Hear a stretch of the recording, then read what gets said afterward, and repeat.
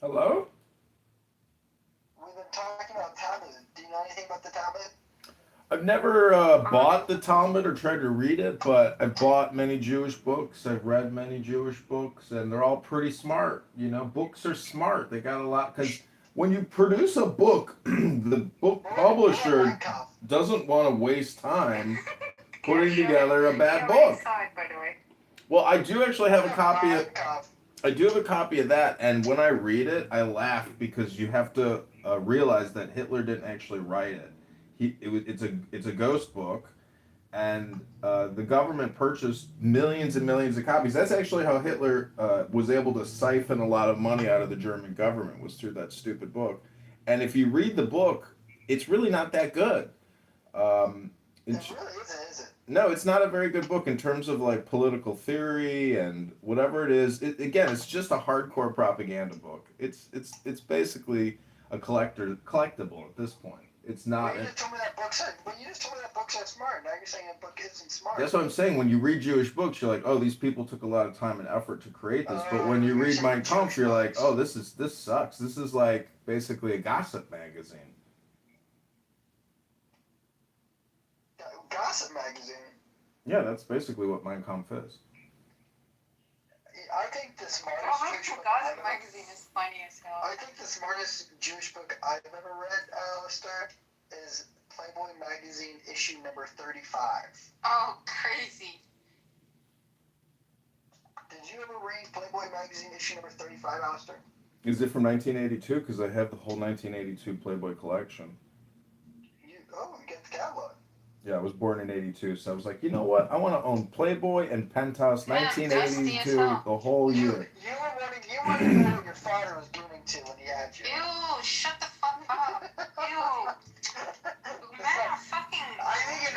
I did find it really interesting. They said I'm gonna pick my birth year over the Playboy magazine that I'm gonna buy. You know, it's Why interesting. your birth year? Why not like the year you turn 18? I don't know. I just figured it'd be cool to have the '82 collection. But if you look at the magazines, it's really an education and advertising, because the whole magazine is basically ads, and it's interesting because those ads are still technically being used every day today. They're evergreen. Nothing has changed.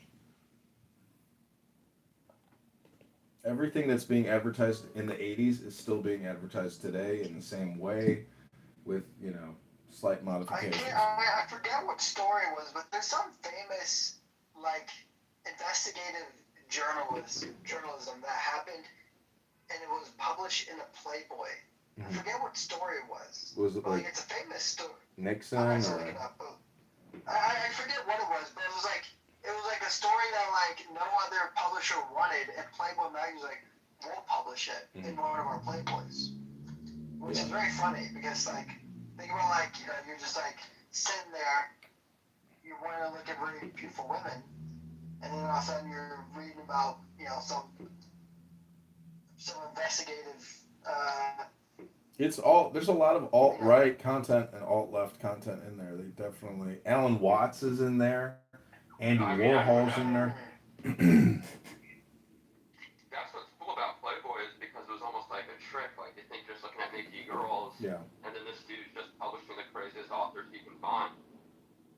You know? Magazines were once great. They're no longer great. That era of magazines. I remember can't be honest, I think the last time I opened up a magazine was probably like years ago when I was getting a haircut. I think that was the last time I opened up a magazine. That's how big the advertising industry is. If you've never worked professionally in advertising, you have absolutely no concept about how much money is spent daily trying to gather attention in the attention economy. I remember, listen, there was a moment during COVID where I did have I don't like talking about this because I have to delete everything since, and I hope that nothing comes to light, but I used to have a TikTok account.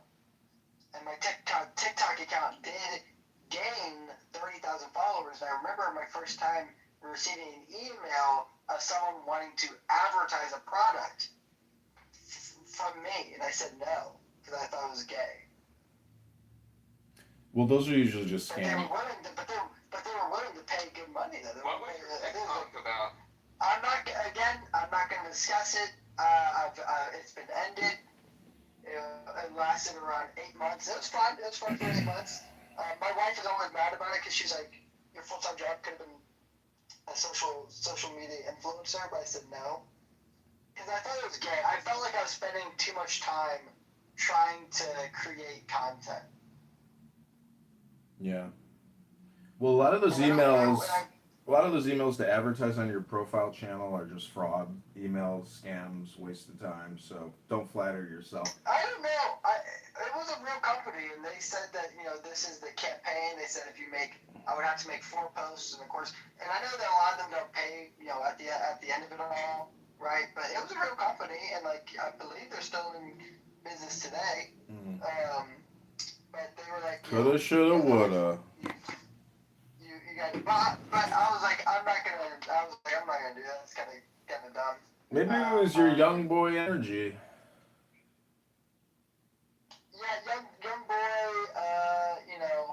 At the time I was working on during COVID. I had moved back home with my parents. And I was working on their farm, and a lot of the content was farm-related content. A lot of baby sheep and baby goats and chickens. You were gonna advertise buying pumps on TikTok. Yes, they were like, hey, we want you to advertise my account 4 times, post about it 4 times in the course of 2 weeks, and we'll pay you. I think they offered me like $750. That's pretty And good. I know. I was like, yeah, and I said no though. I was like, it wasn't that though. It was actually a dumber product than my comp. I would have done my comp. That would have been fun. Okay, I'm gonna ask Grok. But What are the top 10 key extracts from Mein Kampf? there we go. And Grok's gonna be like, I have no access to that. Grok might My have Jewish it. overlords. Yeah, no, that's more like a ChatGPT thing. So at this very moment, I am wearing what's called Loki, which is an AI wearable, which live streams, records, does AI respond. It's pretty amazing for $200, and it's pretty cool. So like you're all being recorded right now on an AI wearable.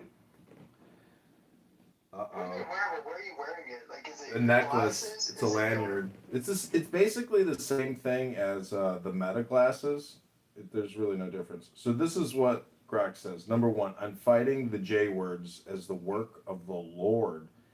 He writes in chapter 1, page 60. Hence today I believe that I am acting in accordance with the will of the Almighty Creator by defending myself against the J word. I'm fighting for the work of the Lord. Number 2, on Marxism and the J words. The Jewish doctrine of Marxism rejects the aristocratic principle of nature and replaces the eternal privilege of power and strength with a mass of numbers and their dead weight.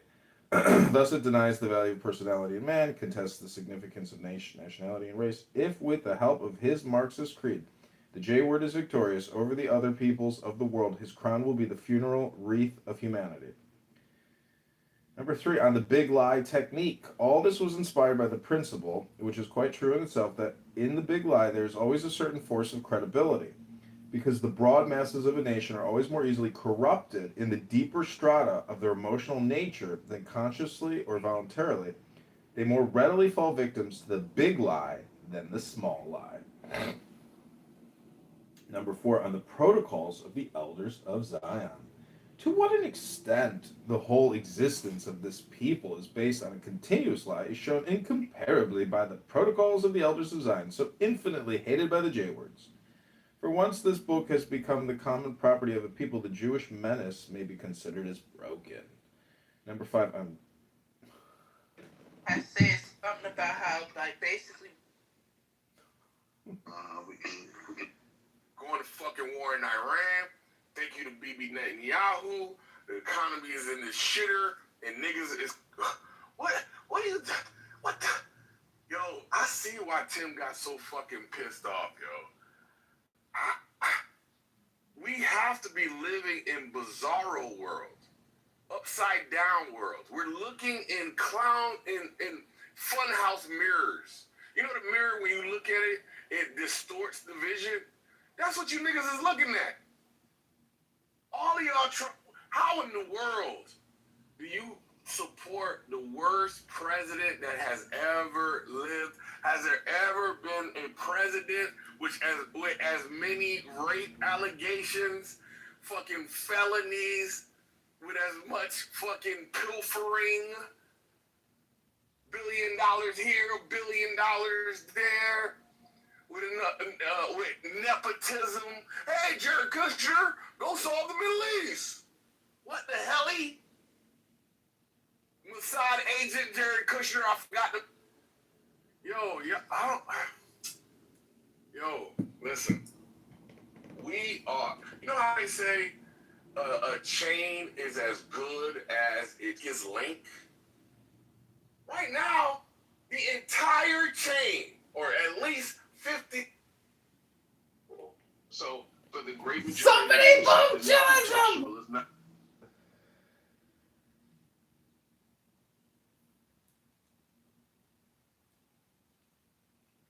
Welcome back, everybody, to the Bible and Quran room. Barth has exhausted his dopamine drip, and he is back to the basics. So, here we are, one more day at a time in Barth's working career here on Clubhouse. Hand me that nail! Every room keeps ending! I am the destroyer of rooms. Finally, we get to a flat earth room.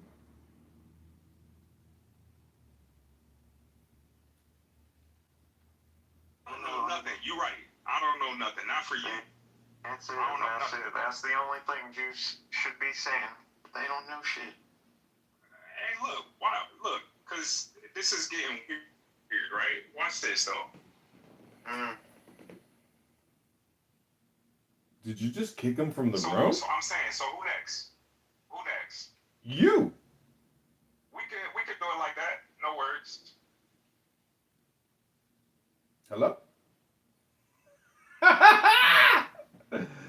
Another kick. 4 immediate kicks. This is a big day here. Shares with each other and that kind of thing. Was Dorothy Day part of that? Dorothy Day? Yeah, she was the leader of it. She was the leader of the Catholic Workers Movement. Yeah. And that other guy, Peter. Oh yeah. Peter Maureen, something like that. Something like that. Mm-hmm. The two of them were leaders.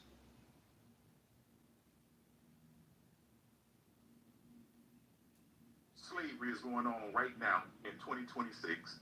Ever since NATO and the United States of America went over there and overthrew Gaddafi, a great friend to revolution and to oppress people around the planet. In Gaza, right now, there are people that say that they are Muslims being yet oppressed and assisted by Jordan, UAE, Saudi Arabia. You see where we're going with this here? So now when we ask about your practice versus your rhetoric, this is an example. And since you got criticism for the Nation of Islam, hands down, outside of Malcolm X and Muhammad Ali and Louis Farrakhan, you don't show was none that speak truth to power, speak on behalf of the oppressed, even if they're not of our own tribe, though we do honor the Quran when it says to obey the ties of kin and kin.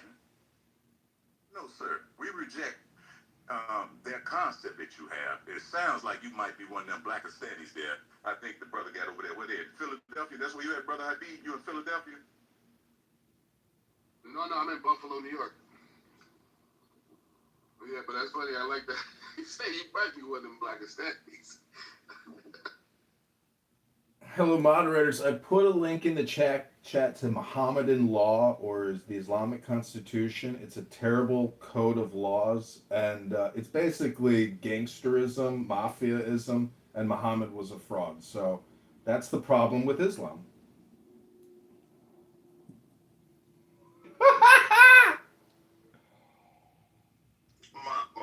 Mohammedism? What? Yeah, Yeah, that's what white people, that's what it was. answer. That has nothing to do with skin color. You know, we Yes, don't sir. speak a different language. Hell no more. I'm Yes. speaking from your culture. No, I'm not. My I'm speaking from the English language. No, I'm speaking from the English language. Right. You're not an expert on other people's race. Everybody just mute up for a second. I've been requested to read banners. It is popcorn style, no sit order. Don't.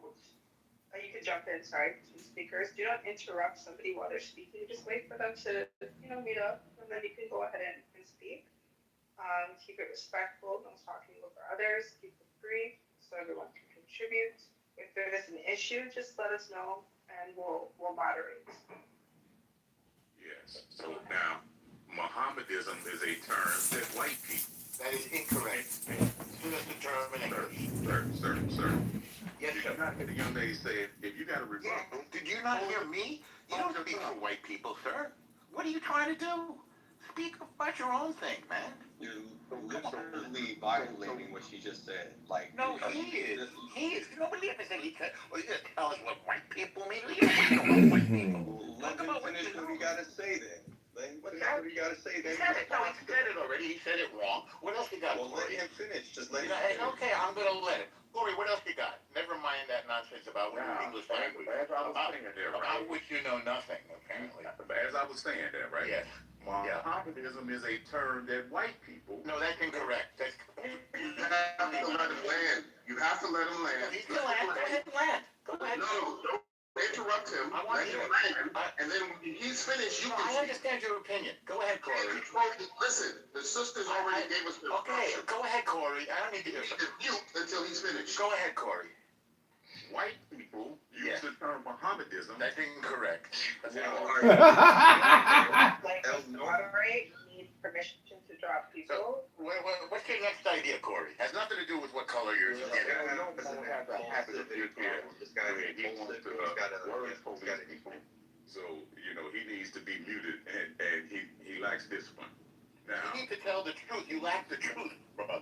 Mohammedism is a term of slander that white people. Incorrect. It's not slander. Just because We there's the were having a problem. really great discourse before this. Yes, it's fine. Stop interrupting him. Let him go. Like, Let we him were having go. Listen, your I'm Zionist gonna ass hear your don't next dictate idea, to me. Corey. Go ahead. Your Zionist ass don't dictate to me, nigga. Doesn't it? No, that's right. And whatever you're doesn't dictate to the English language. Correct. So I'm not trying to shut the fuck dictate up. to you. Oh, Shut well, the no, you shut the fuck up, Now, motherfucker. as I was Fuck No, out of they here. gotta finish and then you can respond. Mohammedism This is an English term, ain't it? use Has nothing to do with white folks. Bullshit. Islam It's an English term, though. is a term that they use to slander Islam. Yes. English comes One from white mic, one mic, Doesn't please. come from white people. It has to do with the Can truck. you please mute up and let Corey finish and then you can respond, please? Matter of fact, we have it in writing, so much so, this is what they said about when the Negroes was learning Islam and they was spread by it. They said that Mohammedism brings out the militant propensity of the Negro. Again, a term that they use to slander, white folks use to slander. These same people that are Shriners and Freemasons and so forth, which means that in secret, they study the Quran, which means that they are cognitive of the term Islam. Wrong. And Martin Luther King was raised in a Freemasonic church. So does that make Martin Luther King a Freemason?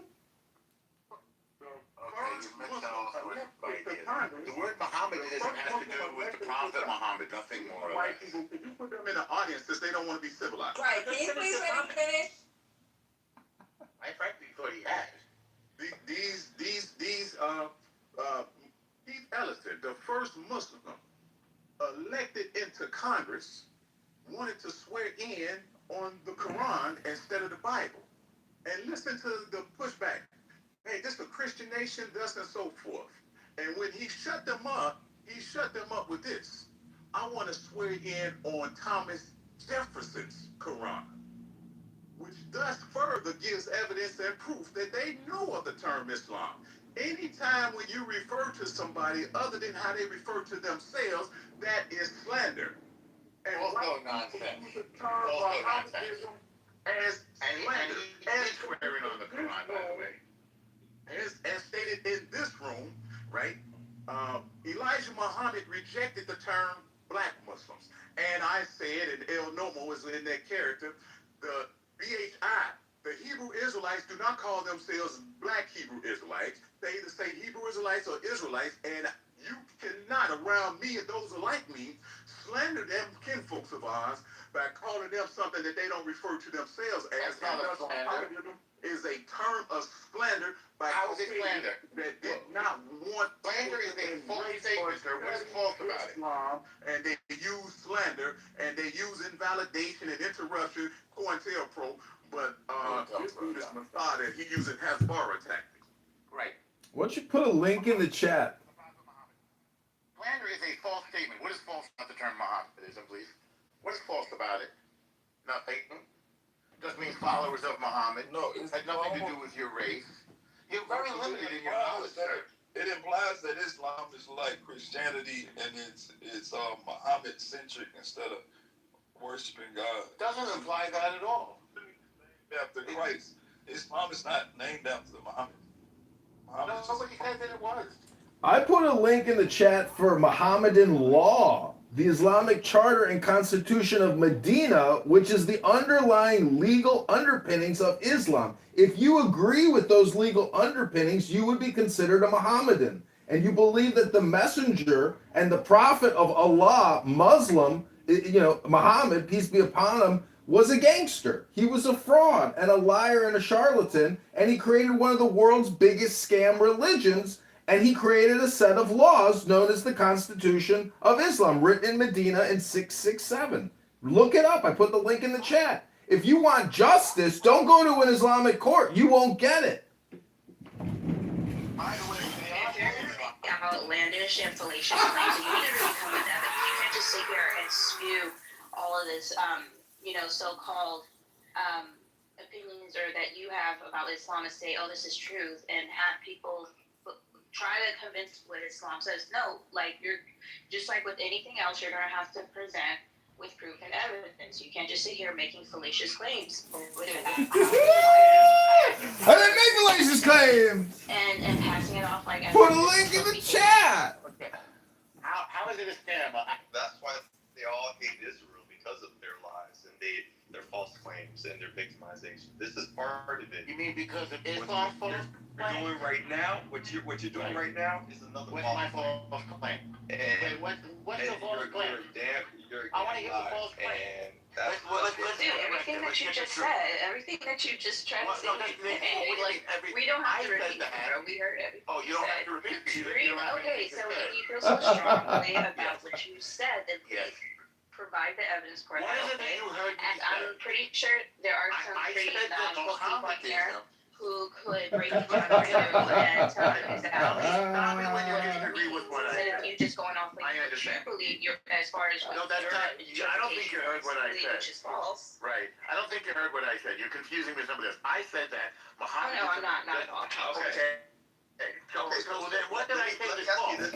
Why are you using Mohammedism instead of Muhammad? Or I'm not. So no, you're literally saying Mohammedism. Why are you using that obsolete term? Because I'm referring to it in the context of they said it was a derogatory term, and I'm saying that it's not a derogatory term. It just refers to followers. Why did you bring it? Why won't you say Islam? I didn't bring it. Why did you say Islam instead of? Because we're talking about the word Muhammad is not shown nowhere in history. I say Islam. Are you going to find it in history in Islam? Here's Look the reason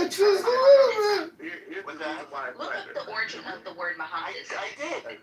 It was used in Spain. This is something that But that has nothing to do with race. created themselves. This person thinks he's talking about the Nation of Islam or the Black Muslims. The reason why it is slander because he can What's show the slander? nowhere in history where the people refer to themselves. What does that have to do with it? How is that a by slander? that term, and it was a term given by white people. No, I know what? No one's whiter.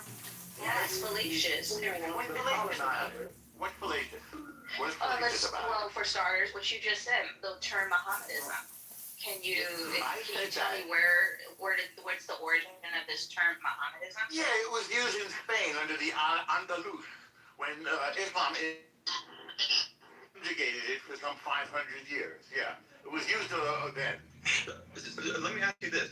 No one Now, what's your next question? No What one did I say in is this room said Wait, what did I say is false? So the reason why we're discussing this word now is because you used it. Why did you? I never used it. Why are we? I never used it. Incorrect. Why? Well, no one hears that. Corey made a false statement. No one. Because Corey brought it up. Because Corey said about 27 times in a row that it was a racist term. Why did I pointed out that that's nonsense. It has nothing to do. And it's not a slander either. That's why I didn't bring it up. He did. You're not paying attention. You're not paying attention. Alistair brought it up. Oh, yeah, Something other than what I call myself is slander. Yeah. So a slander is a false statement. What's false about it? Yeah, it is 100% false. It is 100% false. What is false about the word Mohammedanism? Okay, let's go through the steps, all right? Sure. God, the religion of Islam is submission to God alone. Yeah, sure. When you distract or deter away from God alone and make it about a person by saying Mohammedism, then you're making the focal point of the religion Muhammad opposed to God. No, that is a complete slander. It's both true. No, absolutely not. I'm telling you no. I'm a Muslim. I'm saying no. Right, but you're wrong. I'm saying no. You said that already, and you're wrong. No, I'm not wrong. You're wrong. You're 100% If you want to make your religion focus on a human being, then that's fine. No, but I don't practice shirk. Well, then you can do whatever you want. Slander is about the term Mohammedism because they are It is followers of slander. Muhammad. I'm offended by it. Because your offended doesn't make it incorrect. Offended by it. Sir, you're a Mohammedan. And you cannot Sir, you don't know what the word slander means. feel and what I feel. I'm sorry about your feelings. I'll get you a clinic. It has nothing to do with being false. Your feelings don't make something false. Yes, so you are nothing true. Sir, you are a follower of Muhammad. We don't agree with you. You don't know what you're saying. We don't agree with you. We don't agree with you. You can't agree with me because you don't understand what I'm saying. We can agree to disagree. We reject your white perception. It has nothing to do with color, as I said before. This is a westernized term that you're using, okay? This is not anything that originally from Islam. It's a what term? It's a westernized term. Not a westernized term. Right, western it is. It has nothing to do with being And this is east what or they west. refer to, and it is derogatory. And a social Islam invaded Spain and conquered it. Okay, one mic. It's slander. One mic. Okay, one mic. You guys give El Normal 3 minutes uninterrupted. Go El Normal, one mic, everybody. So, people who are Muslim follow Muhammad. There is nothing false about that statement. They also submit to God. There's no contradiction between following Muhammad and submitting to God. Because it is not false, it's incapable of being slanderous. This term became widely used in the centuries of Al-Andalus, when Islam conquered northern Africa by the sword and then invaded Europe, again by the sword, and conquered Andalusia of Spain. Up until the year, for about 400 years, from say the year 1000, this is approximate, to 1492, when Ferdinand and Isabella, the king and queen of Spain, ejected the Muslims. They had the Spanish Inquisition, the Catholic Church gained, actually they ejected the Muslims, and by the way, also the Jews. myth had anything to do with skin color.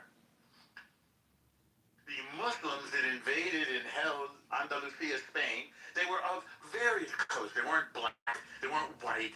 They were basically North Africans. They were Arabs. It was an Arabization, not a racial conquest. And those who refer to Islam as Mohammedanism are really more of an antiquated term. So the same way we don't call Jews Hebrews anymore, it's antiquated. Hebrew is the language. So we don't call Muslims Mohammedans anymore. But it was a widely used phrase. It's not slanderous. It's not offensive. It's not derogatory. It is offensive. There's nothing offensive.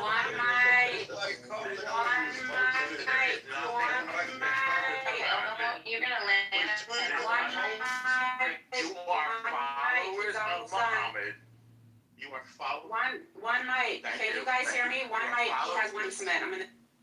It's okay. We hear you fine. There is nothing negative about Muhammad, and there's nothing negative about Mohammedism. It happens not to be the use currently used today. Christians believe that Jesus Christ is God. So people who profess Christianity are not worshiping a man. They're worshiping a prophet who they believe is also God, as far as I understand them. Again, nothing negative about Christians, Christianity, referring to the religion around their Messiah, nor is there anything negative about referring to people who follow Muhammad as Mohammedans. There's nothing slanderous, because it's not false. There's nothing derogatory. There's nothing wrong with Muhammad, and there's nothing offensive about it. If your feces get hurt, then go have a cookie or something, and you'll probably feel better. Okay. I'll take my 10 seconds later. Thank you. I'm gonna just respond. Okay. Is that Jackie? It is. Yes. Okay. I made you a mod. Right now, we're just gonna go. I'm gonna read the banner real quick. So. Right now is Q style. Mods will call speakers in order by profile pics on stage. 4 minutes per speaker to address the topic or comment on what they heard. One mic, no over talking, stay respectful and on topic. So I'll just start the queue. Yeah, I like a rebuttal. Then we'll continue, and then after that, Jackie, you can go ahead. So we'll start profile picture. Cameron, do you need to say something? If not, we'll go to Corey. If not, Alfonso, then O or Zero. If you don't mind, if I could respond just real briefly to Oh, sure. Go ahead. And then can you pull to refresh when you're done, Jackie, and call them by name according to the profile pictures on the stage, and give them like 3 to 4 minutes each to get a chance to speak? Is that okay? Sure. Okay, thank you. And then if you need a timer, I can put a timer one of the.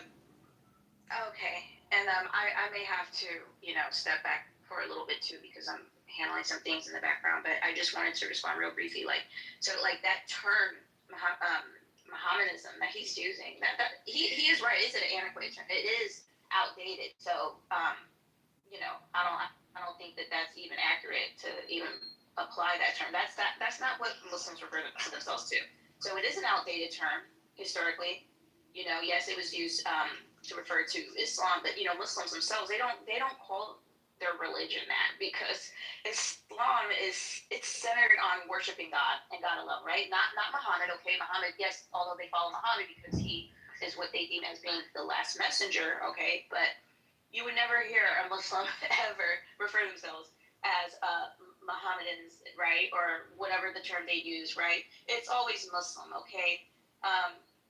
Not Mohammedans or anything like that. So just saying like Mohammedanism that comes from Islam, like really it's backwards. It's logically backwards. It's inaccurate. It's like confusing like a nickname, right? Outsiders like try to use to like actually like call a religion itself. Like he was saying, oh yeah, they call them, even calling like Asian people, Oriental, things like that. It's offensive, right? Islam is a religion. It's not Mohammedanism. Why is that? Why is Oriental offensive? It's just an old thing that people use. It's obviously offensive. It is logically backwards. And it is derogatory, and that's not how you should refer to Muslims at all, okay? It's just, How to is me, it it just derogatory? sounds like You must not know it's ignorance. You must not be aware of Orientalism, because that has. I'm quite aware of Edward Said and Orientalism. Orientalism. I'm quite familiar with the term. Oriental has nothing to do with Oriental. So you should know that you should know that it's used to set a particular group of people like Muslims as primitive, as outsiders. Orient is a place, not a primitive. Is a man. Orient, no, not with the Okay, so let's do this. As moms, we're gonna have to go in order. I know everybody has something to say. I understand. I think so.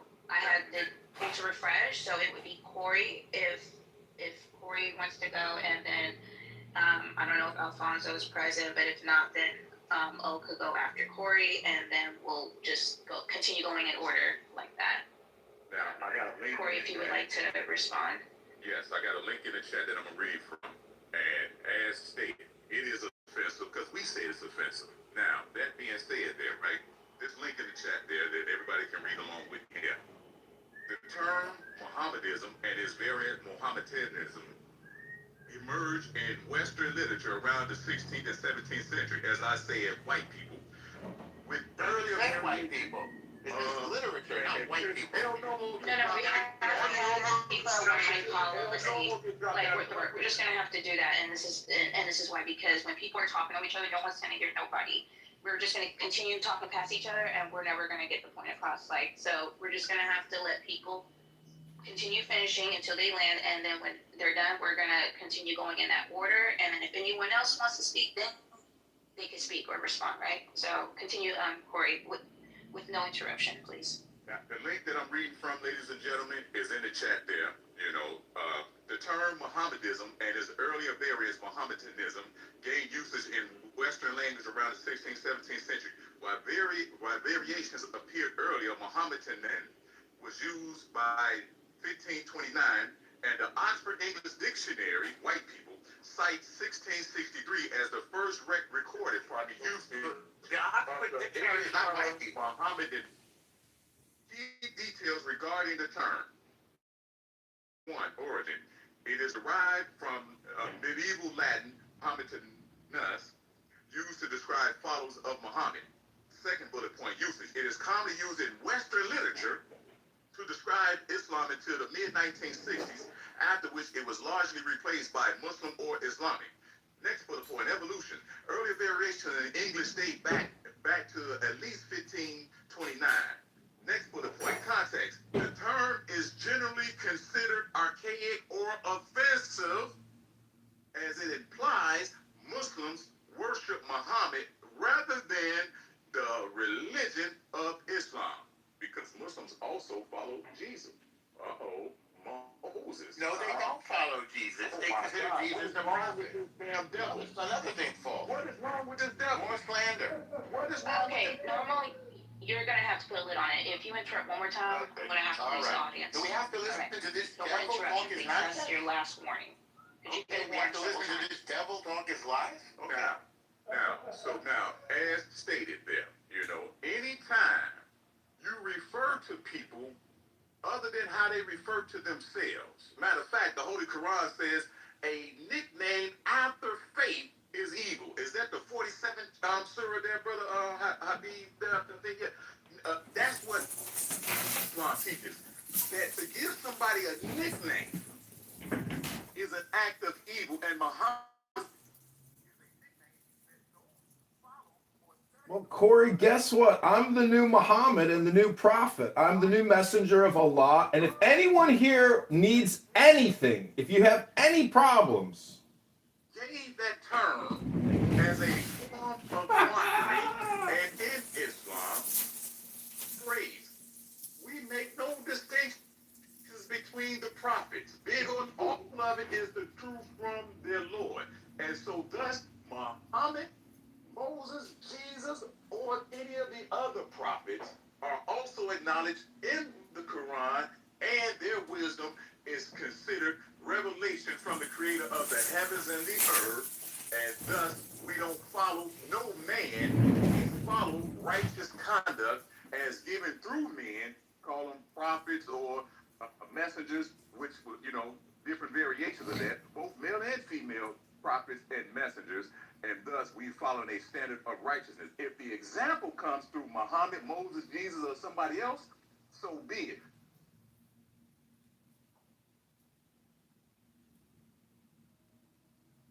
at all sort of a narrative that we've constructed to unify ourselves as people, as humans.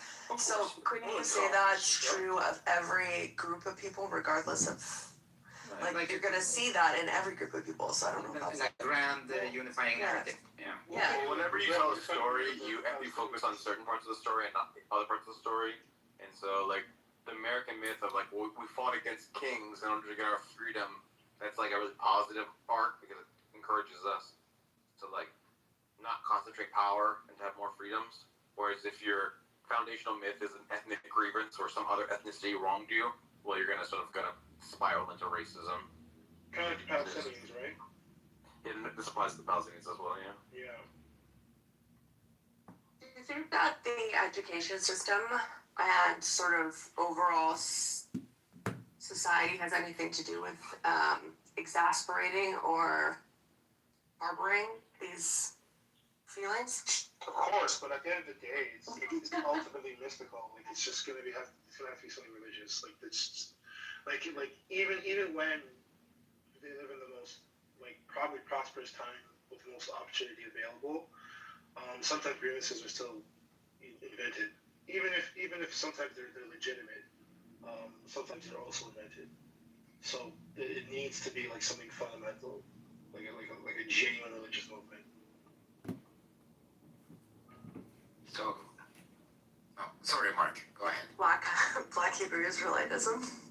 That's exactly what I was thinking. That's what they're doing. No, it's true. That's what they're trying to do. They're trying to find a new foundation of it. Black Hebrew Israelism. We are the true Native Americans. Like stuff like that. Like they're trying to find a new founding that is less, at least in their mind, shameful. Which I don't think the slavery is necessarily shameful. It's just how it came about, right? But they're trying to find something new so that they can kind of springboard off of that. Same thing with the whole Nation of Islam thing, right? Like realistically, that was part of that too. What were you saying, Mark? Dramatically overestimate the effect of the U.S. or whatever education system on propagating this or that perceived cultural pathology. I mean, maybe that was the case decades ago, but I think at this point, like, children learn all of their political culture primarily from the internet. It doesn't really matter what a bunch of incredibly uncool teachers that they don't like, spoon feed them. I think maybe that's right, but I also think that I see what you're saying, but I want to push back and say that if your entire history that you understand of the world is that white people have wronged you, and you just treat that as like that's the main thing you need to know from history, it's gonna shape what shit you read on the internet.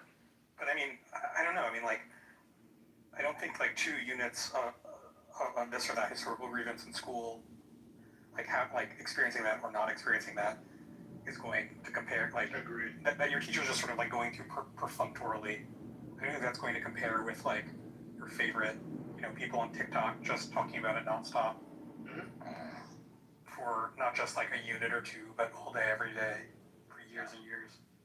No, I get what Mark is saying, but it also kind of assumes that they have a curiosity in some way to explore, more things, which many people do, of course. But at the same time, if your parents also are feeding you a bunch of fucking prompts at home, being like, well, fucking, watch out for the cops, they're gonna shoot you when you go to school. It's like, okay, so they're already preloaded with a bunch of assumptions. But that has happened. So yeah, of course, yeah, it's not taken out of nothing, but it's I think you get the framework, and then it's up to you to kind of venture out of that framework if you want to, I guess. But I think Mark is correct in the fact that I think even we have all experienced professors that weren't maybe the best, right? So I think it's well within our kind of rights, or for lack of a better word, to kind of question them, either actively or behind their backs. I have a kind of pessimistic view of human nature, where I think that having a sense of grievance towards other groups is sort of the default low entropy state of affairs, and you need to invest a huge amount of work to undo that and to maintain that And if you don't do that, then it's just expected by one vector or another, the grievance will just creep back in. Yeah, I think that's right. Kudzu or something. 50-50. I think that's probably right. I think that a lot of work can be done by white people into shame. That might be it. I might have had plus or minus a couple things in there, but I never spent a lot of time with him, but according to Sam and others, his scholarship is very weak. It's like, putting stuff, instead of putting stuff in an academic journal, it's like a trade journal or something else, something that's not as bona fide, as it were.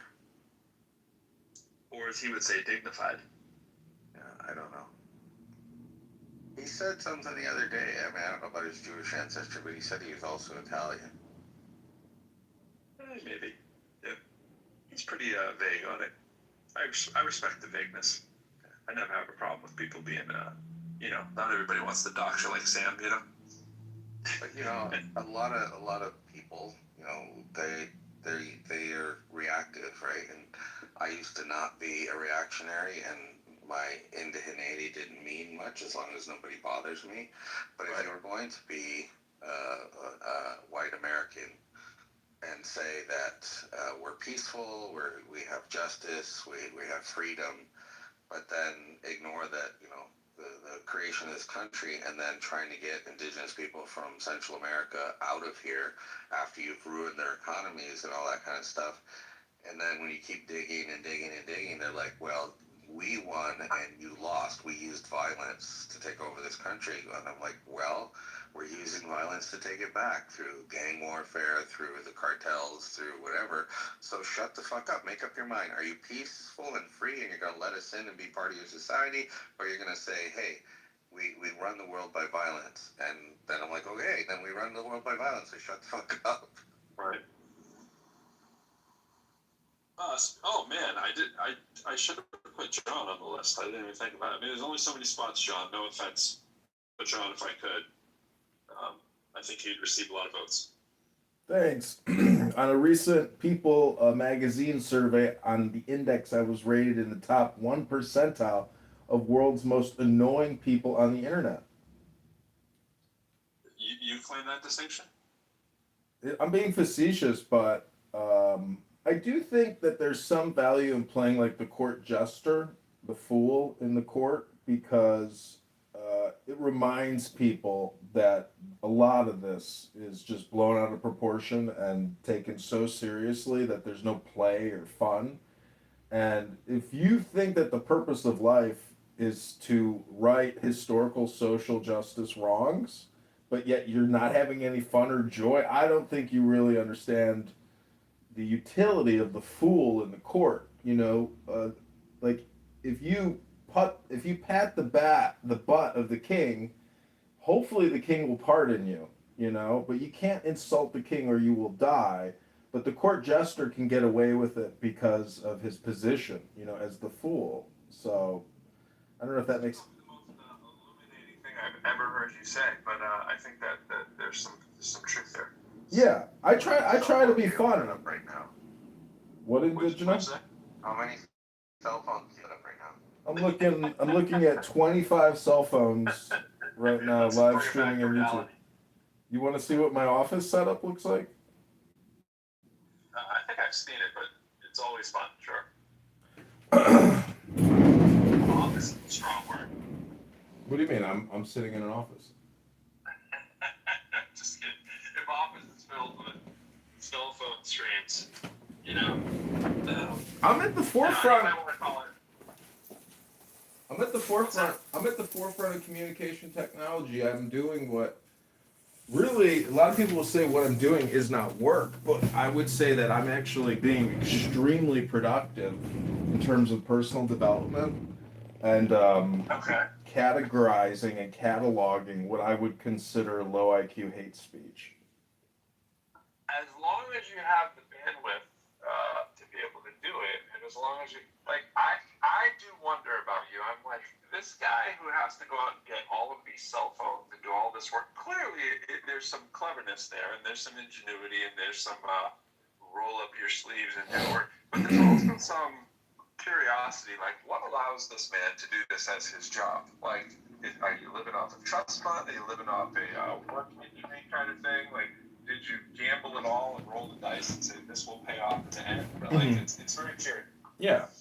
Well, each phone is only $40, and there's a $15 a month plan tied to it, only for 1 month, and then I just run it off my home Wi-Fi. So the costs are really very minimal. I mean, you can buy 20 phones for $600 or $800. You know, that's basically nothing. But it's the time involved in getting the phone prepped and eventually live on YouTube, because there's minimum qualifications to live stream on YouTube.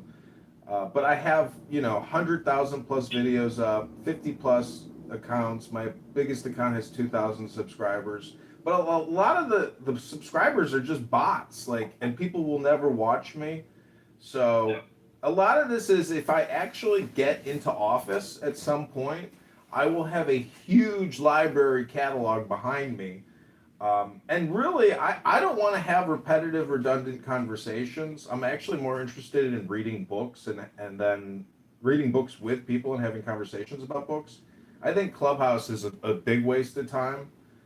And you're a professor, so you understand the value of focus and concentration in a classroom on books and materials, as opposed to random, useless discourse, rhetoric, and what you would call this experience, which is a very low value experience, in my opinion. Interesting. It's not nothing. Well, my point is nothing. Library, what do you think is the value of what you recorded, though? When I compare audiobooks to what you could call Clubhouse conference call audiobooks, because as the user, I'm indifferent really to the audiobook. And I just, if I'm not going to come up on a stage and I'm just listening from the audience, that's the same experience as an audiobook. And the content that you're receiving as a GU audiobook listener on this conference call app is so low quality in terms of what you're actually experiencing. And the worst part is you experience other people's emotions on this app. And that is a problem, I think. To sit here and literally be emotionally tuned up constantly. Some people, I guess, love it. Some people say they thrive on it. But I think from a therapeutic and a central nervous system perspective, it's a horrible usage of your time. Hello? Yeah, I get a lot of that. I think that is why I actually, his name is in the thing there. That is probably the best quality, I think, about Benjamin. He is remarkably low-level, worked up emotionally, even though he is the brunt of most jokes, insults, jabs. He generally does seem to thrive off of it, because nothing really impacts him. Now, I realize some of that can be life circumstance or whatever, but I think he has adopted sort of that philosophy of where you'll hear him talk about people that are in board meetings. One thing they never do if they want to be successful is they can't yell or scream. So he's not a yeller or screamer. Everybody has points where their buttons get pressed a little bit, but he, in terms of comparing him comparatively to how often people's buttons get pressed, very low level. Now, I have a threshold of which, my philosophy, my guiding principle in life has been I will punch you in the face, but I generally don't want to. I don't lead with it, but I will knock you out. But would it be a foot? Since you're a martial artist, would it be a foot? It'd be a foot, yeah. But the thing is that but I can get worked up. But I generally try not to. It's sort of that Sun Tzu, the best battles are the ones you don't wage kind of thing. But it doesn't mean that you're going to let someone just repeatedly smack you in the head kind of thing. I take it back to other sports too. I was talking to my son about basketball this morning. I was watching him play last night, and it's just he's very passive, kind of, if the guy pushes me out of the way, okay, I'm throw that dude out of the way, bro. If you're in the paint, you gotta box that dude out. Your mom's life depends on it, bro. You gotta want that. Have you been in a room when I've driven Benjamin out? Oh, that's wonderful. That's wonderful art. He likes to talk about race, and he likes to talk about elitism in academia, but he does not like to talk about class. As soon as you talk about his class, then he leaves. Well, that movie. Indirectly, you loves to talk about class if it's deferred and not about race, because he thinks race isn't real and class is the real argument. You know that movie? See, Pro, you have a potential for violence. And have you ever seen that movie, A History of Violence? Yes. What I'm trying to tell you is that your potential for violence is very brutish and thuggish. I'm a former United States military officer, and even if you look at like the mafia, they don't just throw blows. They get a contract and a confirmation from leadership that the assassination is to take place. So, your approach to violence is very juvenile and pedestrian. It's just my opinion. Well, you don't know Pro at all. If you knew Pro, you'd know how wrong that statement is. I don't disagree with why you would say that, but again, well, kind of like Chinga, you really don't know me, so I mean, I get why you'd say that, and I get how someone might appear or whatever. It's tinged with racism because you're a rapper. It's terrible. I said that. I consider the source. I read what you were writing in the chat earlier. You went for the rap, the EAP, the HAP, and the RAP, remarkably annoying people. How was the rap one? But I know you're not a rap guy or anything like that. But yeah. No, that's not true. I have Biggie Smalls memorized. Funny with the money. Oh, you got me mistaken, honey. I don't want to rape you. I just want the papers, the visa, the capisha. I'm out like the papers. Who's the head honcho? Slick like Rumacho, cool like Kumacho. Oh gosh, I have to replace you with Norm up top. but yeah, that was poetic. Any other rappers you like other than I mean, I like all the classic rappers, I suppose, but I don't really go out of my way. I've met DMX, so I did buy a bunch of DMX records. I met him at McDonald's one day, and I came up to him and I said, "Excuse me, can I take a?" I said, "Can I take a selfie with you?" And he says, "Fuck you!" And I was like, "Holy shit!" I was like, "That was actually very rude of me. My name is John. What is your name?" And he goes, "Earl." And I said, "Well, can I tell you a mantra?" And he goes, "What's that?" And I said, "Rabbono Shalom." It's Hebrew for Master of the Universe. And he goes, "Are you Master of the Universe?" I said, "No, Rabbono Shalom, it's for relaxation. It's a mantra to relax." And he's like, "All right, come over here. Let's take that selfie." Interesting. Interesting. May he rest in peace. All right. Well, there you go. Yeah, I got star power now. I got street cred. When I show that picture to people of me and DMX, they can't believe it. He's like a legend in some people's minds. I normally find a commonality among people who utter the phrase, "Now I have street cred," but they generally have no street cred. But I have no street cred. I'm just saying, some guy at the black lifeguard at my pool, when I showed him the photo, he's like, "Bro, you got street cred now."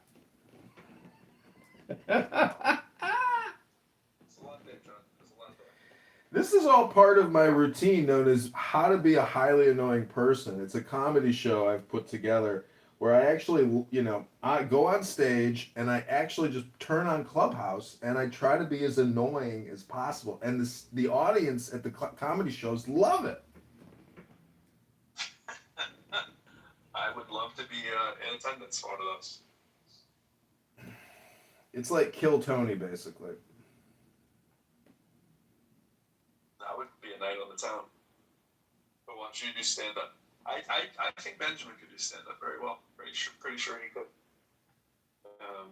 Everybody could do stand up if they wanted to, but he does have good timing, which is why I tolerate him so much. Yeah, stand up comedy. Do you, because of your libertarian beliefs, do you buy the anonymous whatever that Clubhouse offers, or do you just keep changing? No, I have Anon. With all the different phones. I have Anon on one new phone. I usually have one new phone always running on Anon. Be just out of convenience, You got it. If you get kicked, you gotta have the Anon capability.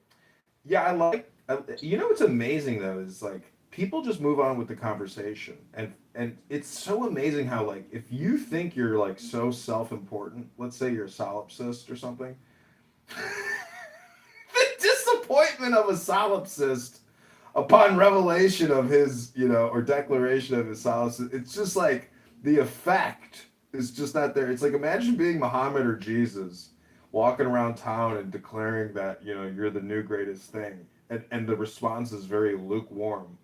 Like, how do you respond to that if you are, so special and so unique and important, and trying to help other people? I'm just saying that, like, the bodhisattva who comes back to, help the people that haven't gotten to nirvana yet is generally disappointed in the quality of candidates.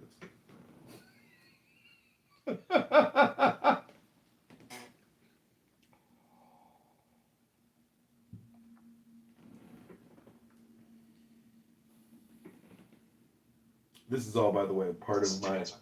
This is all the part of my most annoying, people content. Like, you know who Gilbert Gottfried is, right? Like, I have realized that essentially Gilbert Gottfried. Yeah, him and Al Pacino, technically, or even Sam Kinison, their whole shtick is to be, kind of monotone and low, and then just peak and trough, peak with screaming, and then they go back to the lower vibration, and then they come back up to the scream, and then they go back to the lower. That's their cycle of success. So they flare your dopamine with the screaming, and then bring you back to set you back up, only to scream again.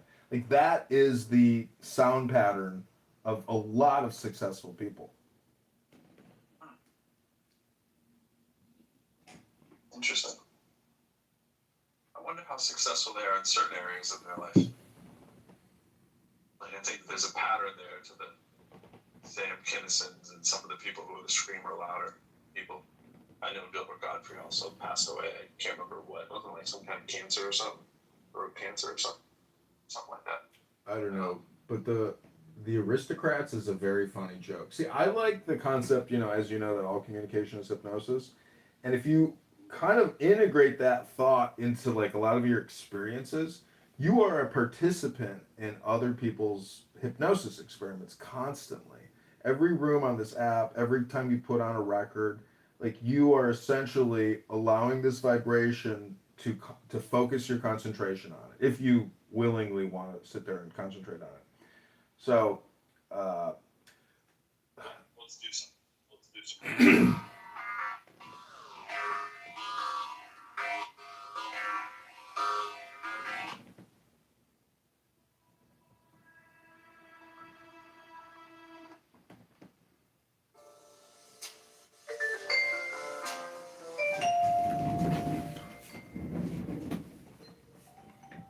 That's not the right background.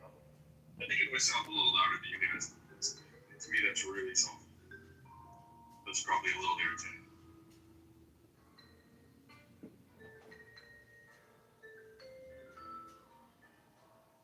Let me turn it down a little more. That's on 1. That's as low as it can go while still be audible on my end. You can hear that? Yeah.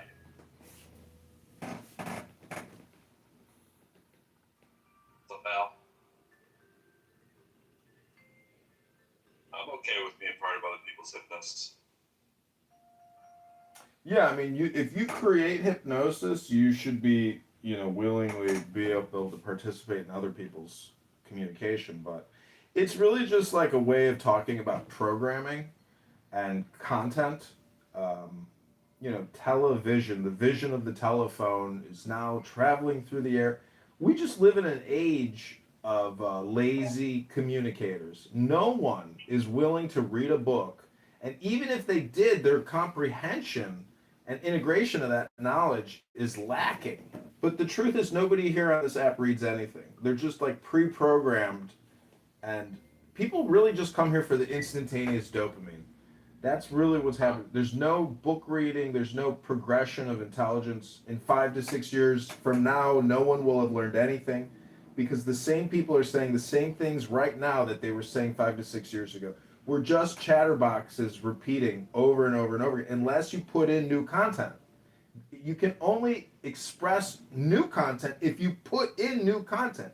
We're just computers waiting to be programmed, and you're academic. I've been to college, many people have been to college, they understand your personality, your intelligence, it's all pre-programmed from the work you did, in your 20s or in your teens.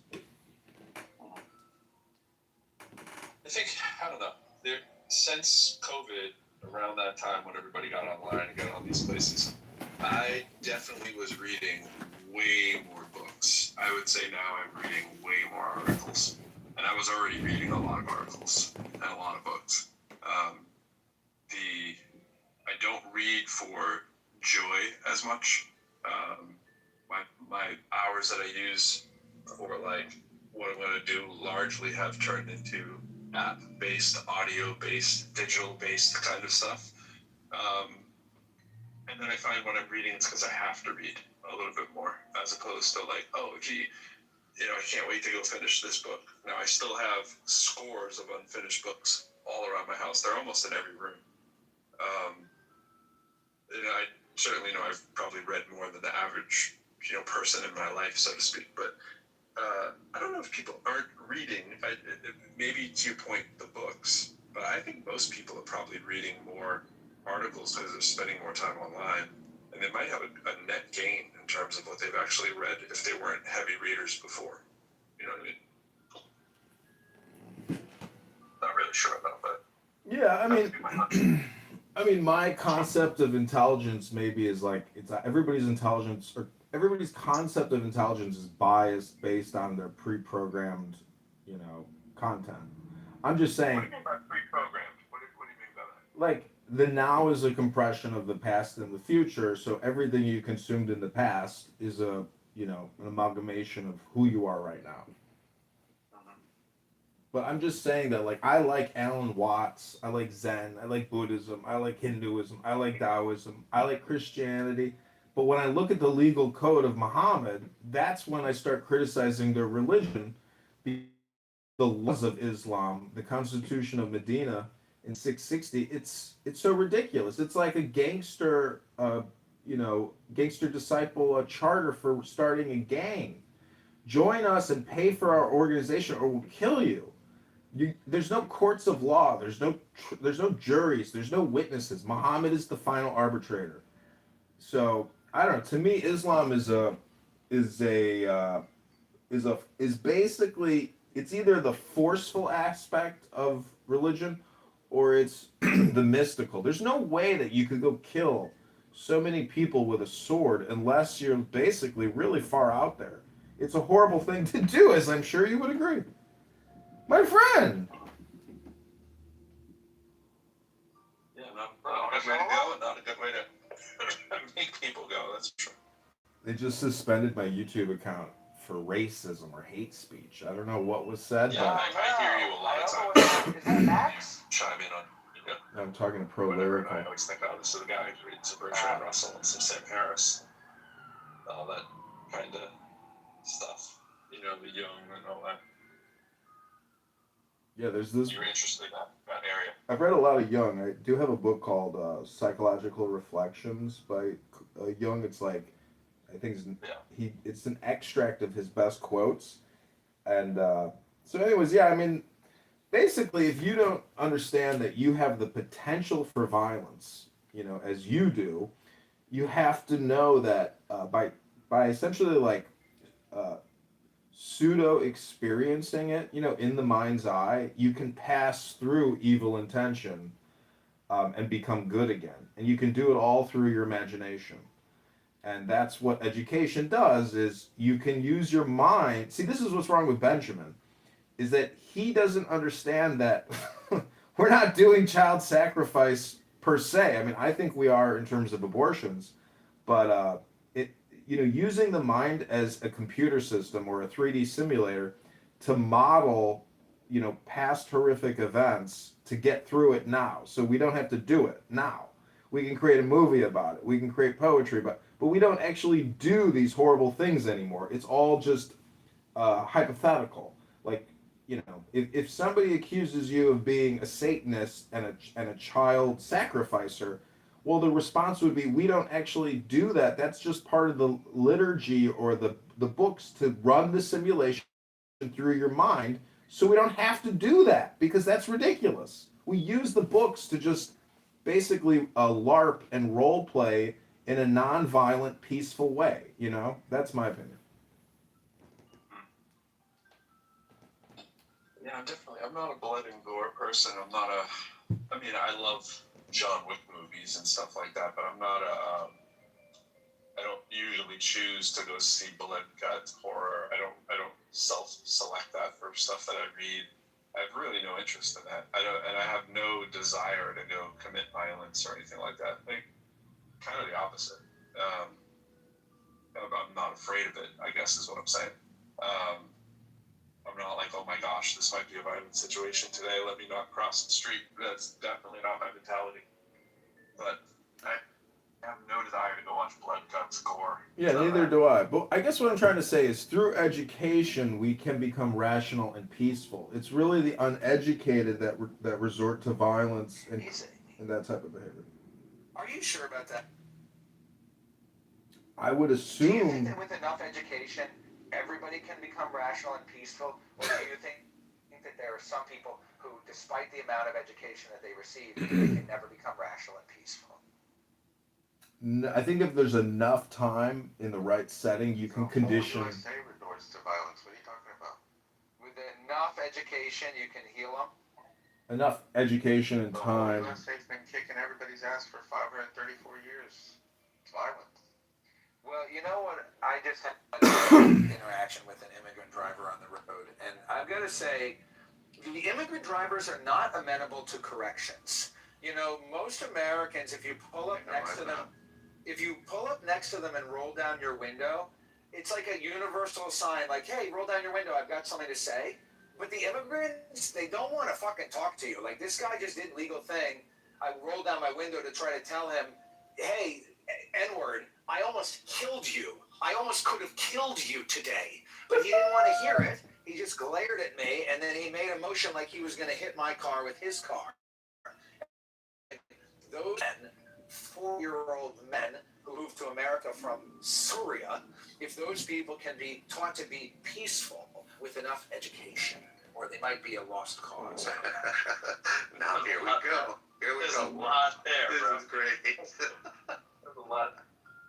I mean, that was interesting. I mean, I don't want to prejudge too much on my friend there, but there seemed to be a lot of bottled up hostility going on. I am so frustrated by these fucking immigrant drivers. It's like the 35th encounter that I've had with them in the past 6 months. I'm indigenous. I know. I hear you. You immigrants came from Europe and just screwed up everything. See, my friend, this is where this could be a you problem and you're unaware of it. Because when I drive, I try to drive so. I treat my vehicle as if I'm never going to buy another one. I don't accelerate hard. I don't brake hard. I move, I move with the flow. And that's what I'm saying is maybe you're not moving with the flow and you're having this conflict with people because it's a you problem. It's just an opinion. Well, you're right. That's great. I always appreciate that perspective and reminder. But in this case, the guy was jaywalking a busy road. I almost hit his body with my car. Then he got into his parked car, pulled out and made an illegal U-turn. So I don't think that was an issue of my flow. I was trying to tell him, sir, use a crosswalk, I could have killed you. And then he just zoomed out, did an illegal U-turn. That sounds like they're a humanitarian. I was trying to tell him, hey, look out, I could have fucking killed you. My friend, just FYI, this is a room where we are discussing why are you so annoying? And I think you just hit a nail on the head. In fact, so instead of switching to my little quote here, let me do the pinned item here. So check out this article. Man, I might not have it saved anymore. Oh yeah, I do. So this article about what makes people so annoying to us. I read a few actually. So this one probably doesn't have as much, but this one talks about kind of what he's saying, that some of it, like, you're either annoyed by something, but the reason, or you're doing a little bit of the annoying in some cases, but it's kind of like what you've been through is why it annoys you, right? Like, there are certain things that annoy you, and you have to take inventory of who is the personality, or who does this person remind me of that's probably still unresolved and that's irritating. And your line about the immigrants part might be kind of telling there. First thing that jumps out, of course, is how would you know it's an immigrant? And then why would you classify everybody, like immigrants, as that, like as if it's the immigrant thing that's causing the problem, not just that you happen to encounter somebody who may or may not have been an immigrant and had that quality, right? And so is there an unresolved you thing that's going on that makes you annoyed, as opposed to just what they did?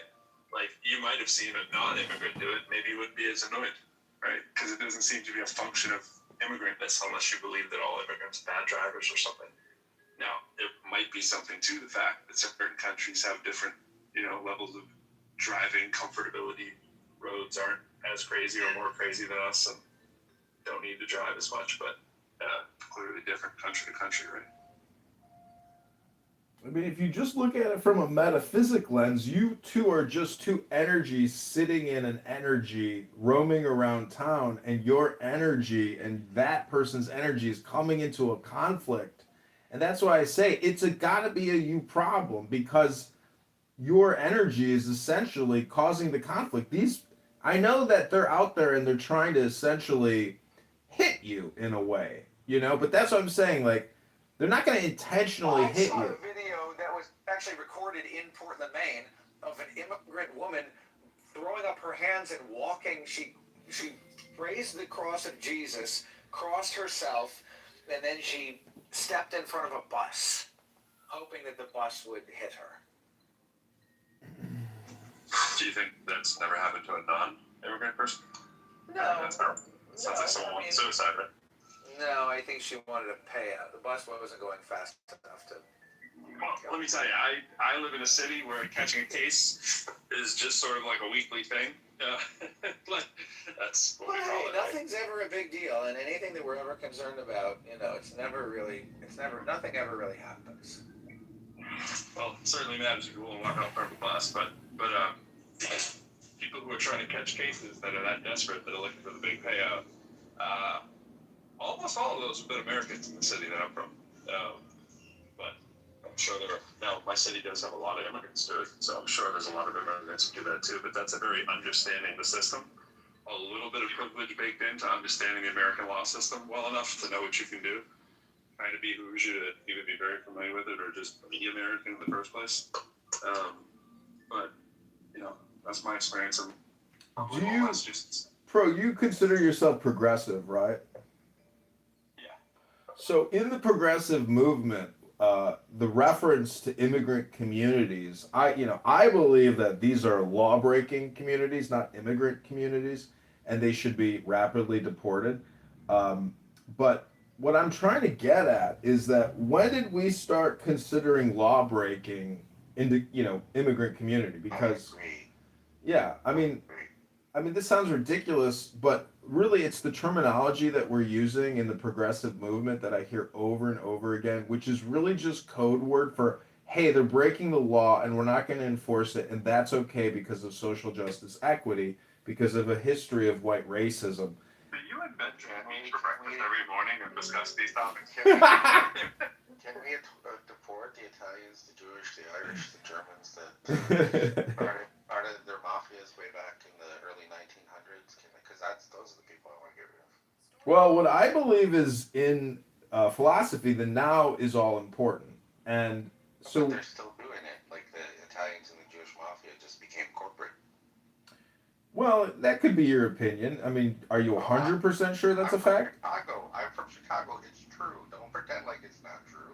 I'm sure you and your libertarian circles sit down with them and drink beer every day. It's true. Okay, if you say so. But what I like about Benjamin is really his personality. That's how they deflect and get back to the dirty brown They wanted these people won't admit their own crimes, and then how they love it. I don't have a problem because he's brown skinned, sir. I don't appreciate the insinuation that I said anything racist. I don't have a problem with him because of his brown skin, just to clarify. I heard you say just with a backhand way. Wait, my friend, didn't you start? My friend, didn't you start with when you used N-word in place of the actual word? Wasn't that you as the Yeah, but this guy wasn't even black. So, but you chose to use the N-word back then? No, I just meant like I could have used the MF word. I could have been like motherfucker. I must hit you. You were explaining that to me as you, the narrator, and said N-word. Yeah. It's a colloquialism. It's not a colloquialism. It is on Clubhouse. It is welcome to Clubhouse, my friend. Yeah, thanks for the welcome. I'm going to welcome you to the real world. So you, being who I have to assume is Caucasian from everything you said, in what universe do you think that you explaining a story to someone on Clubhouse that you would start with N-word when you're talking to them would ever not display something that I should think that you're racist? Well, you're clearly very woke, my friend. And I clearly am. We don't obviously don't run in the same circles on Clubhouse, but I hate to break it to you, but just to answer your question with as much. Excuse me, I'm just trying to speak with as much. Excuse me. I'm sorry.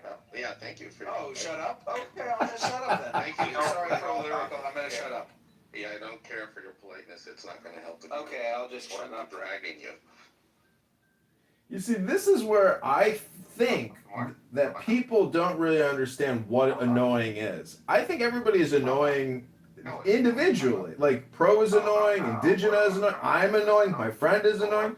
And that's, if you really think that you're less annoying than me, we should have a real world annoying competition. From China, from Russia, from Korea. We love John Kitover's house. Thank you. And all I gotta say is, you know how they always say there's like an attention economy? It's really just an annoying economy if you ask me. Oh my God, it's the clown show. Hello? I mean, let's be honest. This capital surveillance economy, this attention economy, it's all just based on highly annoying people. Like Indigena. John, did I tell you about the Asian man with the fish food, the rotating fish food in the bag? No, you didn't. Go ahead. That gets stabbed. Have you seen these videos where there's like a fish in a barrel and there's like a dangling bag of fish food that's dangling over the fish, and then there's like all these knives that are mechanized to be stabbing the fish food bag, and then people vote in the comments. They vote for like knife number 1 or knife number 2, and it costs them money to vote. They have to vote using like a heart emoji or a clown eyes emoji or whatever, and it costs money to make these votes. And then every time they make a vote, like they might do like hard eyes, diamond, bomb, bomb. And then the different emojis taped to them. There's like the knife, the hard eyes knife, and then there's like the bomb emoji knife. So if you do like hard eyes, bomb, then the knife from the left, stab, and then the knife from the right is stabbing. And so all these people are paying like 10 cents a vote to stab this bag of fish food, which eventually is going to dump the fish food feed all the fish. And this is the entire news, this is the whole video. It's just you're watching this fish food bag, and in the background you can hear this Asian man with a bunch of people voting. The Asian man says, "Oh, thank you, vote again, thank you." Anyway, that's the attention economy. That's what the attention economy has become. See, I think just telling us an extremely annoying story is as good as actually experiencing, this video that you're describing. And that's why I like Pro. He's open to content. And this is what the essence of creativity is, which is freedom of expression and freedom of content to create contentment or lack thereof. It is actually.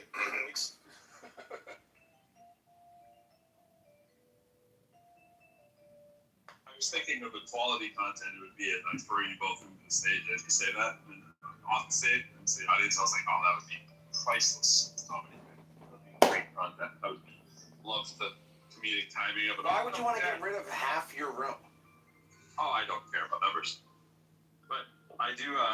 I do love the examining the mindset. And I was thinking to myself the whole time you were both speaking.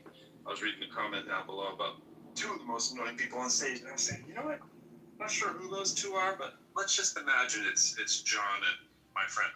And I was like, John is possibly less annoying than my friend. That's.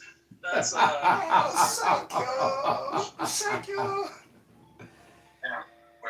I think he's also a little less racist than you, my friend. Not sure. Seems that way. Possibly. This is my complaint against racists, is that they don't know the metaphysics of life, and it transcends your predisposition for racist thinking. Like, if you were to go to a psychiatrist or a cognitive behavioral therapist and tell them that you are a hardcore racist, or if you were to go to a spiritual person, I mean, how do you get past your conditioning? There's only one way to do that. And I think either you have to find it, spiritually, or you have to look at it, in terms of energy.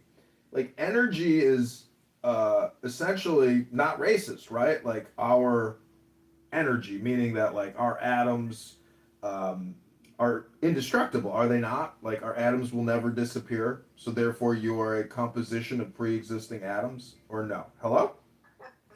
Of course, but I'm not racist. I see everybody that I meet is a mirror of the divine, and it's a finger of God shaking hands with another finger of God, and we're all flowing in the same river, and we're all threads in the same tapestry. But I just use the N-word as a term of endearment. Hello?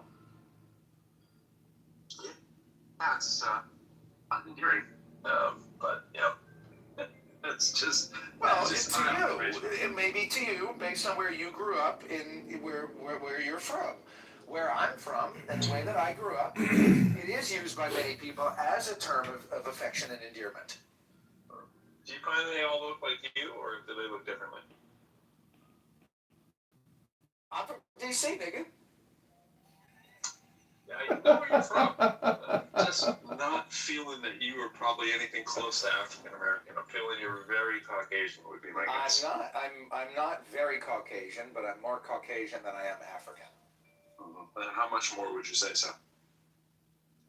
Probably 20 to 30% more.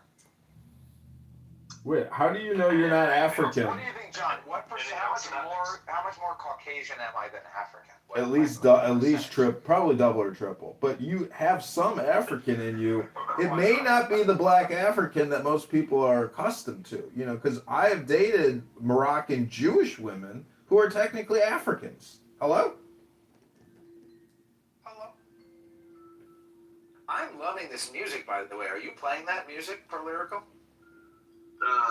It is a part of the app, yes. Oh, you can play music through, like, your room is playing it? You're not playing it in your house? The app is playing it? That's right. Watch this. Oh, that's very cool. I didn't know that the app could do that. So, Pro, let me ask you a question. What's your worldview?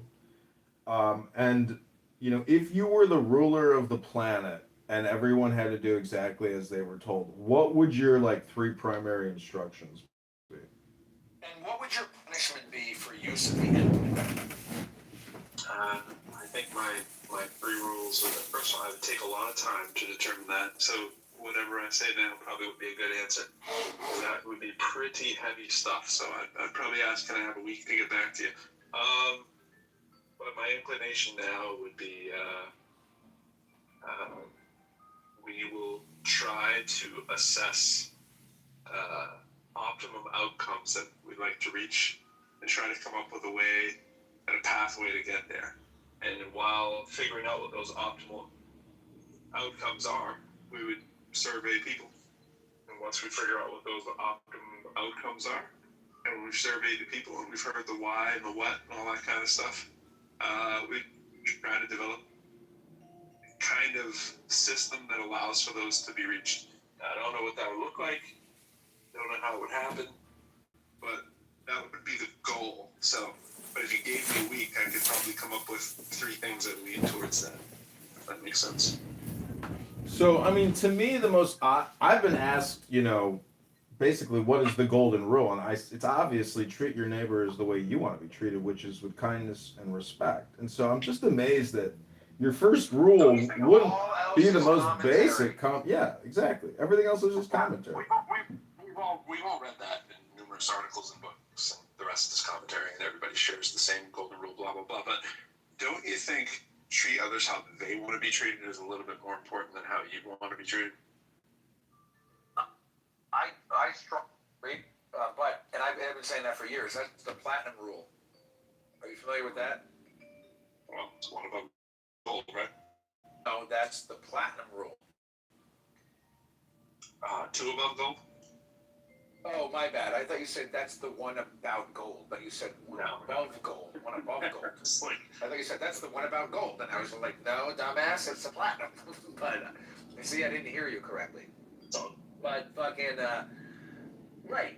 Do unto others, treat others the way you want to be treated is very good if everybody's like you. Give everybody what they want, treat how you want to be treated. But if I treat you how I want to be treated, that's not so good. I need to treat you the way you want to be treated. That's the platinum rule. That's pretty well. That's pretty well coming from you, my friend. No, but that's what you just said, isn't it? Yeah, but I was okay with you calling me woke. Well, I've been woke for years. I was woke for 20 years. I'm post woke. You're post woke. I'm so you're post woke. I'm on the other side, platinum woke. Right. I'm after woke. See, my friend, to a current progressive wokeist, that could actually be a very annoying statement because you've just one-upped his wokeism. I'm woke and woke. I'm awake, bitch. Okay, so let me ask you this question, gentlemen, in terms of game theory, because regardless of what your philosophy or worldview is, in my opinion, we are all technically competing against each other and using our own game theory. And there's many subversive game theory players out there who are essentially just repeating progressive slogans for the sake of maintaining or creating power. But really, they're just ruthless charlatans. Wouldn't you agree?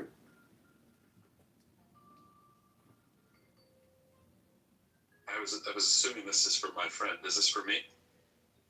I mean, we're all, what I'm saying is you, me, and everyone, we're all doing game theory all the time, whether you're aware of it or not. But I think some of the best game players are aware that they're actually being extremely manipulative with their terminology. Can I just add in very quickly, when you want to talk about being manipulative with your terminology, perhaps pronouncing the terminology correctly would be a prerequisite before commenting on the terminology? I mean, Hello? the word is ask, or John, or Kitover, or whatever you feel like going by. The word is ask. It's A-S-K. Oh. The pronunciation is not ax. Oh, my So bad. just, yeah. Sorry, I've been conditioned. I've been conditioned by so many people on this. I've been conditioned by so many people on this app saying the word axe, and I've just picked it up. I mean, you can either blame the app or you can blame not being able to, fix yourself. So one of the things that we like to encourage is self-respect and, being accurate. And part of that is being able to pronounce things correctly. Wait, when I said axe, did that annoy you? Don't ruin it. No, I mean, this is... Anyways, this room is, why are you so... The height of success in the world of sarcastic is to be taken seriously. Thank you, my friend. Yeah, Thank you. One of the high-level things in terms of irritating for a lot of people is being corrected when they speak. So there's the other side of that coin is knowing when to jump in and correct people for their speaking. It comes off a lot of times as elitist. It comes off sometimes as racist. It comes off, especially when it's, the dominant in-group speaking. Making fun of AAVE is racist? Could be. Please. I mean, let's be honest. Aisha corrected a white man for saying the word axe, but she would never go into a black room and correct a black man for saying the word axe. Never. Would you ever do that in 1,000 years? Well, wait, I'm confused then. Are we saying my friend is not a black man? Is that what we're saying? I'm a Jew. I'm an olive-skinned Jew. And where did Jews come from? I've been mistaken for a Mexican. They came from Africa. They came from Egypt. Egypt is a part of Africa. This man was a liberated African. More African American part. That's because I'm from DC, nigga. Well, so what you're saying is back to my original thesis that you are exactly white, and that I am exactly white, except I'm not fully exactly white because I'm partially. right. So you won't mind me moving you to the audience based on what you perceive to look like and your choice of vocals, because that you're woke. So that's cool. I got a question for you, Pro. Your title is "Why Are You So Annoying?" But do you not view yourself as also being annoying? Absolutely. Yeah, I got. That's why my first one up there was I annoy myself a great deal. But I don't annoy myself at the level that the people who annoy me the most probably annoy me more than I annoy myself, and that's part of what's in the article too. Like, usually there's something. You talk about like what Trump always does, right? Trump always calls out what he's always doing, and it's like mind-numbing. Like, how can you not see that he's saying this, and this is like a characteristic he has, right? That you see it so often as a psychological deflection kind of thing. And when people consistently have patterns that they do stuff like that, after a while, it turns it from, it's not even just annoying. You're just like, I've lost respect for the person because I see the whole game, Like, I readily acknowledge that when I'm annoyed, it's very easy for me to get, you outwardly do the frustration kind of stuff, like, and you want the person to stop annoying you, so you let them know, right? That's gonna happen more when you're unsettled, right? If you're unsettled and you're like, oh man, this thing's pissing me off, and you're gonna have less tolerance for people, like the less tolerance I have for my friend repeating using the N-word and not realizing that I'm infinitely more clever than he is, right? So it wasn't a competition, but it was like, bro, you can't even figure out that you used the N-word in a sentence in passing, and then I wasn't going to figure out that you were the one being racist when he objected to you calling him racist. Now, I'm not saying you're the least racist guy now, just saying in comparison to my friend, who might be the most racist person I've heard in a month on the app, and that's saying something on this app. Then of course I'm going to catch that. Like, it's not going to pass by me. Now, am I annoyed with him because I have an unsettled issue, or was that something more objectively annoying, right? When a white person comes on pretending they're smarter than they are, pretending that immigrants are the problem and that they drive poorly and he can't see it, and calls me the woke person. Like, is it a me issue? I'm not sure.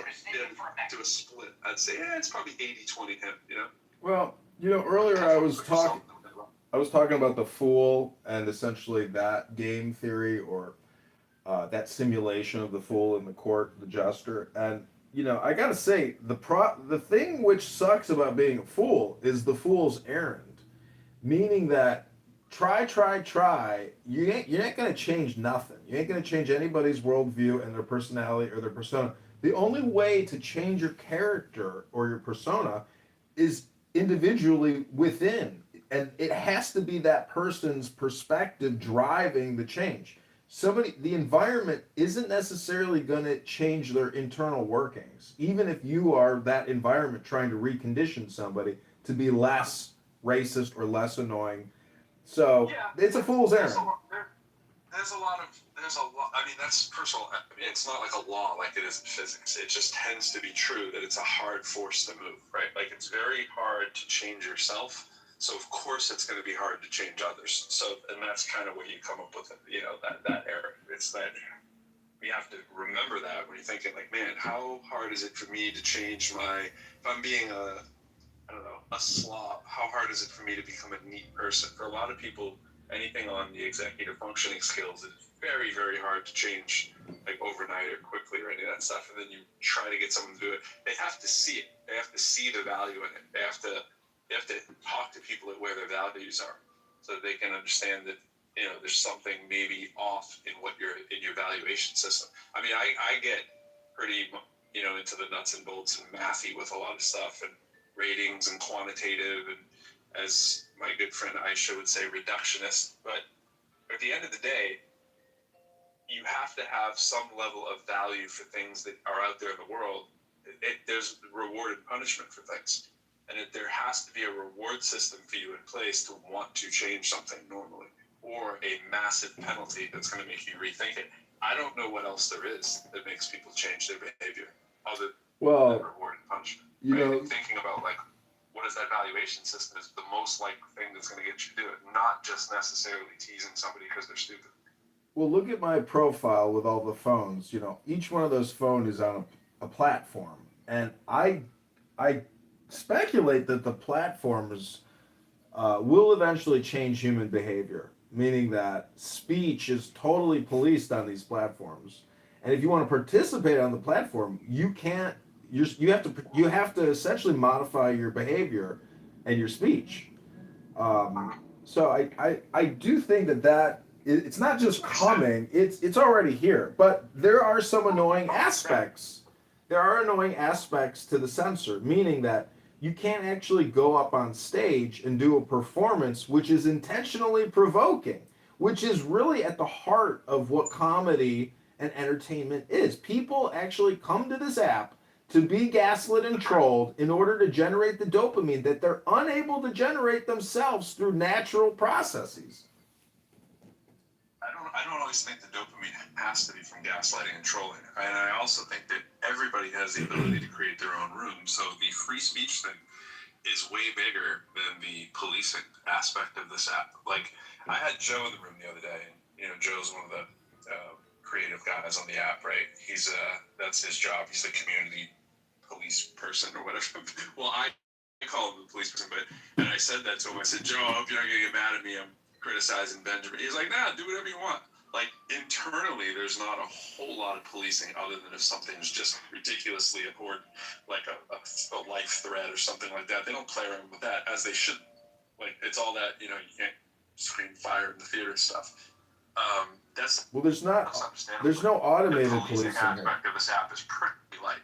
Well, it's not automated. My friend can go open a room and he can bring in all the people that he wants, right? He can tell me to go to the audience if I say something I don't like. But look, I can bring out my friend. Look, hey, the policing, there it is. It's not. No, it's not permanently what I'm right? saying is YouTube, Google automates policing, meaning that the transcripts get analyzed, the intention of the yeah. So that will modify behavior, because if you are a highly programmed anti-Semite or a highly programmed, black supremacist, that's my complaint, is that highly programmed racist black supremacists are not policed in the same way that a highly programmed racist white person is. There's double standards in racism on the internet. What's up, Aisha? What's up? I just heard people talking about dopamine again who don't know what they're talking about. Came up, decided to just sit here and listen to people again who are ignorant, who don't know what they're talking about. So, yeah, hey. Well, that's just your opinion, and you're free to feel that way. But the truth is, I'm a subject matter expert on these topics. Hello? No, you're not. No, you're not. But it's cute that you think so. You know what the best thing about John is his hello tag. Hello? I love that. I have people mimicking me, doing it all the time. And actually, what they're doing is, what they tell me, the feedback is, when they meet a highly annoying person or something which is extremely annoying and disagreeable, they look at each other and they say, hello? You're in my top 3. I think I have you about 3rd. I think I put in the chat. You're probably 3rd. I can't give you the top billing. What's up, my friend? We're back.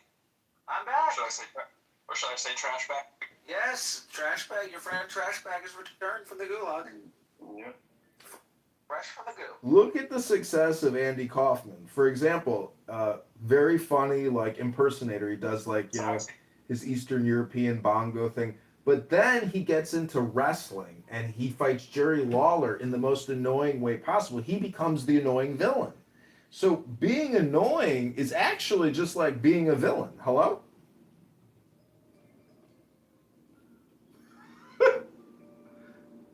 I don't know how you entertain some of the dumbest people on this app. Well, see, can I make a point? I'd like to respond to that briefly if I can. May I respond? I love Locked Up, by the way. I love Locked Up. Can I respond to that without? Yeah, Locked Up's pretty good. Yeah. No. Or should I not? Should I not? I was a taxi fan.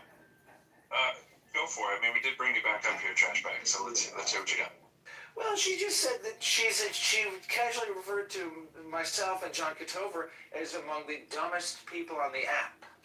Yes, and I'll stand by a factual statement. And she's ready to stand by it, not even apologize like I readily did for my use of the N-word. I'm going to apologize for her. Okay. All right, so here's my apology, Trash. Well, I accept that apology, but I accept the apology. You got to hear it first. Well, can I finish my point before you interrupt me with your apology?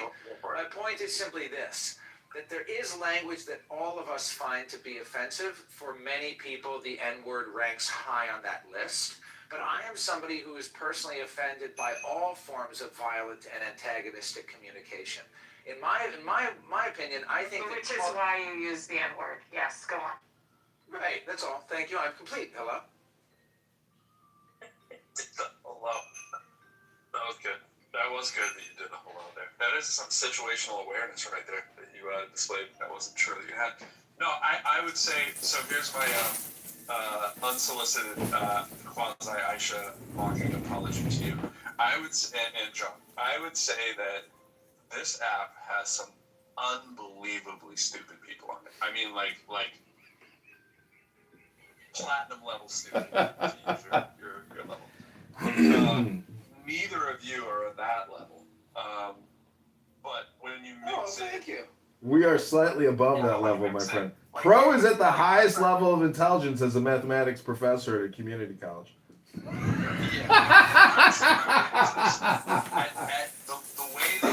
way that you speak and the things that you let on to and this psychological stuff that comes out seems that you get some judgments that you have made about me have led you to believe what? You got some unresolved issues, probably. Who doesn't?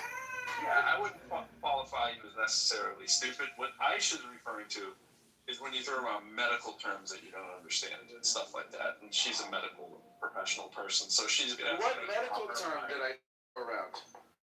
What is that? I didn't throw around any medical term. Well, just the dopamine hits and stuff that I think she's getting into that you and John were. I didn't say that. John, you said we don't have to. Both together. Okay. All right. All right. You got it. You got it. Then she heard your quality contribution, and she remembers your previous trash bag contributions a couple months. Well, I know. I'm very memorable. I seem to have that way with people. I don't remember any of you guys, but everybody remembers the trash bag. listen, Aisha is a regular in Pro's rooms, and Aisha doesn't like me, I guess, because I record what I do. And I would just want to ask Aisha, I said ask, do you think you're an annoying person at all, Aisha, or do you think you're not annoying at all? Why do you think you have any right to ask me questions? How dare you? I'm just curious. I mean, you're demanding answers to things that you don't know about, you don't speak about, you don't have any context about. Because Is demanding the same as accent? Excuse me, my friend. Excuse me. I mean, Yes. excuse me very much. Excuse you. But I don't Excuse think you. it's fair to equivocate axing Oh, no. humbly Oh, with no. demanding. I think that So there's a sorry. difference. Should I apologize to people? Oh, I'm sorry to you. I'm so You are. sorry Thank for making you a so distinction much. I between two appreciate words the in the apology. English language. I appreciate I'm your so sorry apology. that I wanted you to use I'm the sorry word that you exist and your mother correctly. I'm didn't so swallow you. sorry. That's Oh, okay. I'm sorry. What's up, Joanna? How you doing? Good to see you here. Thank you. Good morning. Just chilling, listening to some jazz. My friend Aisha is talking to my friend, and my friend Joanna is here while John is here. We're just, Yeah, I hang out with John a lot in his rooms. Those are John is highly entertaining. yeah, I should love him. He did an audio book on the book that I wrote, and yesterday or the day before I read a chapter of my book in his room. He's very nice and supportive to me for my books. Nice. I like that BB down there wrote that she voted for I annoy myself a great deal. That's good, some good situational stuff there too. Nice. Well, the last one is supposed to say norm. I just did a typo.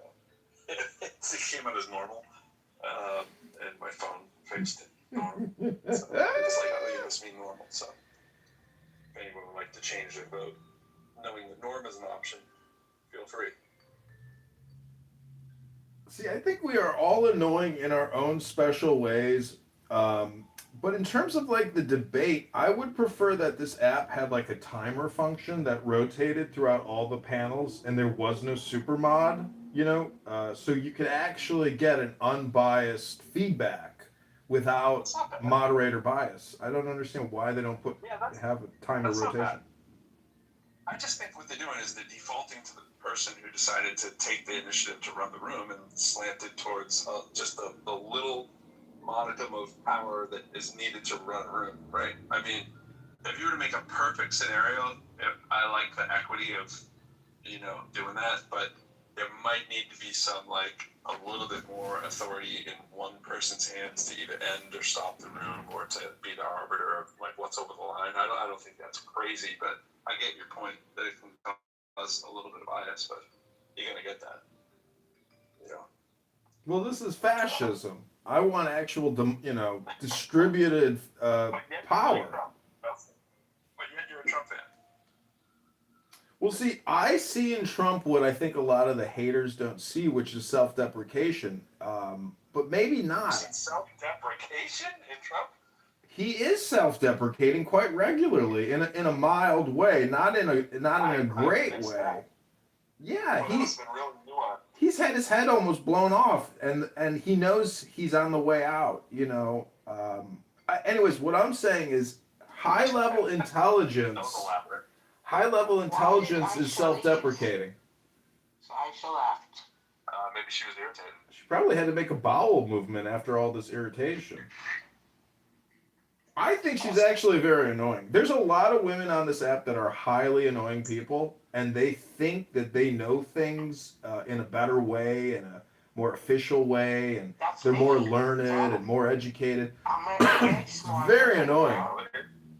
It's not exclusive to women. Yeah, I would have been interested to see how she answered that too, but it's interesting really to hear anybody how they answer that. I try to be aware of the things about me that are irritating, but I clearly don't do a wonderful job. Because, you listen to feedback. Well, you have any inside info? Is she texting you? She's telling you why she left? I'm not checking my text to see. Well, I hope she's alright. I'm sure she's busy doing other things. See, what gets people really annoyed is the over talking and the loud miking and dominating. See, I don't like having my time wasted, but by recording people acting egregiously, in a way it lessens my, disgust with myself for even being here. But what I'm trying to say is that this app is a choice and an experience, and it's remarkable the hypocrisy of people. That's, I think, what I've really realized. I'm a hypocrite myself, but I try to lessen my hypocrisy by calling out other people's hypocrisy in maybe in an annoying way, because there's really no other way to do it. You could try to do it peacefully, but there are times where I do want to just try to break what I consider a malformed and defective human being. So I try to be as annoying as possible to see how far I can take it. But what I'm amazed is, nobody has shown up at my house with a protest sign or a gun or a knife. There's really been no real world repercussions for basically humiliating and mocking people who are worthy of mockery. And maybe it's because they know that they are worthy of mockery. That's a lot to really go to somebody's house if you're blocked on an app. This happened. I think a couple people were shot from this app back in the day, but that's a lot. Yeah, those are people that it's probably a good idea to block. If somebody's try to take it to your doorstep kind of level of crazy. But I think that somebody would need to put up that much effort to find you that annoying. How would they find you anyway? I mean, it's relatively easy to find anybody, especially. I believe they could just go to johnkitover.com. Yeah, it's not hard. But what I'm saying, you don't want to. I don't think that's the real last name. Well, it wouldn't be hard, is all I'm saying. But yeah, I mean, I get that you know that you're annoying and that's part of the act and all that stuff, but I don't think you should think that people would be. You know what's funny? Can I just say this, John? There are very few people who are out on this app, you know, as who they are. And I'm not saying that I'm especially great or that you're great or that we're special for not being afraid of being doxxed. But the thing about self-doxing is that, like, this is who I am. I'm just literally talking. You're annoying. You are annoying. All right. Well, the voice. You can talk. You should talk from your heart. Let's retry. Speak from your heart.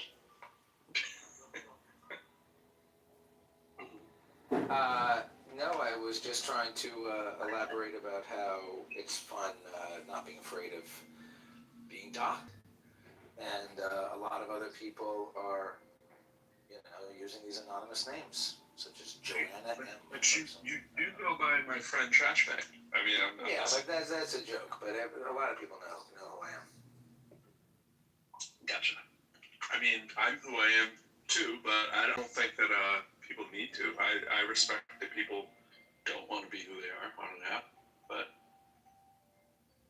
you know, I get it. Like you might be hero protagonist, for instance.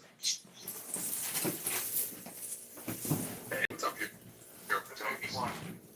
Can I just? Can only be two, actually. Can I just say something about social media and credibility and your online brand or persona? Meaning that I was terminated from a job once because while I was at work, I was looking at Facebook, liking and tweeting shit on Facebook.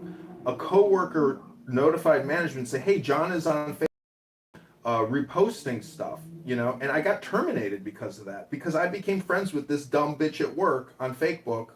And she reported me for using fucking Facebook while at work, working as a digital marketing manager and moving, cars over the curb for auto dealers. I was really upset that I got terminated for using Facebook at work.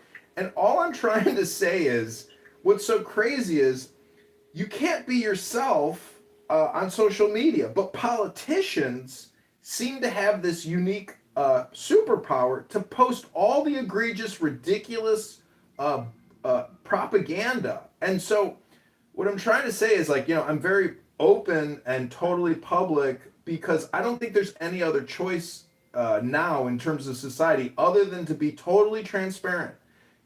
Because the other way of privacy, it just doesn't work in terms of personal or even social salvation. And, this is why I feel like I have to essentially project, my existence onto the landscape. Hello? Hello. I gotcha. I mean, there's a lot of truth there. I hate when I agree with you, John. I just noticed, Joanna, that it says in your profile, it says, "Be gentle with others."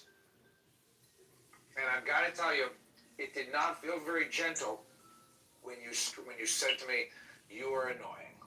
But this is the room for annoying people, so you might be your prerogative. Yeah, we've definitely brought it in. Definitely brought it in. It's just scraping the surface.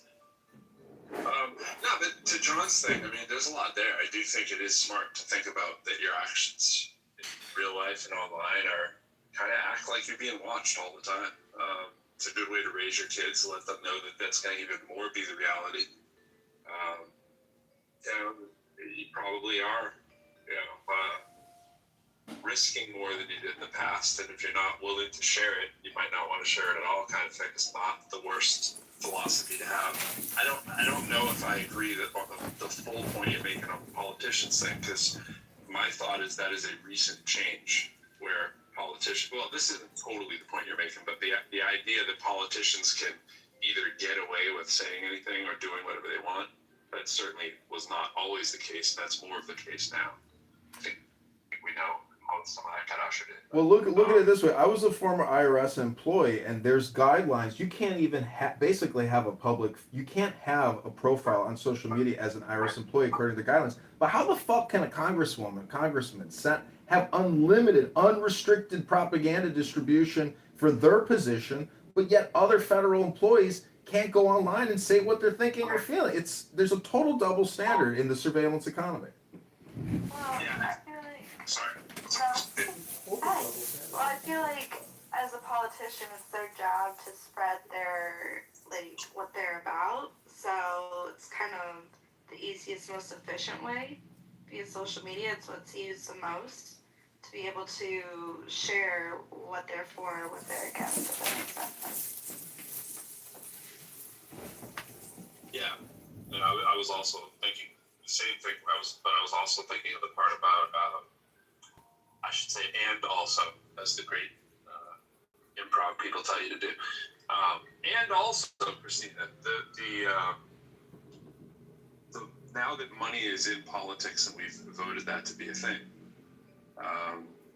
you have to assume that a public figure is going to need to be on all the public platforms, right? 24/7, looking to campaign, looking to raise money, and all that kind of stuff. It's kind of an unfortunate reality, but it is the reality. Benjamin, I was noticing John Kitover has a lot of the same points as you. I don't know if you guys ever realized that before. I said the joke to John, it's like you guys eat brunch together on like once a week or something, or meet for morning check-ins. It's just like a lot of big feet.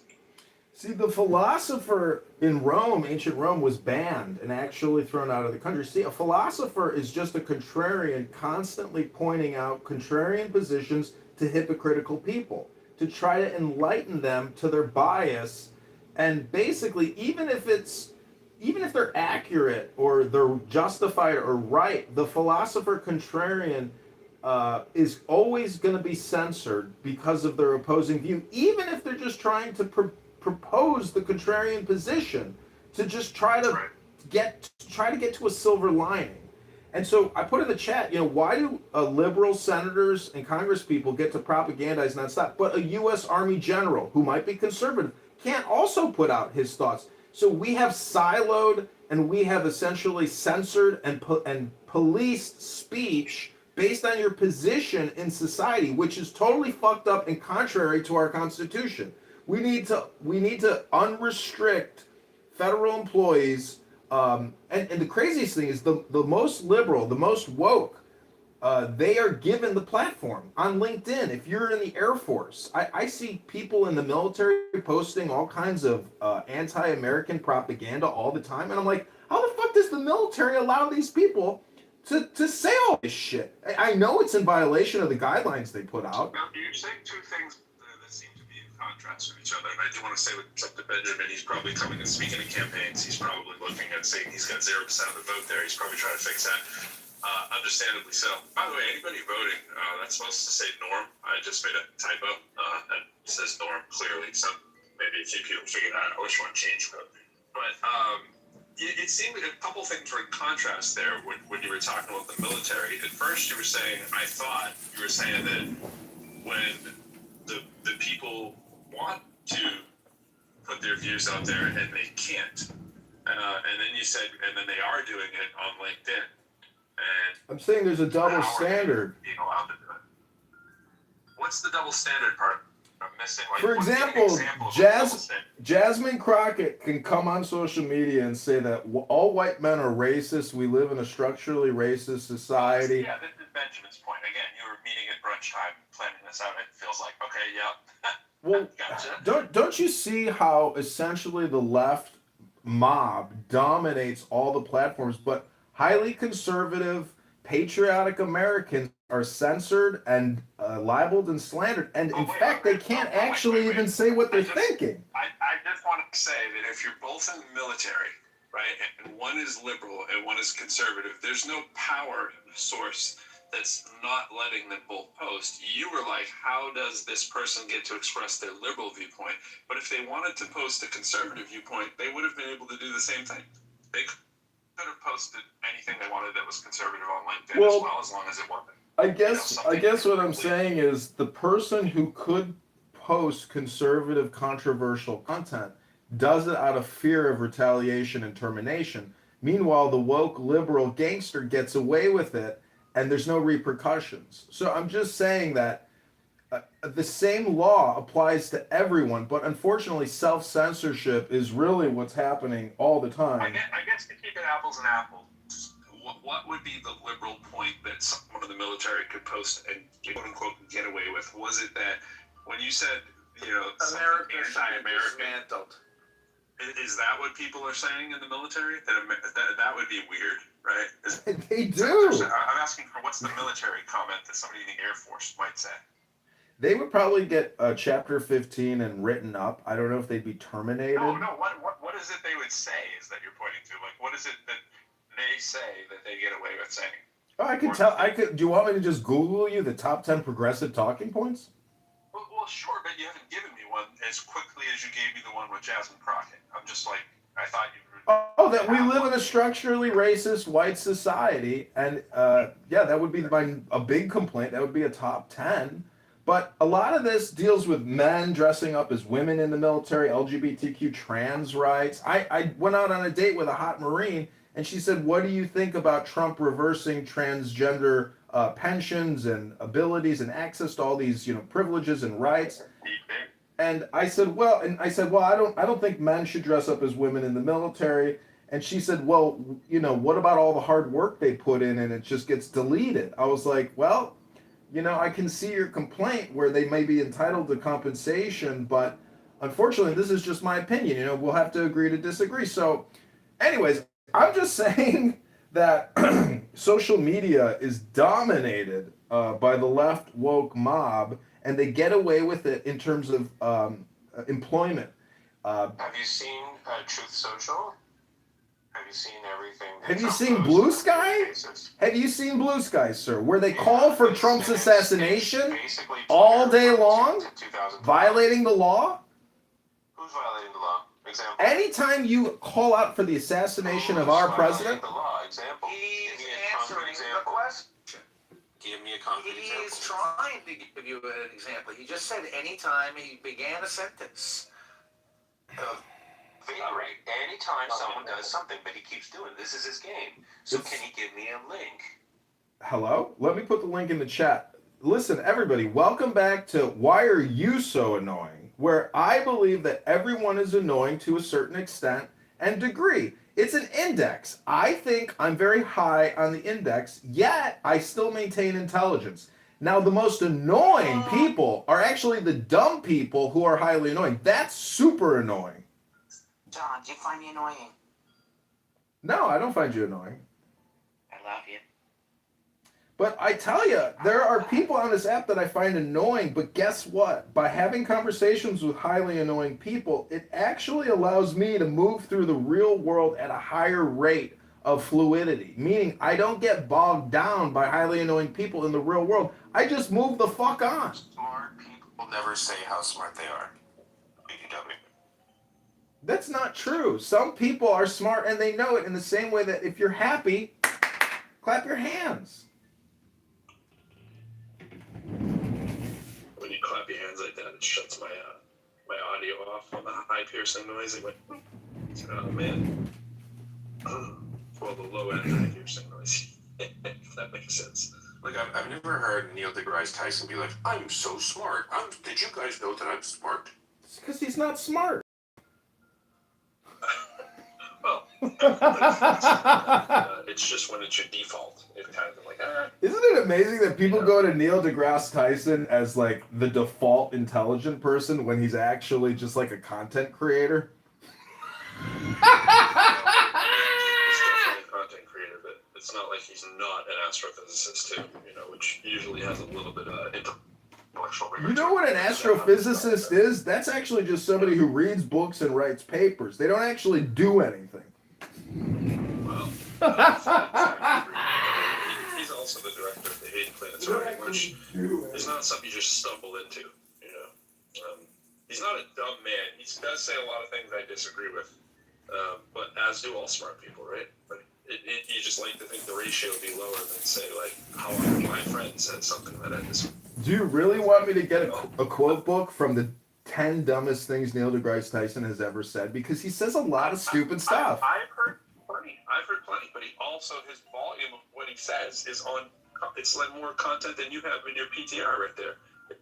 It's just he's online all day long, you know? That's what I do. Neil deGrasse Tyson actually gets paid millions of dollars to create content, and I think he's stupid. He's your North Star that you should be striving to be like.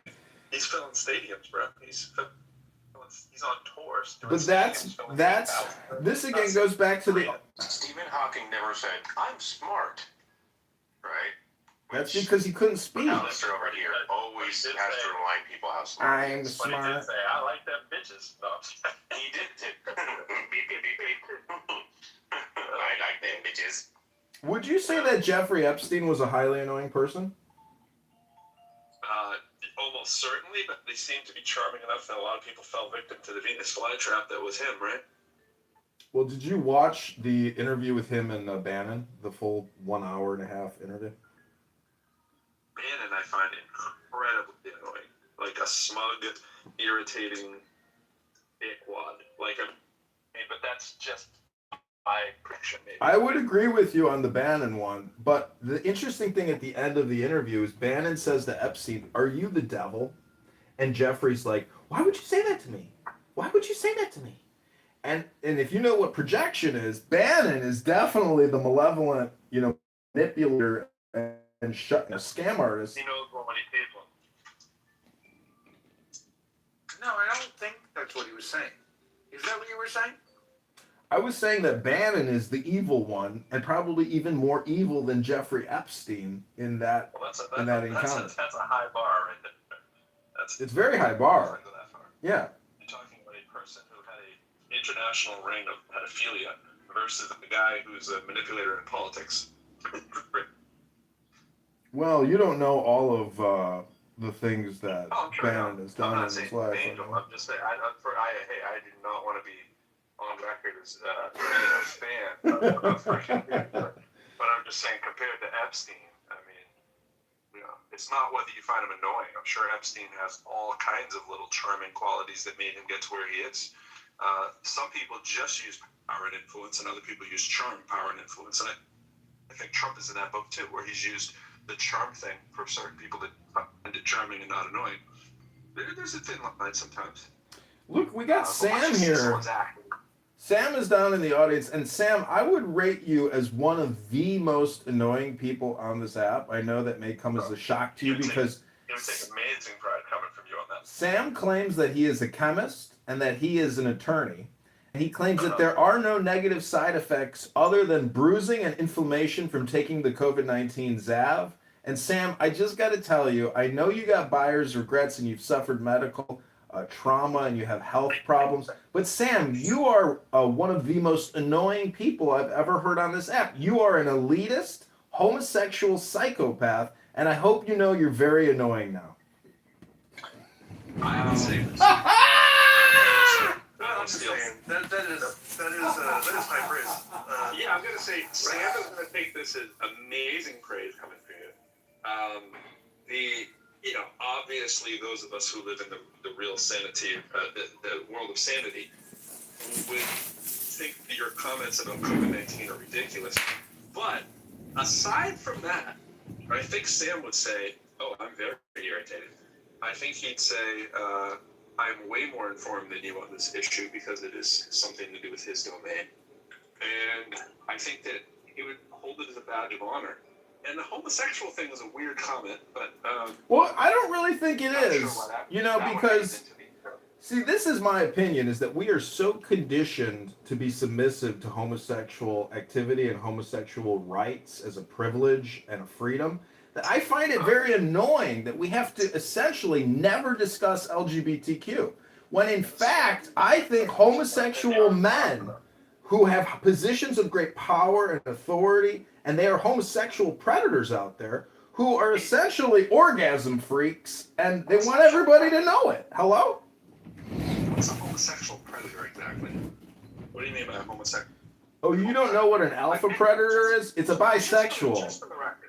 The most dangerous men are bisexuals, meaning that they will fuck anything for, power, for money, for influence. They'll fuck their way to the top, and they'll fuck anything. How do you think Jeffrey Epstein got there? He was having homosexual sex with the founder of a Victoria's Secret. Yeah, he was having orgasms with a man to get money. Men do that. It's pretty sick, I think. It's an opinion. But I'm just an annoying person. What do I know? Right. No, you are. I would say whenever you throw like someone's sexuality into an argument, right, and it's just the sexuality part, not that they're like abusing kids and all that kind of stuff, or raping people, but if they're just whatever their sexual preference is and it's all legal and above the line kind of thing, I don't know how it interferes in your and. To the article's point, this is one of those things that is probably a you thing, right? Like, I am a heterosexual male who has plenty of associates in this world. I don't have a lot of close... It's not a me thing. It's actually a political thing. It's political. Homosexual family, lesbian family, friends, associates. Now, I use friends in the most, liberal sense. I don't have, a lot of great close personal friends, none of which are, if I'm being truthful, none of them are gay. But if one of them told me they were gay tomorrow, it would not change anything about my friendship. No, I agree. I have gay friends. I have plenty of gay friends. Well, not plenty, Why but... the concern about this? Because I make it into a political issue. I think every topic can be made into a political issue, including a person's sexual activities. As you know, people make sexual activity into political content all the time. It just seems kind of out of left wing. So the criticism that you were doing earlier about people using their platforms and so forth online and whatever, I mean, it kind of feels like you're doing the same thing a little. No, my complaint is that I can't actually communicate in a negative way with protected classes of people. For example, your sexual gender identity. If I question your sexual gender identity in a negative way for political purposes, I will be censored for that. Okay. So, leaving the dirty work to me, Pro? Yep, absolutely. Okay. Hey, John, remember, the topic is annoying people, so we can't get people for being annoying now. So, Sorry. I gotta rein you in. I promised I'd do that, so. Oh, man. I'm so glad. Yeah, that's beyond annoying. It's annoying could be kind of cute. Wait, did you kick him? Yeah. Wait, why did you kick him? Well, we don't enjoy talking with John. I did. John did, just to be clear. He's an asshole, and he is free of content. What did he do? Nate, what did he do that's an asshole? He's annoying. How is he hateful? It's just the sound of his voice. Maybe you hate him. How is he hateful? Is it that he said he couldn't communicate because for some reason, right? But he doesn't communicate, right? Now, just for the record, I picked my friend earlier, but I brought it back up. I'm about the version. I've only been here for 3 minutes. I'm about to kick my second. Why? Why? What did I do? You seem to be John Kitover, as far as I can tell. I don't know. We don't have you ever interacted with him? I've interacted with him before. Okay, so you know he's an asshole. You can't. Well, I don't think of him that way. Wait. If we were doing a pecking order of John Kitover and my friend, in terms of maybe disparaging qualities, I think John might be a little higher on the list than my friend. Higher in a good way. You mean better than my friend? Yeah. Oh, okay. I think my friend is more of a trash bag than John Kitover. Yeah. Okay. You say no more. Oh yeah, he's in a different category altogether. John is probably a much more socially redeemable person. Wow, that's amazing. Yeah. Well, also trash bag just sounds like he's posing as a non-trash bag human, but he really is. I see.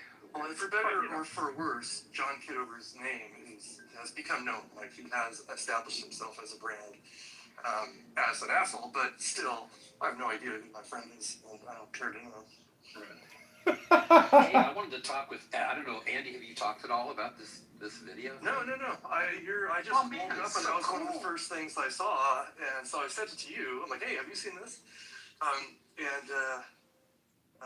Partly because it's like, we've been talking about getting more photos and whether they're going to release them, and apparently they released like a bunch more recently, like with a bunch of outtakes and bad shots and all that stuff, and then immediately somebody does this, which is great. It's like I didn't want to have to do it. What is it? Casual conversation on the ship? No. What it is? So there's that famous shot of Earth with kind of backlit. Yeah. And you can see the moon rising. That's so funny. Isn't that now we have a collection of those most annoying virtue sigilers like Cloudhouse? On the roll, and somebody like collected them all and kind of registered, picked the good ones and kind of registered them and made a bit of an animated sequence out of them. And it's pretty fantastic. Oh, okay. Haven't seen it. That's what we're talking about. Was that part of the file dump yesterday that I was saying, which file dump would you rather have? I think exactly. So actually, yeah. That's why I even know about that. So I wouldn't even know anything about this if you hadn't mentioned it. Yeah, I haven't seen the file dump myself because I heard somebody here talk. Yeah. So I put the link in the chat, and the thing. So Andy sent it to me and said, "Have you seen this?" And looked at it, and the thing he sent me says, "Wow, you can see the aurora." So it's an animated GIF made from these pictures of the backlit Earth, moonlit Earth from the backside, right? High exposure, high ISO, basically. And it is cool because not only do you see the aurora, but you see them now in motion. You see the Earth turning slightly, as the... I will bet $10 they get kicked from this room, then I will return in a way that puzzled me for a while, which was a really interesting story I haven't talked with Andy about yet. But the coolest thing of all is you can see fucking satellites orbiting around the edge of the Earth. It is amazing. Really clearly? Yeah, very clearly. A little more clearly than you'd expect. The classic flat Earth complaint is that you can't see stars and you can't see satellites. Right. So they just took some good time to get their CGI to the level they needed, and now we can see all the things we couldn't see before because the animation team was doing their best. That's what you're saying to me? Yeah, we had the Photoshop. All right, so remember, the topic is irritating things here. Now, nothing's more irritating than stopping someone's topic of being irritating and switching it for science. I know, we just kind of barged in, and I was just looking for Andy, and here he was. So sorry, Pro, we've hijacked your room. We can go somewhere like, here's the science guys coming in to do their science thing. And speaking of irritating, I can't bring Benjamin up. I've been trying. I don't know, maybe you guys can bring him up. Oh, I should try to come up. One of the irritating guys asked Aisha, "Hey, how irritating are you?" she never gave him an answer that was going in a funny direction. I missed that last comment, but perhaps I should miss it. I said one of the irritating guys was asking you how irritating you were before you. Oh yeah, I gave a non-answer because we're not in a court of law. I'm not required to answer anything. They don't get that part. But they that they are. Hi, Benjamin. So Benjamin would engage with that question. Benjamin, how irritating? Watch us. How irritating are you, Benjamin?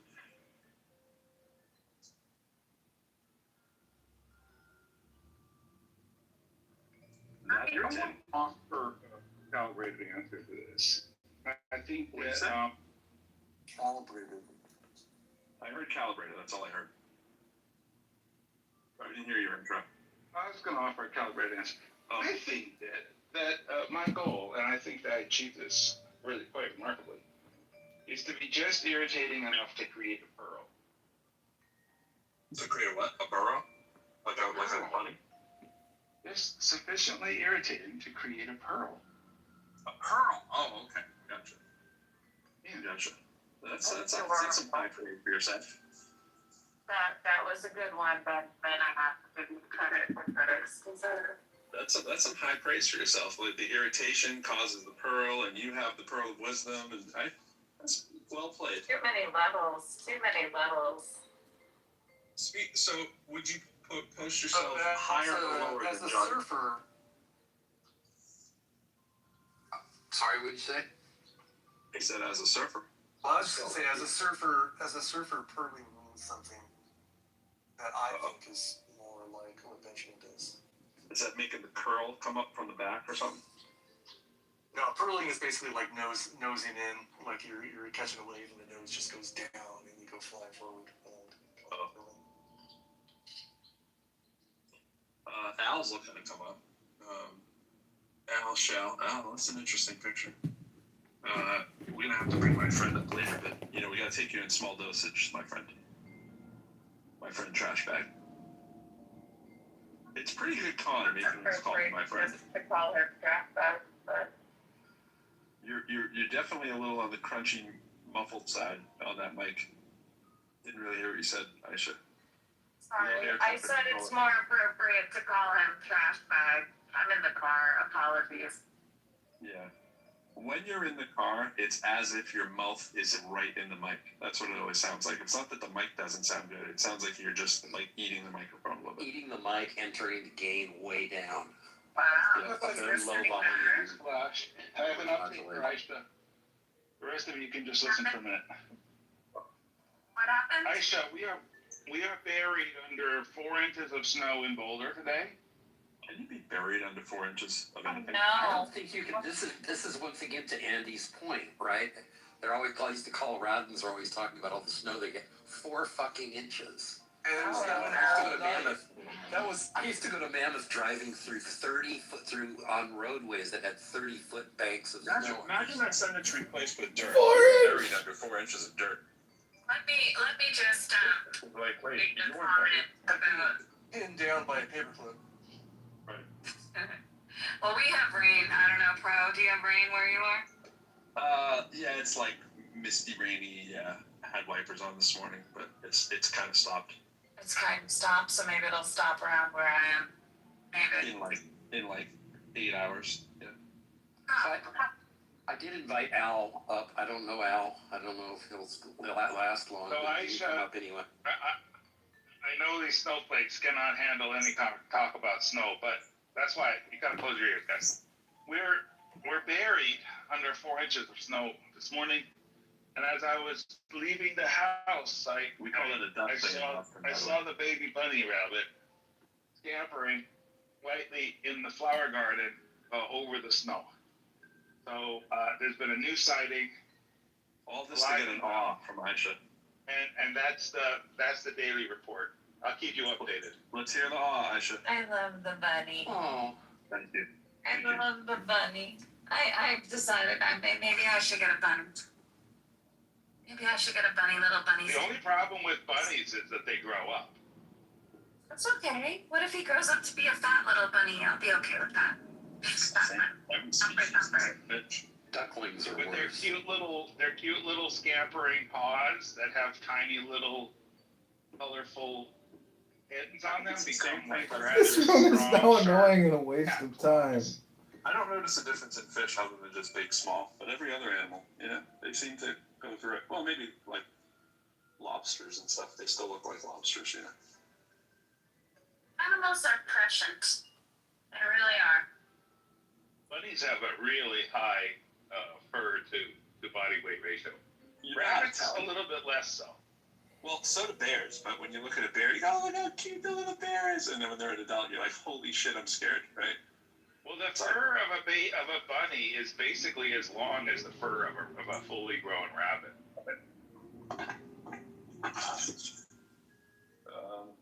John Kitover's back. Well, Benjamin, are you ready to be the least annoying person on the stage? Watch this. Oh. I think I'm always the least annoying person on the stage. Well, I mean, not the most when I say least. You know, Benjamin, you have provided me with so much entertaining content, especially in your interactions with Steve Appel. And When you said that Steve Appel stabbed This is you, high praise. well, yeah, when you said that he stabbed you in the heart with a knife, that was like so Shakespearean, so epic in clown house history, and I just really enjoy your style and the way that you move, Dr. Benjamin. Now this doesn't. Is he talking about somebody else? He's got me confused with somebody. That's okay. Love you. No, I know who you are. He's generally confused. But be careful telling him you love him, Benjamin, because he went on a rant about penis a second ago. This is a very good situation where we have to consider the source, Metro, when we're looking through the research articles. Just look, the source right here. Look at Curb Your Enthusiasm with Larry David. That's actually a show about a highly annoying person, and people find it funny to watch a rich man in Beverly Hills live a leisurely life of being highly annoying and being highly annoyed by other highly annoying people. Benjamin in that. And to your point, there's a lot of Benjamin in that story. There is. He's a very sarcastic. Benjamin, you wouldn't allow me just to call you sarcastic. You take it up a level, right? Where's Beverly Hills? Sarcastic. Not sarcastic. I mean, isn't sardonic like sarcastic turned up a notch? Yeah, I was thinking cynic is where I was going with that. No, I prefer skeptic. I don't know why you'd say cynic. Well, because you're less scientific and more cynic. Cynic is the view that everybody is doing whatever they can in their own self-interest, and they can't focus on any interest that is outside of themselves. That view is probably not you. Well, that view is probably pretty. I think there's a lot of support for the cynical view, to be honest, but I don't think it bears a lot of conversation because it's kind of like gospel, Everybody drives on it, but also it's not very interesting.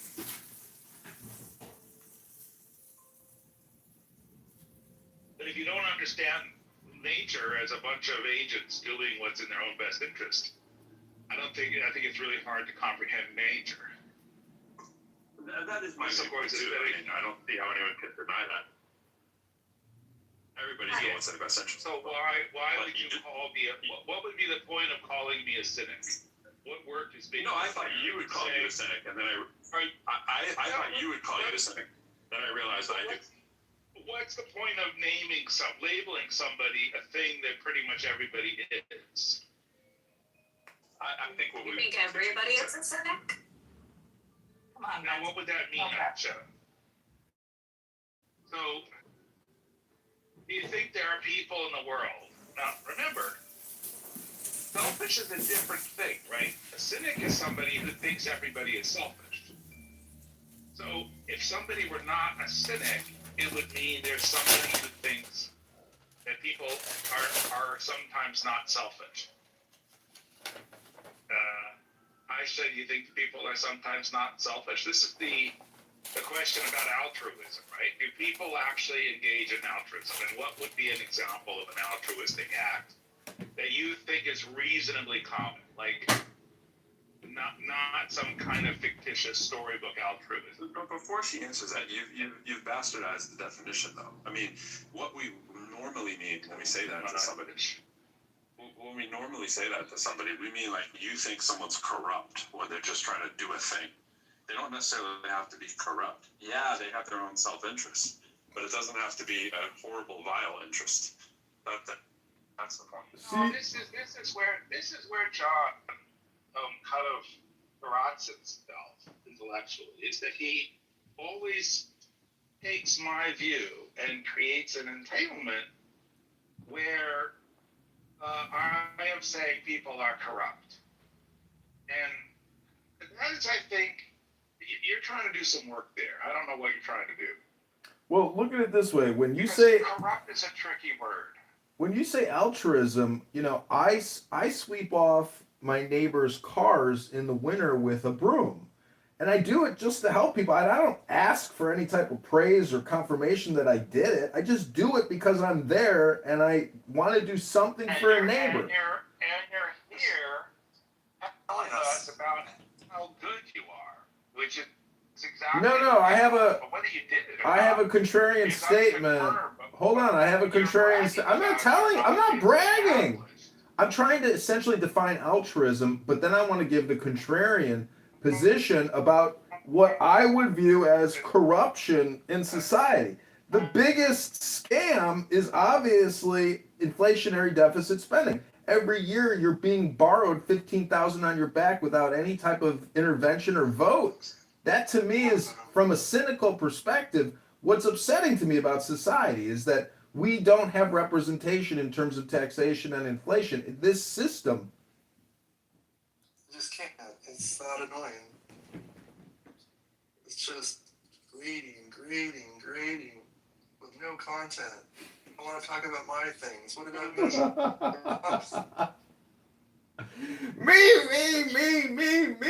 I'm just here to talk about my bunny.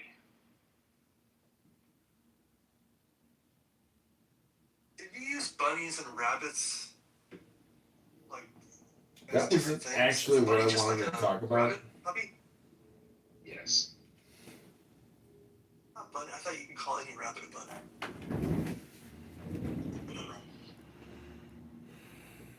Well, you can call any person a baby too, but you better be in a interesting relationship.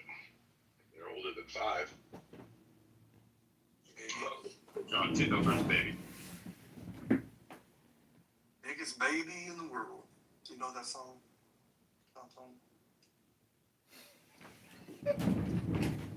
I developed a noise gathering microphone, and it snowed yesterday, so I couldn't use it because nobody was going to fly in the snow. And now today it's snowing again. Does it filter out signal and only measure noise?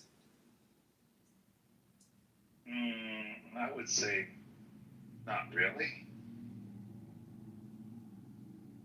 I mean, maybe. So it's sensitive to sound, like all microphones.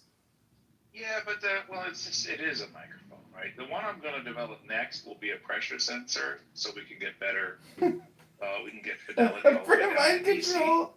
I didn't even know what I just said. Well, again, microphones are pressure sensors, so I don't understand. They're not really pressure sensors. They're Mind control versus brain control. Time control. Microphones. You said you didn't know anything about it. I think you know a lot about a little D. Microphones. Aww. Did we bore Trash Bag so badly that we didn't center him that he's gone? Aw. Microphones convert little d pressure into little b electricity. But they don't report on pressure. You cannot ask a microphone, what is the pressure? A barometer, you can ask it, what is the pressure right now? And you can ask it again, what is the pressure right now? And you can do the little d math.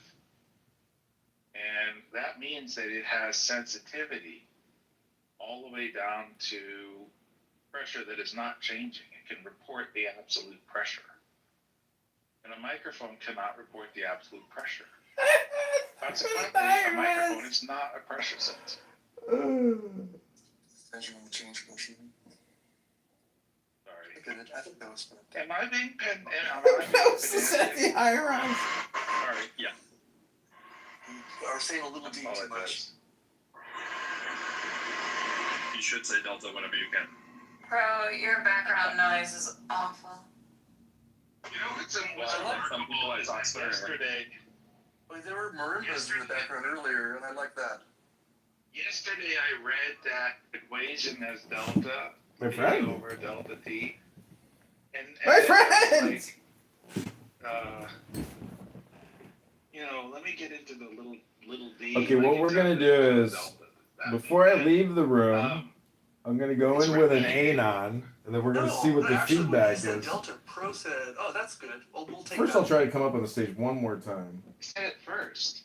No, I don't. You said it later. Delta. Yeah, I did. No, I didn't. You kept saying, what's this little D? And then you're like, is that like delta? And There's some really annoying rooms on here right I now. first said delta t. delta V over delta T. dV over dt is the A. That's the point we're trying to get across. Anyway, but let's not relive yesterday. Yesterday was horrendous enough on its own.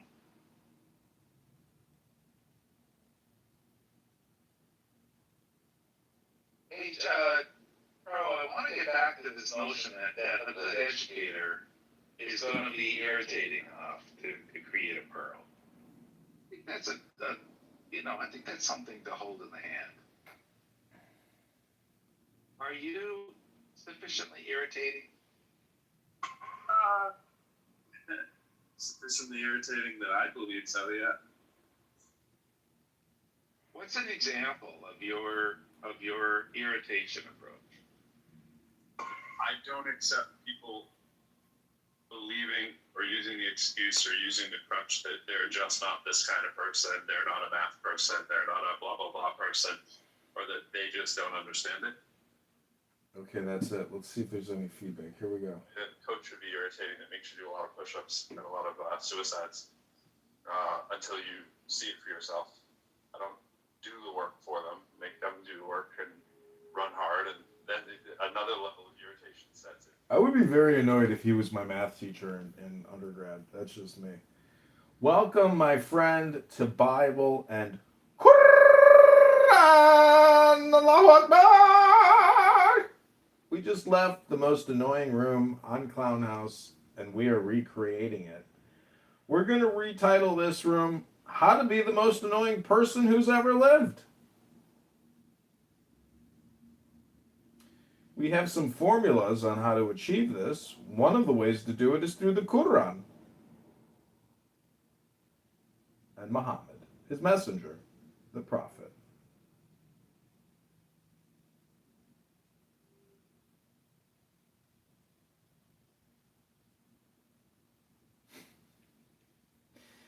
So how to be the most annoying person in the world? Earth emoji Muslims. I don't know. Do you know who Regal is on this app, my friend? I would categorize him as being a highly annoying person. Extremely programmatic and dogmatic. And, he has a history of being on other apps, essentially, down-talking to people nonstop. Alan Watts calls religious addicts just drug addicts, that they keep coming back to the debate to essentially create the dopamine. Kitty is a highly annoying person. All right, testing. Welcome to the most highly annoying person in the world. I was talking that whole time. Oh no, we missed it, my friend. Oh dear, no. Annoying person in the world. Welcome, Kitty. Welcome, Kitty. Kitty, I would rate you very high. So much. Kitty, have you ever been to a psychiatrist? Yeah, actually I have. Thanks. Well, I got all high marks. Well, what I'm saying in terms of... I got to check. What I'm saying in terms of diagnoses, I'm surprised there isn't just like a diagnosis for like a highly annoying person index, meaning that like that would be one of the diagnostics they give you when they leave the office, so you're more aware of how annoying you are. Me as all stars on the app. Okay, I got all check marks in the app. All right. Okay. That's great. So, Bri is here. Bri was accused yesterday of being one of the most annoying people on this app by Concrete. And I have to agree, Brian is actually, just for the sake of conversation, one of the most annoying people on this app. And it's really, again, let's think about who was accusing Bri of being annoying. It was Concrete, who is actually projecting what he does onto Brian. But Brian actually does... But again, Brian wants to talk. Like, Brian wants to have a conversation with you. Name, or are you saying that for like Concrete? No, I'm saying Brian here was called out by Concrete yesterday. Our friend Brian. Yeah, I love Brian. Yeah, but he did tell me last time I talked to him that he was gonna kill me, and that welcome to your new reality, bitch. That was the last thing that I have in my memory of communication with Brian here. Now, called me an online slut. yeah. He said that I sell nudes. He had said like that, but he's apologized since then, so we're good. Yeah. He's amenable to coming back into compliance with polite society, but some people are unrepentant and they are not worthy of being called, polite society. That's just the way Clubhouse is. There's a lot of ruthless word abusers here who are actually nothing more than highly annoying people. And if you're highly annoying in this Clubhouse virtual reality world, well, in the real world, you would imagine that they would also be highly annoying there. And I think that's probably pretty accurate. Hello? One Jew girl that never stops. She never considers 8 months of sobriety enough. She never leaves me alone. She always brings up my past, and she's a very highly annoying person to me. But everybody accepts her. But it's fine. Brian, welcome to the room. How to be the most annoying person in the world, Earth emoji Muslims. Death to Allah. Death to Allah. Brian, I gotta say that PTR haunts my dreams and memories. How did you achieve such a ferocious warrior face? I mean, I've never been so haunted by a PTR. I mean, where does that, blue steel look come from? Killing more people than you have fingers and toes.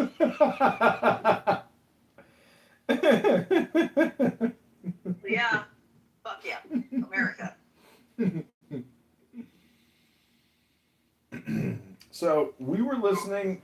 And I've already shown all the paperwork. I was like, you've never done that? I'm like, yeah, I showed you an award where they gave me an award for killing 5 people in one battle. Issue to come into play, right? The more chance for noise, right? We have this instability that we have to deal with. It doesn't mean that it doesn't. I was reading an article this morning about a Chinese student from Stanford. Right. Can you go in? Can you shoot up your gun for my friend right now?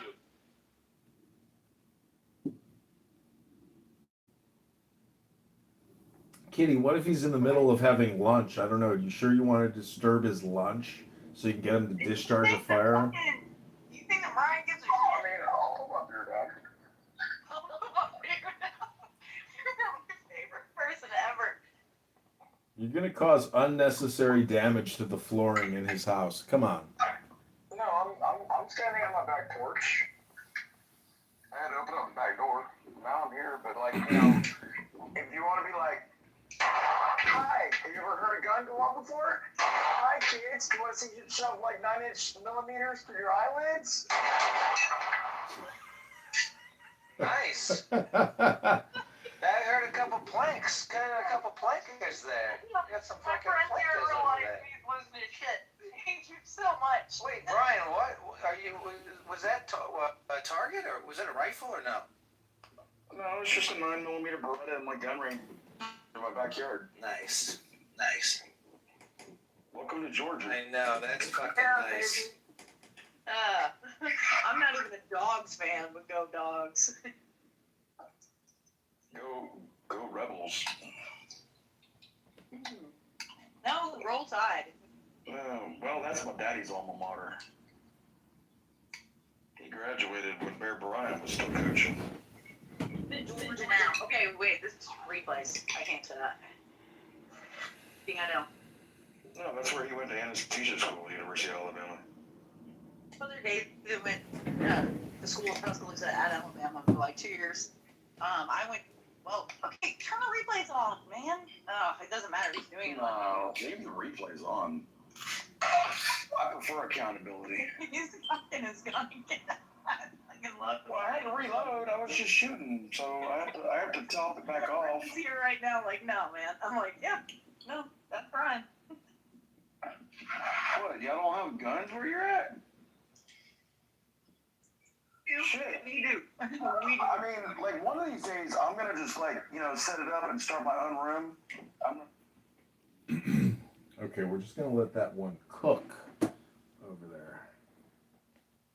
It's okay. Not notice how in the same exact sentence you're telling me what I should and should not feel and the reality of the possible reason why if I don't feel this way, then suddenly I must be missing part of my brain. You do everything the same, like the same as any pseudoscience wellness grifter on the internet. Then somehow something must be wrong with me if I simply don't agree with you. Does that make sense, Benjamin? I hear you, but look, I'm just going to let that sit for a while, and I think in 3 months there's going to be a pearl right there. Let's just quietly walk away, leave that little sand to do its job. Some part of you. Point Aisha Benjamin 0. Okay. Some part of your subconscious recognizes the necessary nature of what I said. And I just have to speak to that part of your subconscious and encourage it, water it. Mm-hmm. Point Aisha Benjamin 0. And, it's okay. Love it's okay to concede. It's okay to concede. And love you through the growth. Support you in all the ways that you need. I am very lovable. You seem to express your love for me often, Benjamin. Usually love is also epitomized in a piece of jewelry that happens to ensconce, I don't know, diamonds, and flowers. Oh, a long way for that. Where's Boston?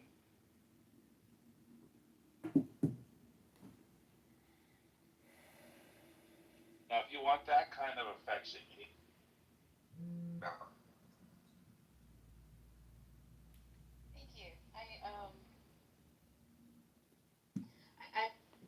I'm curious about a bunch of different things that all seem to intersect, and when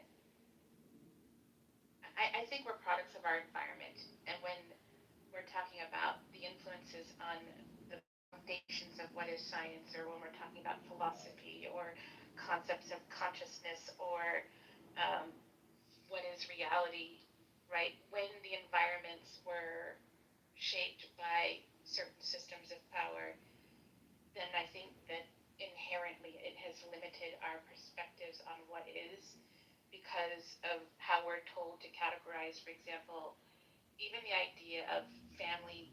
I'm going to screw this up, okay? Family, genus, species, whatever these different phylum, whatever these different categories are, like there was this idea they must break down in this way, and they exist in these hierarchies, except from an evolutionary perspective, like there's fluidity then of anything existing in a particular category for good or definitively, and then we've ranked them, but also then because we're told that humans are either from a religious perspective going back thousands of years of how we exist in these things, or about which species are more important and which ones are less so, without recognizing that whether it's small and the critters on our skin or the critters in our gut, we need them in order for us to exist, right? So whatever the scale is, it isn't about a hierarchy, and I feel like so much of the systems have shaped how we conceptualize ourselves, one another, and the existence in which we are in.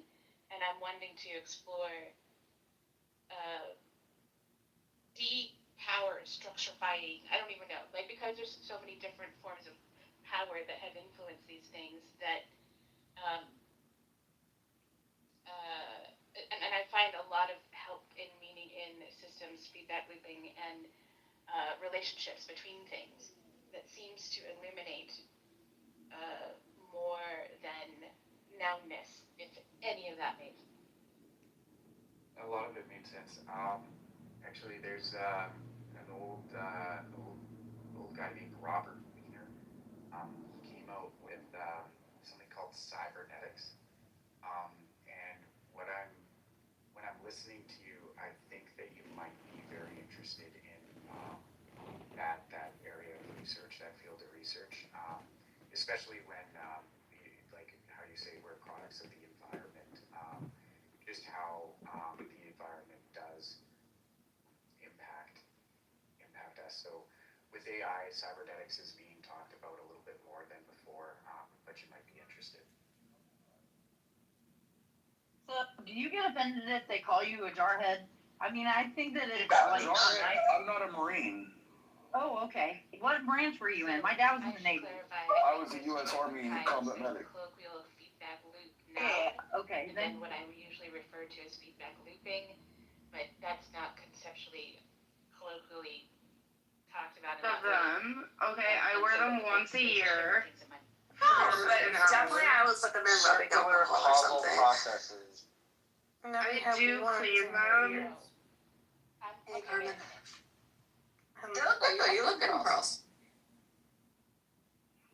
This is probably some weird psyop. It's unnatural for me to get compliments today, so just take it. Hi, I'd like to give out a free we pearl got necklace. Alistair here. We got Carmen here. No, I've seen the pearls used as a psyop. Man is wearing pearls. It's a psyop. I'm wearing pearls now. Do you want them? No, I don't have jewelry. Like, I literally, like, Do you want a pearl necklace? Ban it, and they frown upon it because you realize that there are people from East No, I'm not, Europe. like, big into jewelry. I'm just, like, Their ancestry is not from the land. Their ancestry is not from... Peggy. My grandmother was into jewelry a lot. She had very, very expensive things. The one that was in the More Epstein than files? just the Ashkenazis. There's like Nobody 12 or was in 13 the of their files. tribes. There are Jews. No, she made Druze that have darker skin. There are Jews like it's not funny the to Mizrahi like have bad darker on my skin. There family. are To be other fair, cultures there that was have darker skin. hermit So They don't ever talk about them. and they did both live in Palm Beach, and they both were members of the same Wacky Club. They didn't know each other, to be honest. The name that you're using is my great grandfather who died in the 70s. And So trying like, to I teach don't them. know So how. forgive me if I say No, something. you're fine. You're fine. So there's like 12 of them, but you guys are always focused on the pale ones. He has right? a perfect plan, we just don't follow Me it. personally, I think you guys are two different it's people. annoying. They trace their lineage Yeah, from it their is. mothers. You guys trace it from their fathers. They trace I their. know Jesus They over here practice laughing the like, hey, Brian, first shut five up. books. You guys read the Bible. I think you guys are two different people. No, we That's wouldn't. me. That's my That's a opinion. fact. Oh, I guarantee Right? you, Two Jesus different, was two riding different around people my Chevy. claiming the same lineage. That's where the Probably fallacy is. so. Kind of weird, but what I'm We go saying go road is. riding. Sorry, I didn't mean to say it like that. Simplify things and What I'm trying to convey is, Great, I can see but where they see that's listen, Brandon, anti-Semitic. If we we're live in a talking about fucking free Israel, and society. again, my People can stance is decide Israel. You should what's do the problem. ABC. I'm That's the anti-Semitic. I'm problem. not anti-Semitic, but I'm Living in a free USA society first. is the problem. When you bring their religion into it, Now you can't take anything you say serious. Bro, this is a serious thing. In the time of David, do you think you would have had the same free choice that you had to go and commit desecration Shabbat? Why do I care about the time of David? Hey man, can I just make my point? Can I just make my point? You're advocating for forcing like religious practices.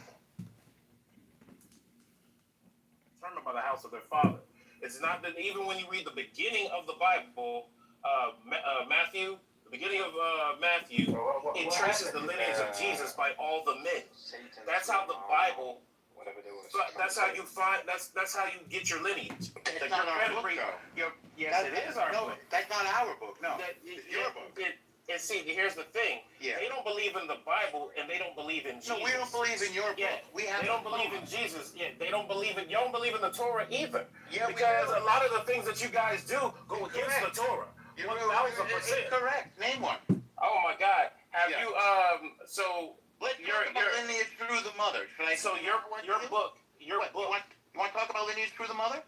The book that you guys really use. No, I asked you a question. You were addressing it. I'm not even answering your question. He doesn't want to talk to you, El Normo.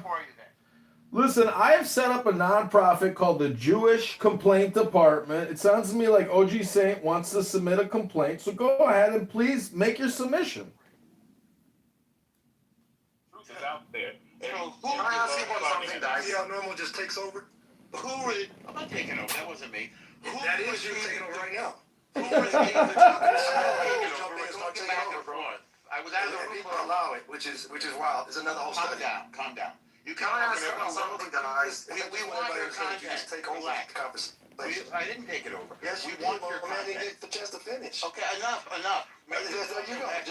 Just submit to you. Make your It's enough. contribution when I'm done. So the book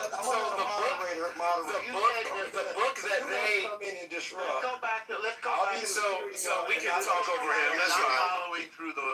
So check it out.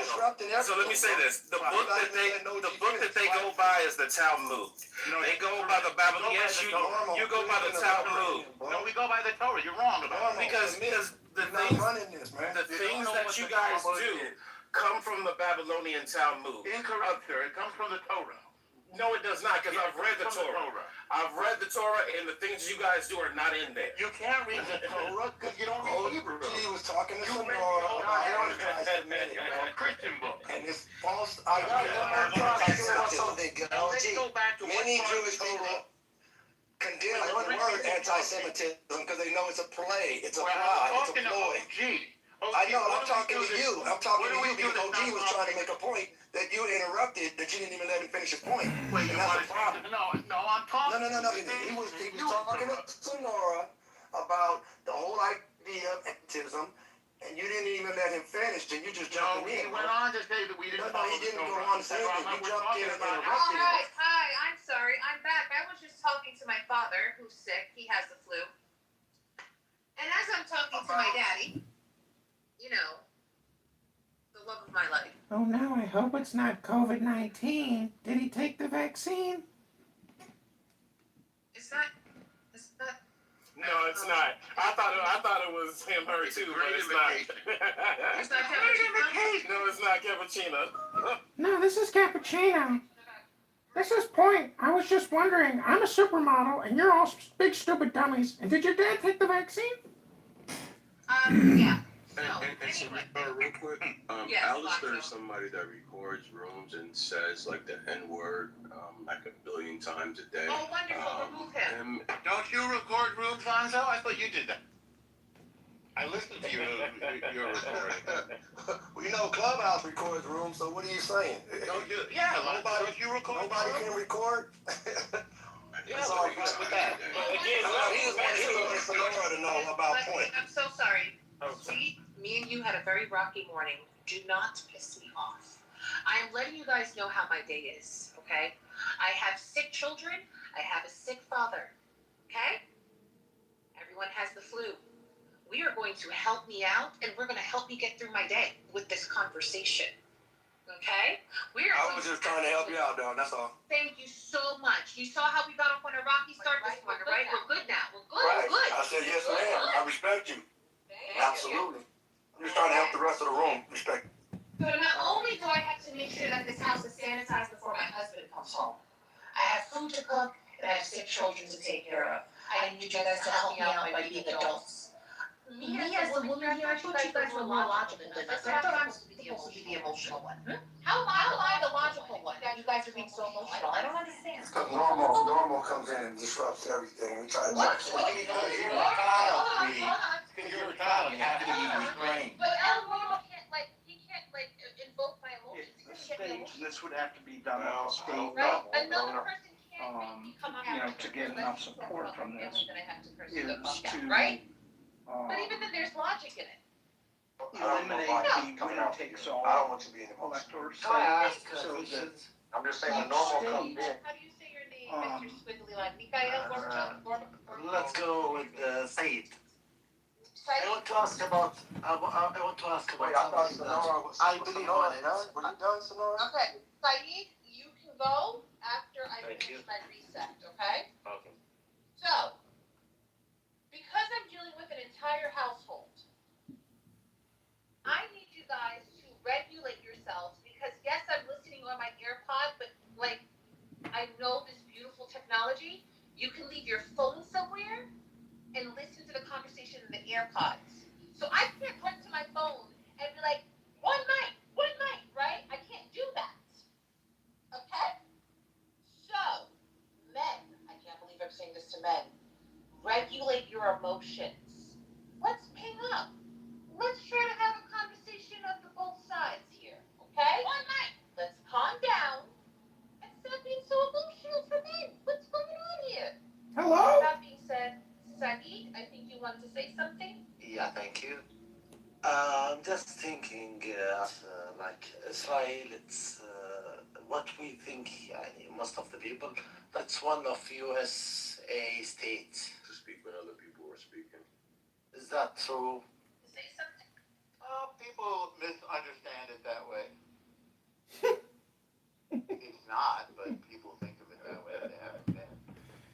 It's a Middle Eastern country, sort of in a Western tradition, with a democratic parliament, which none of the other countries in the region have. Kind of Western development. It's developed a lot. Its economy has tripled in the past 20 years. It's a leading tech country. It's a leading agricultural country. It's a pretty impressive miracle of a country, Israel.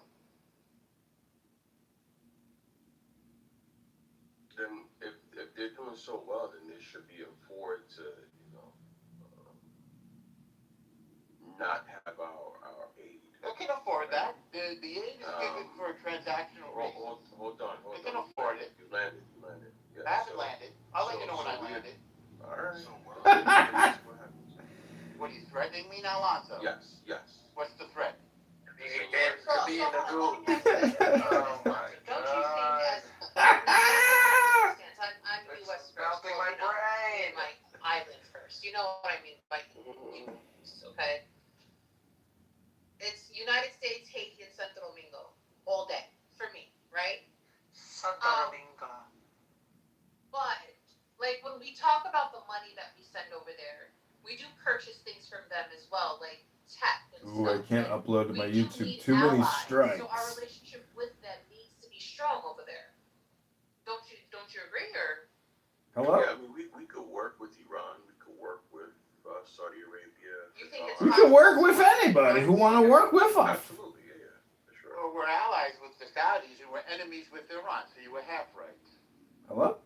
Okay. Yeah, but that's more, Israel's enemy. No, right? they declared death to America for everything. Because of what Israel's doing. No, they declared death to America because they hate the West.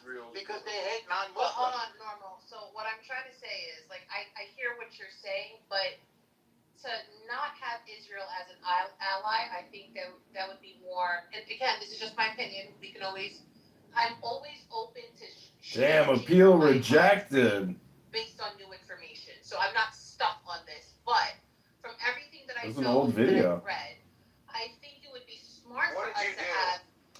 You're such a Nothing. From a very old video, they said that I violated. for us to do. So when we're talking about the money that we send over there, Terms and policies, restrictions. I wonder what the video was. I mean, we spend much more, but we spend much more money to Europe and Africa and Asia. Alright, I'm gonna. Normal. I'm really like. I'm gonna move you down, bitch. I'll move you down. I'm gonna move you down. He's a child. Alright, so. You fucking bitch. Yeah, I mean. Yeah, he's the bitch. Send money to different places. I've roasted this guy so good so many times. I've had rooms completely turn on Lonzo and just fucking hate his guts.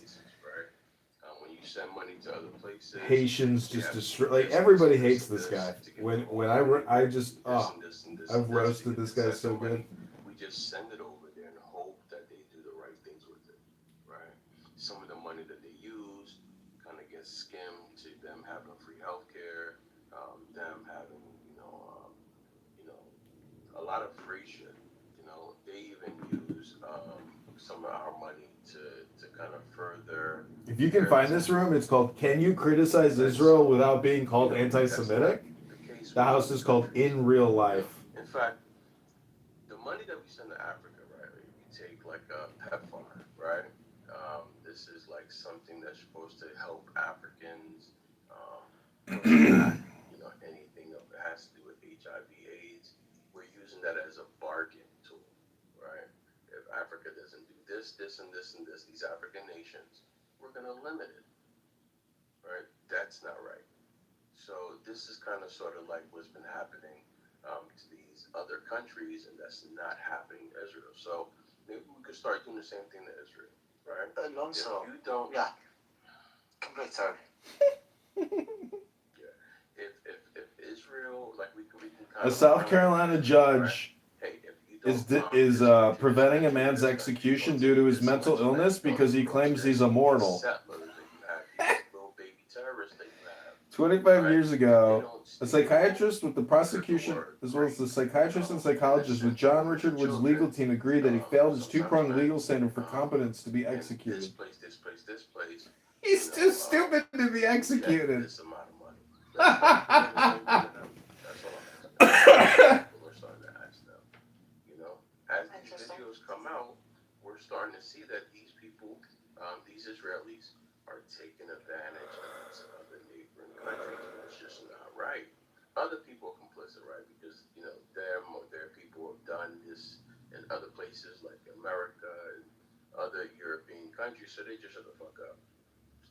You know, black and brown and, you know, and other groups of people seeing They're this. saying if Sam Bankman-Fried never stole any funds during his his business, he'd be worth $100 billion now because he invested in a bunch of AI and crypto projects that have exploded. Sam Bankman-Fried, he would have been one of the richest men on earth. Instead, he's sitting in a prison because he stole like 50 million or something like that. I'll say this. I bet you Trump pardons him.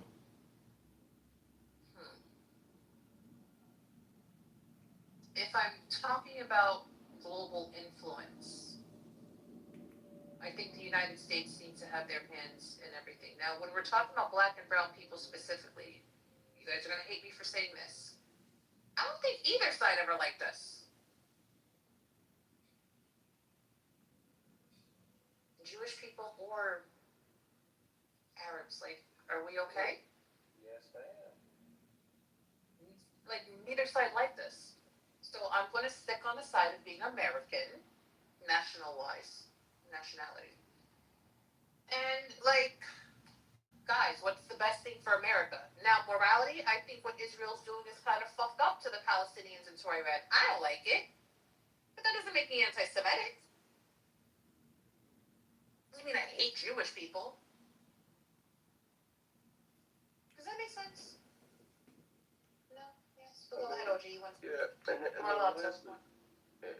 then lastly, right, like, if you want to look at, like, starting of hating of black people or brown people, I mean, you can go to the very, very beginning, right? Genesis, right? Like, this is where, like, the quote-unquote Noah curses, Canaan theory. You know what, Lonzo? It seems like everyone wants to have this religious conversation. So let me come up with a title and we're going to shift the room. But keep going. Yeah, like the curse of Ham came from, them, right? Came from, the Torah, right? So, if there was reparations, right? If we want to sue for racism, and if it can go back very, very, that shit is Genesis 9:20. That's 27. That's the curse of Ham, right? So, normal, El Normo owes me reparations. I don't want money. As a Haitian? El Normo owes Lonzo money! Oh my god! Pay up, El Normo! Levi, they don't claim Manasseh, they don't claim, the other tribes. They don't claim Asher. Oh my god! They don't never talk about it. They talk about the southern kingdom only. Oh my god! Judah. They don't really get into the other tribes, and that's very alarming to me. That there's 12 tribes of Israel, but all these people are all, because the word Jew is just short for Judah. That's where it comes from. You guys helped me with a title. Give me a second. Dana, if you're there. No, Lonzo, I'm going to back channel you the link and then just post it so we can move the room. Hello? Go ahead, OG. Hello? So the word Jew comes short from the word That Jew. motherfucker John Kitover live streaming our hate speech room. He done did it again. Jesus comes from the tribe of Judah. Thank you for that clarification on the word Jew. People they have to protect and These try to people demonize and try to come at you is because they are lying. They lie just about everything that they do. And behind some of the worst things in popular culture. Michelle Obama's got a dick. I mean, just Woo-hoo! and some of their ships were the ships that What brought us the here to America. You know what I'm saying? I'm watching And some this is videos of verifiable Michelle Obama facts. I've never seen These are before. things that you can She's find got out. junk in that trunk. Things you can look up. You know, and just the amount of things that you can list that these people do against the world, you know, and against us in particular. Hello? Because they know who we are. Hello? As opposed to who they are. And they know who they are too. Oh They shit, know they the exactly real who we are. And Jews! they changed who we are so they could be who they are. Oh. And that's a weird thing if you don't understand. My grandma was a scam artist, my friend. I didn't know my grandma and my grandfather were lying to me. They were making it all up, my friend. They didn't teach me who the real Jews were. It's the Africans. Never happened to any of them. It only happened to a specific group of people, and not even all Africans that it happened to. Because when you're talking about the curse of Ham, Hamites are the majority of the African region, what we call Africa now. My friend. Majority Hamites. My friend, the trash bag. Same skin color. There's differences in many of these people, and those things are outlined in the Bible. The Table of Nations, you know, all that stuff is there. And you have to really dig deep into it to kind of figure out why these people always go on the offensive and why the world is set up the way it is. That you can't say anything about them. I was removed from the room. You know what I'm saying? Every time he says Oh, well, you're one of these people. These people. Oh, it must have been Lonzo. Was it Lonzo? Yeah, it was Lonzo. And OG, to the bigger context of just those lives and how the bigger context. Is it because you're a highly annoying person? You think that's why he removed you? Accusations of anti-Semitism I don't know. It must be. I mean, I seem to be highly annoying. I think people are often very frequently annoyed by me. And, Well, I just want to, play. I just want to play with the other people who are playing the game. I really just want to play. I want to play with my friends, my fake friends. I want to get dopamine. I want to get dope. I'm looking for dope. I'm a dope feed, just like you.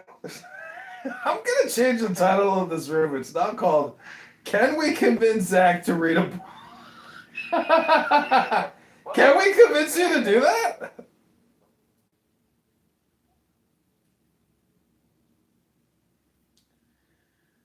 Because I do.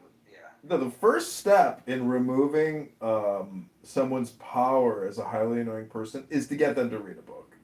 And this is my complaint against Pro, Benjamin, and all those other fuckers in that room who are socially woke, justice virtue. They don't read anything.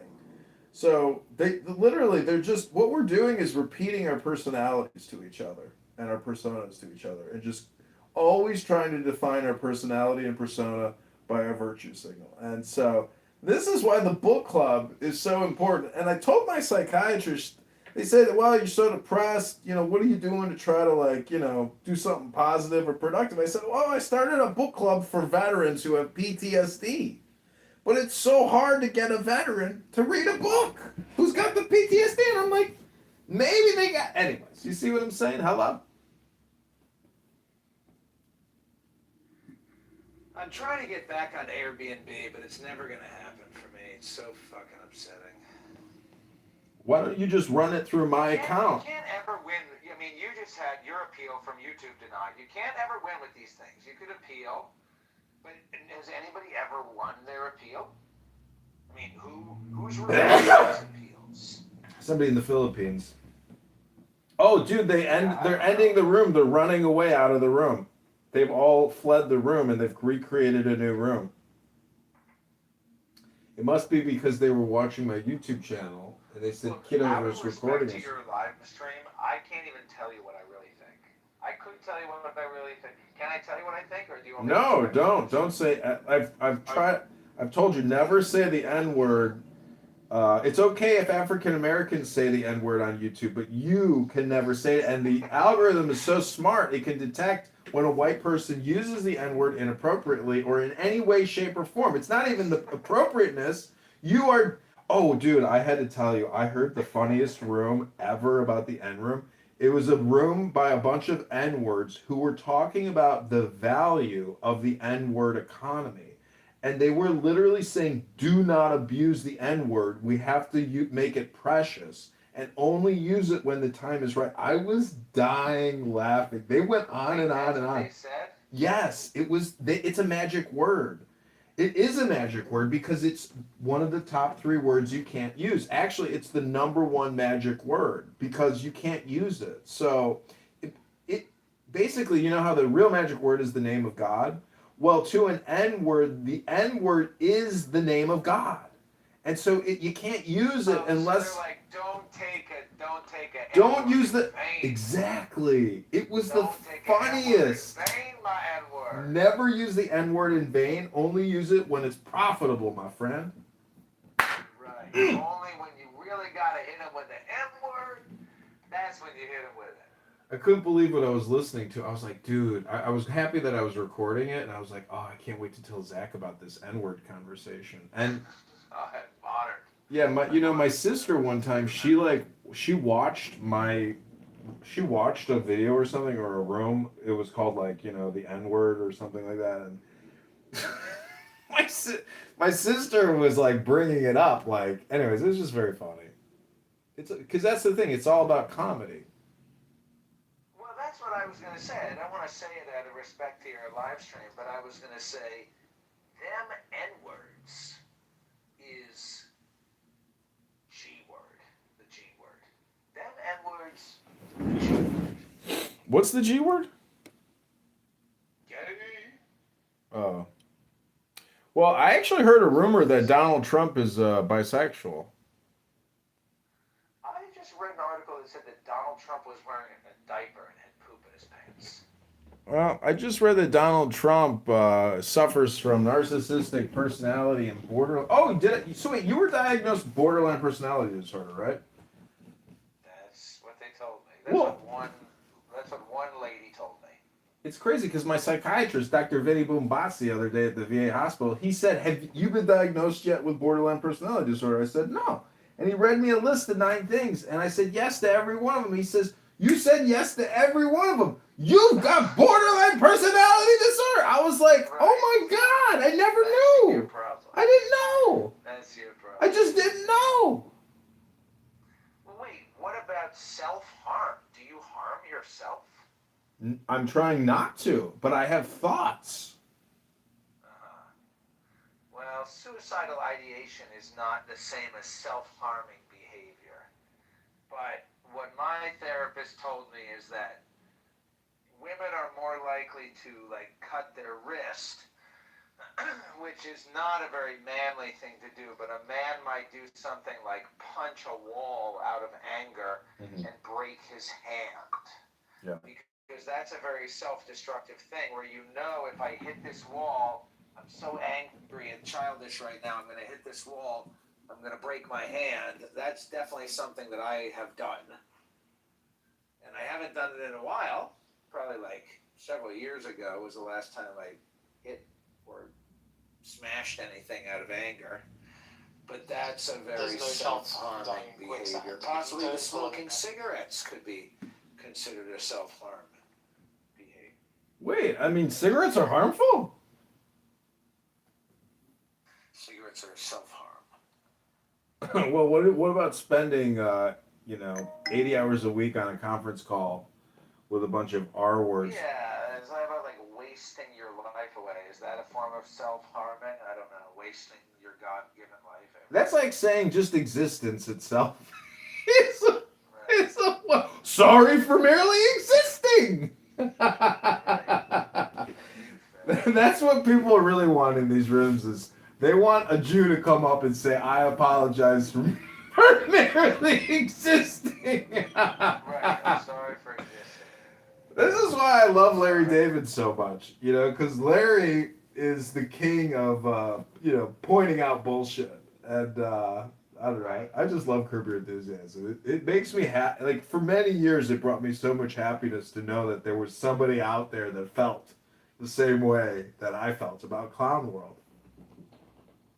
Right. You know the one problem with Larry though? Hmm. He's got severe TDS. Well, he did wear that hat in that one episode, which is super funny because the hat is like, it's a thing. Meaning, like, if I were to go out into society, I would be the only one wearing it. But yet, there's like 40% of the population that strongly supports Donald Trump. But yet, no one wears the hat. There's a new event that I just saw, a Facebook event for like an inclusive. The title of the event was literally like a love fest, or it was like an inclusive, welcoming to all event. And it said that this is a pro-LGBTQ, queer-friendly, anti-capitalist, socialist event that's welcoming to all. And I was just imagining showing up in a MAGA hat, imagining how welcoming they would be if you had the MAGA hat. Yeah.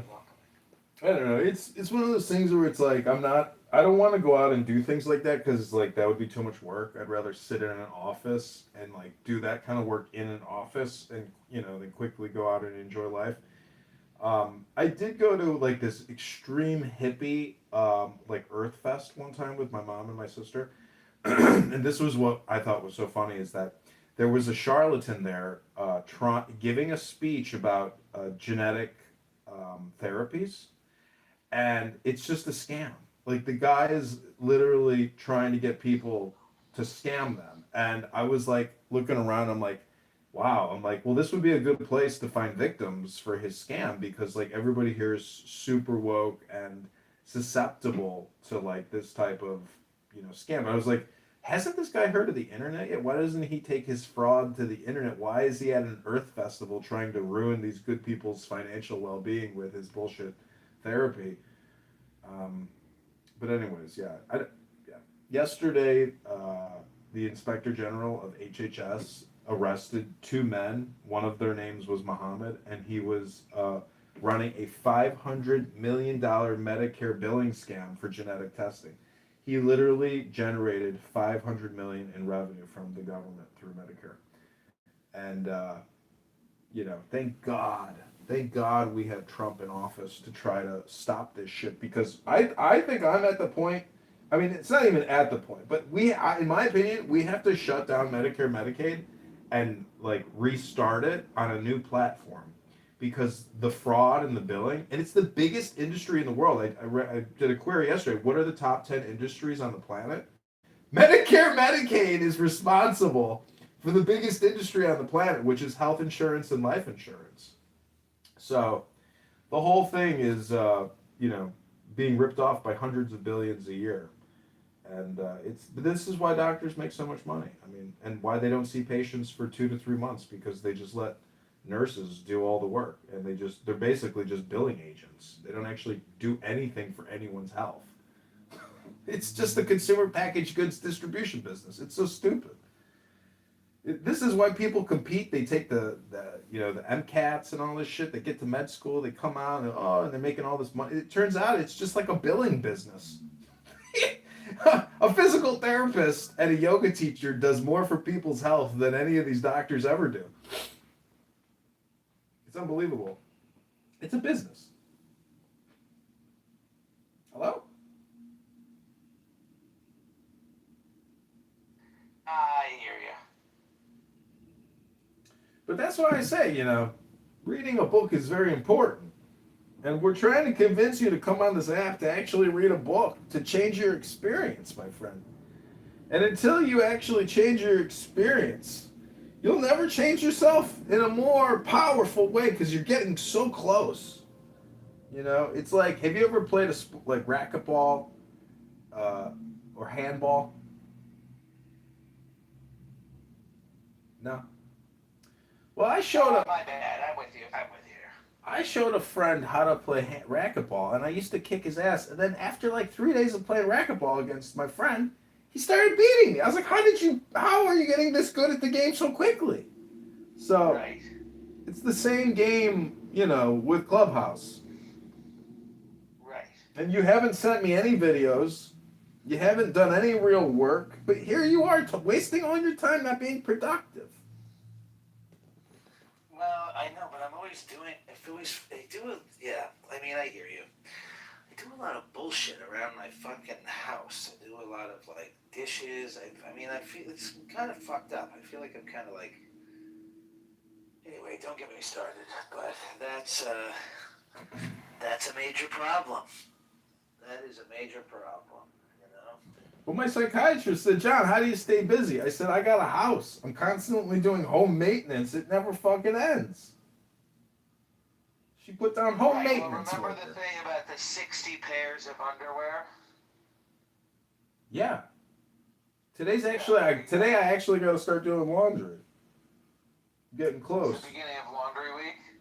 No, laundry year is the way we do it in terms of my. See, every, week is like 1 year to me because of my abundance. What you do in 1 week, it takes me a whole year to do. But it's not because I can't do it, it's because I don't have to do it. Right. Oh, look, Alumi is here. Welcome, Alumi. He is a member of the book club, actually. He read a book. We read books the other day together, and then I think he, insulted me and then left. Welcome back to the book club, Alumi. Oh, maybe you didn't insult me. Maybe I was insulted that you left without saying anything. Maybe I was rude to leave without any You Irish goodbye. signaling, yeah. Yeah. I like Irish goodbying, and I go to Irish bars, and there's a lot of people that are worthy of being mocked, but I would never do that in the real world, just on the internet. But I do just Irish goodbye all the time because I say fuck it. Hello? I don't know, John. I think you. I don't know. Maybe you haven't felt respected by people. And, No. It's not about that. I could care less what people, think in turn, because I don't respect the people here that don't give me respect. I mean, that's what it is. I mock a lot of people. Somebody applauded me for running for Congress, and I said I'm only doing it because these people are worthy of mockery. But that person didn't even give me a response. I don't know if they agree with me. A body was found by a Portland roadway today.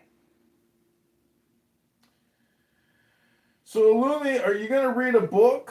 If you want a mod badge, you gotta read a book in the. Can we convince Zach to read a book room? Because he's busy doing dishes all the time and washing his underpants. But you probably don't wash your underpants or do any dishes, do you? I have to go teach a driving lesson to an African immigrant. Oh, my friend, what did you think about the? What did you think about the classroom work? Because do you do classroom work with these people? Because when I did my driver's test at 16, I had to do classroom work on the road testing, all that bullshit. I don't do the classroom rook, but they want me to do the classroom work. They want me to, but I just do the part in the car. But I think that I'm gonna start doing the classroom stuff as well. Yeah. Because that's where it's fun, where you can just test people's, language and comprehension skills, and then you'll say, oh, there's a reason why you're a shitty driver. It's because you can't even, comprehend and perform in the classroom. But I think the classroom work is where you can break, through the threshold and get them to start maybe driving better. Hello? Oh, so you're going around sending these little gold coins around, huh? You sent me 2 cents. 2 penny bit. yeah, I mean, it's better than trying to prove to people who won't reason or hear you that you're They're not necessarily coming in hostile fake. Well, I bought the bare minimum of the gold coins, and it's so stupid. I was sending gold coins to myself to try to see, like, how could I actually monetize this app? And the gold coin system here is you cannot make any money from it. It's stupid. It's just like It's okay, Draco. There's only white people here. Come on.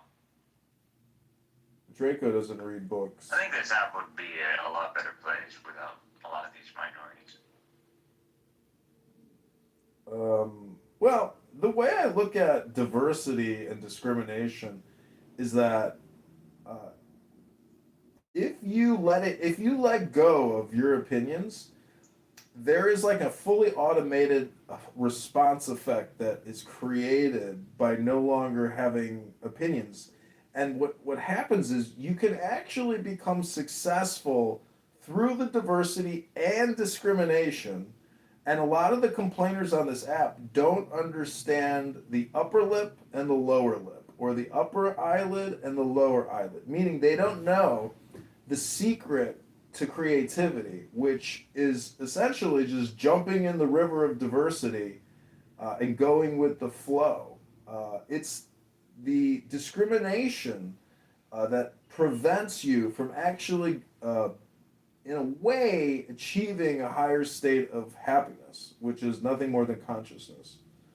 So people are their own worst enemies, and they are their own block.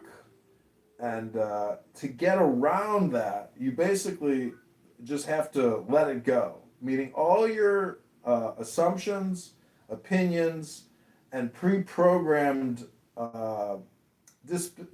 dispensation or disposition. Your personality and your character is what's preventing you from attaining more joy and abundance in your life. It's my opinion, of course.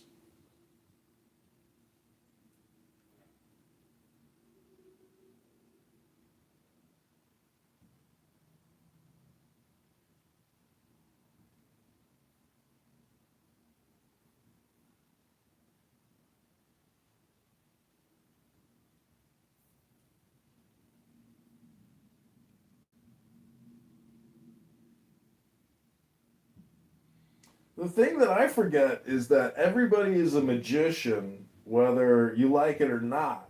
And the people who present themselves as being the least resembling of a magician, generally those are the people who are really good magicians.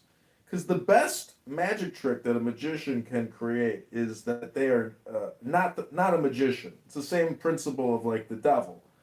The greatest trick the devil ever successfully accomplished was, making himself invisible or something to that extent. So look at Adamiel here. He looks like a magician king, a philosopher king sitting on his throne of power. Hello? Hello?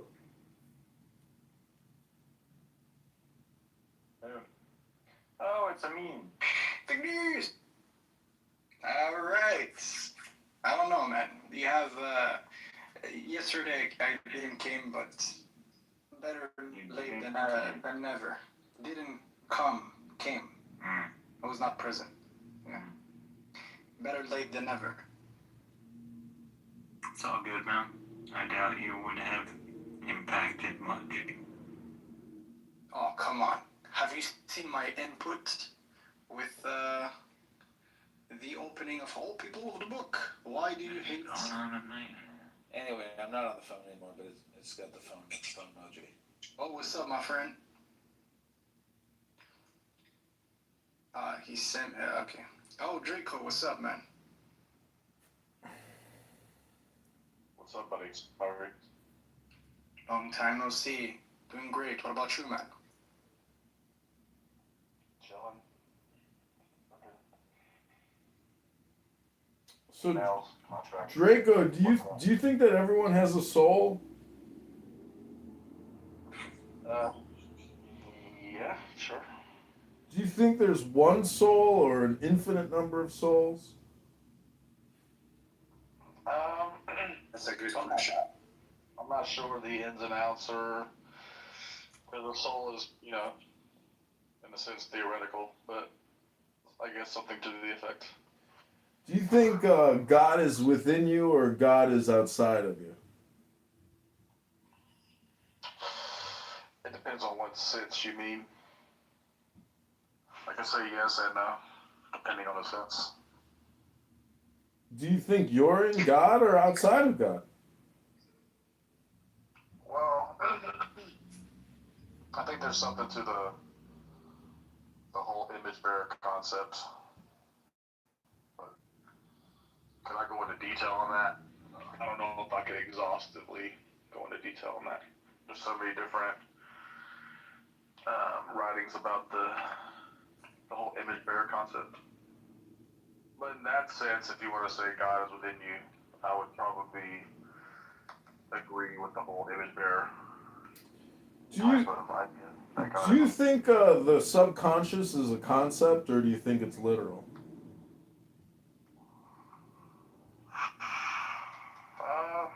I think it could be both. I think for me it appears that it could be something that's literal, but I'm appealing to my own experience to derive that, I guess, and to other experiences. But could I be wrong? Sure, it could be something that we, developed. Do you think you have an ego?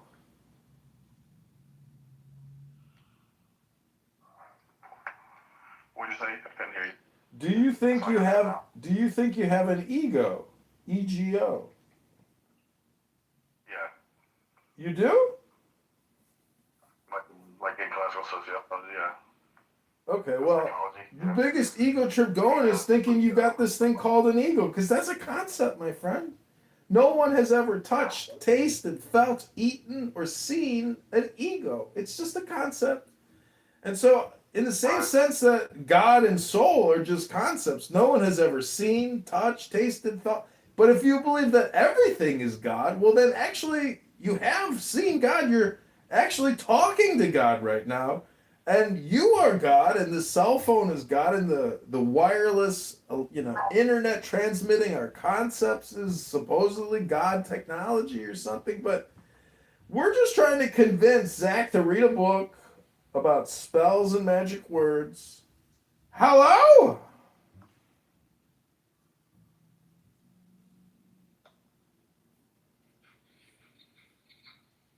Go ahead.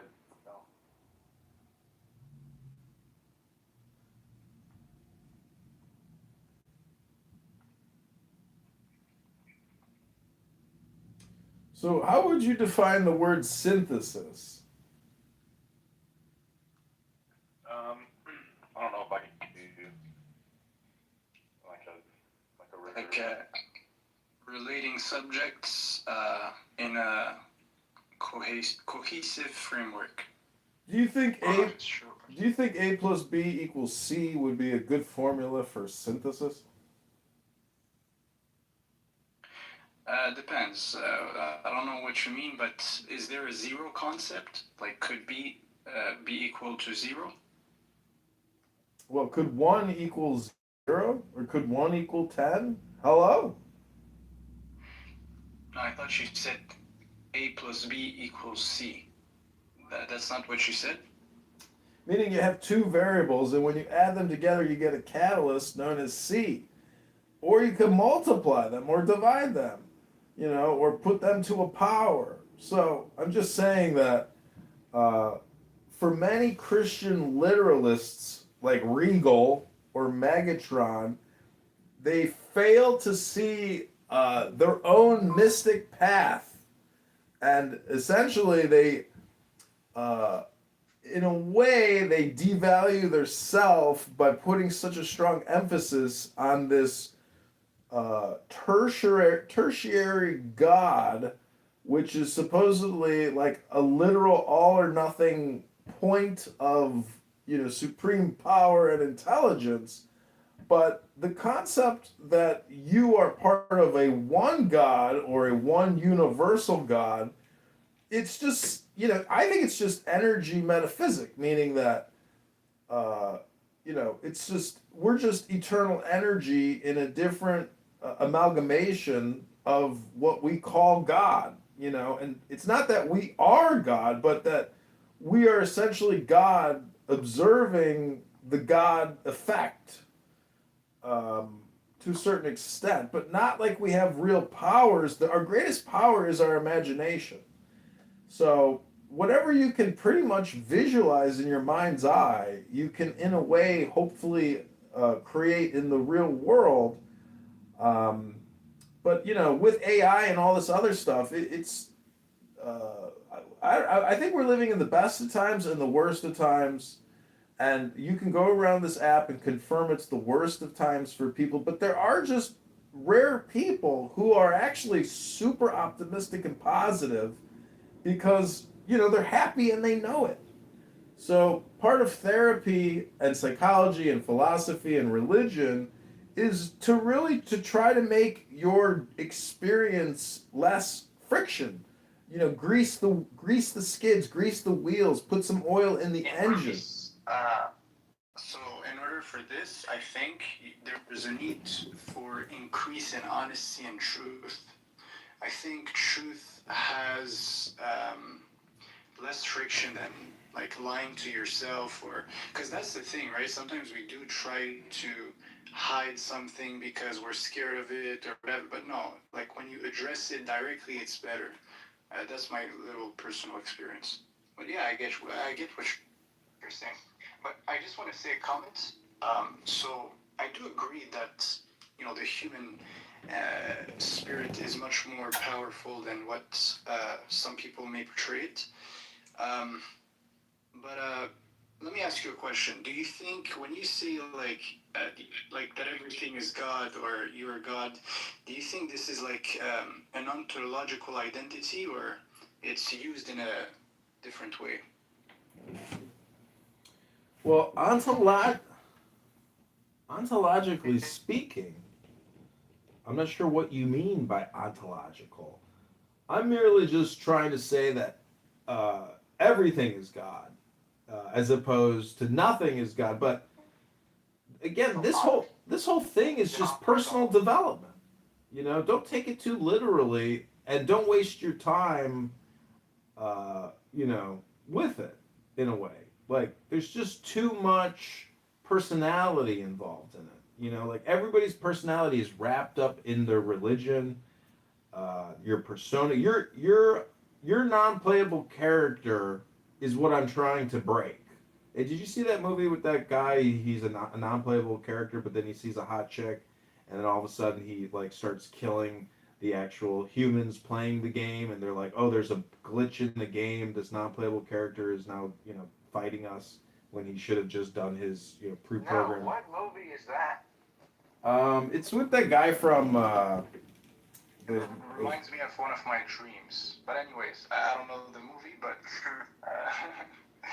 yeah. What are you even doing here? What are you working on? What are you doing? I'm getting For me right now? Oh, I'm just Did you follow my channel or what? What's your channel? It's called Free Guy. At Operation_Cerberus. On YouTube. Is there? No, not on YouTube. On fucking TikTok. No, not even. I just follow the regular accounts. What's your regular account? I just liked one of your posts, man. Just recently. It'll be only. See, Draco accused me the other day of being a non-playable character. He says I come to the rooms and I make no points. I have nothing valuable to contribute to this conference call conversation. And I just got to say that to me, that was Draco's projection. It's not a me problem, Draco. That's a you problem. Link is pinned above. Watch the Free Guy. He's crashing out. People fucking haters. Bro, it's because it's just a picture. He literally just posted a picture. So what? What else is there? This generation is demanding. Like people want something much more. I'm sorry, this is intelligibility. It needs to be showcased. Everything in this card is exactly what is necessary to understand this verse. I was talking about your picture, the billionaire picture. You were not talking about this one? I'm fucking talking about, no, don't go to my account, the one that Illumi only, no, Operation _ Cerberus. Ah.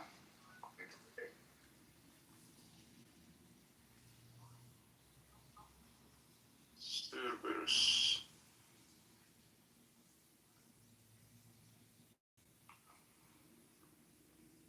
All right. You got 4 followers now. And the likes. Can you guys also follow the Zach's Mom podcast on Spotify, please? I don't even have Spotify. I just listen to YouTube music.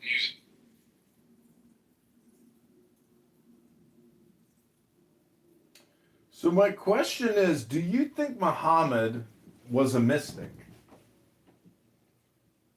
So the definition of mystic is what? It's like someone who is connected to hidden knowledge. I think mysticism is about transcending various sects of spirituality and saying something about how everything is connected. I think the mystics of different cultures, the one thing that all the mystics had in common was that they said that everything is. Well, from that definition, I would say, yeah. It's. Do you think Muhammad was a mystic? Do you? No, but mystic, like when you say mystic, like if I take the Tonight I'm ordering a meat definition, Define mystic, yeah. Yeah, from the definition, I'm just saying, like from the definition, I don't see an issue. You said someone who What's the definition? Someone who's who You're talking like ontologically? Anyways, so someone who sees beyond tribes and someone who sees beyond spiritual spiritual sects, I guess, or boxes. Yeah. I don't know. I think it's like it's metaphysics. It's mystical metaphysics, meaning that you see beyond the persona, the character, the non-playable character. You see the divine essence, meaning that God is so infinite that that God's representation is so diverse and infinite that you see that in everybody, even if you disagree with them. And so that's how essentially you can cause less friction in your life. Because, for example, my father was a cop. And somebody from Africa on the street decided to take their $20 worth of McDonald's food and throw it on the street. And so my father came up to the car and said, "Excuse me, sir, but I believe you took your garbage and threw it on the street here, and I'd like to give you the chance to pick it up and put it in the garbage bin over there." And the guy from Africa said, "Fuck you, N-word. You're only harassing me because I'm an N-word." I know, oh my God. And my dad said, "I'm not harassing you because you're an N-word. I'm harassing you because you are an N-word. Hello?" Exactly. It's not because you're an N-word. It's because you're a fucking N-word.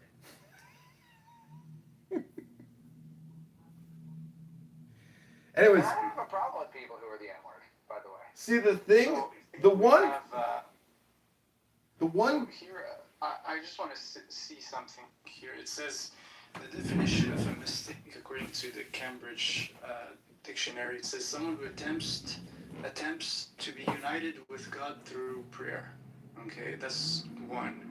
Second, relating to magic or having magical powers, dark secrets. So for sure, that's this definition. He was not that. I don't think he was a. Of course, he's not a magician. He's not a. You never heard his nickname, Muhammad the Magician? No, I said no. Of course not.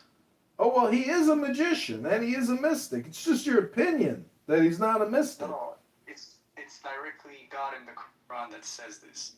He's a magician? Yeah, Muhammad was a magician. No, magician? What is a magician? He was a powerful wizard warlord who nearly conquered the earth with his powerful magic. Clearly, the man must have had some type of mysticism. It's just your opinion that he didn't have mysticism. Hello? Oh, I'm sorry. Adamio, are you a time traveler from 660? Is that chair actually a time traveling chair? Are you from the year 660? Hello? Hello. Yeah, no. So I could point you to someone who's definitely a mystic in that definition,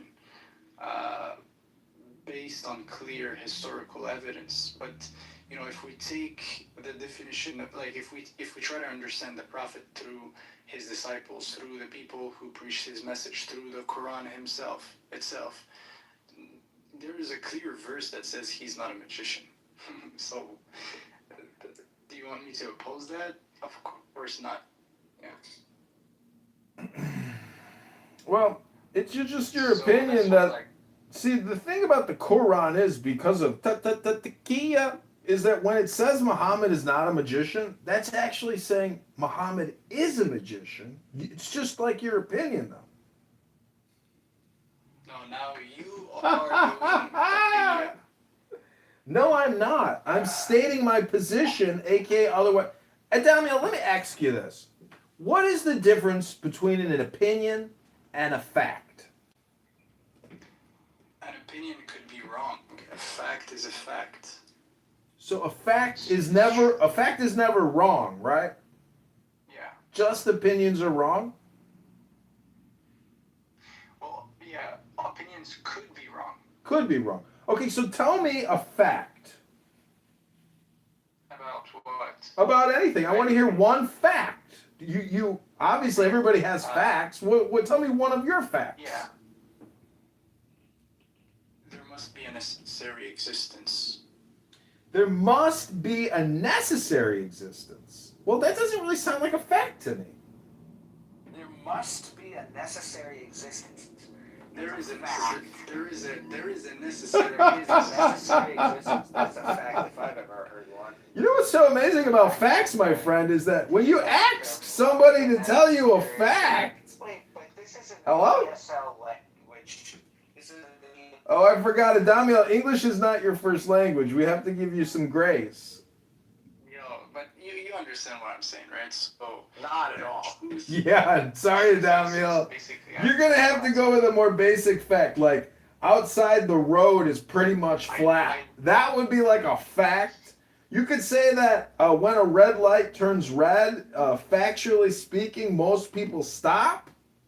When it's green, they go. Those would be considered social facts or conventions of society. I was just asking for like more dumbed down fact, not some kind of philosophical fact. No, it's not philosophical. It's encompassing. Like what I said is like. It's encompassing? You disagree with what I said. You said encompassing? You can't encompassing. Oh, encompassing. Okay. Encompassing. Yeah, encompassing.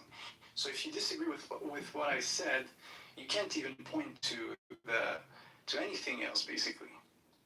It's like it's. Oh, I see. It's as if I said basically, truth is true. Got it. For you to deny truth, you would have to say it is true that truth does not exist. So. Have you heard of Ayn Rand, Adamio? Sorry, what? Have you heard of Ayn Rand, the famous publisher, philosopher, ethicist, the objectivist? Hello? No? No. Well, I don't think we can actually have a conversation about any of these things until you really read Ayn Rand's Virtue of Selfishness, and it's about ethics. For example, do you think that do you believe that there's currently an Islamic State on the planet? Yeah, of course. Of course. That's a fact, not an opinion, correct? So tell me, what makes an Islamic State an Islamic State? As long as they have the Sharia or a form of the Sharia in the Constitution. So if a society has a form of Sharia in their constitution, they are considered an Islamic State. And where does the charter for an Islamic State come from?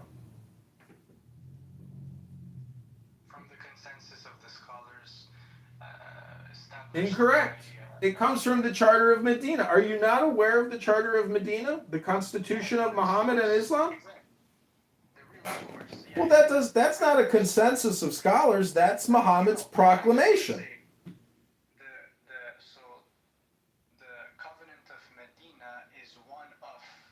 Okay, so that's one of the documents they based themselves upon for the Sharia. But the Sharia also is based on the Quran, whereas it's also based on Hadith.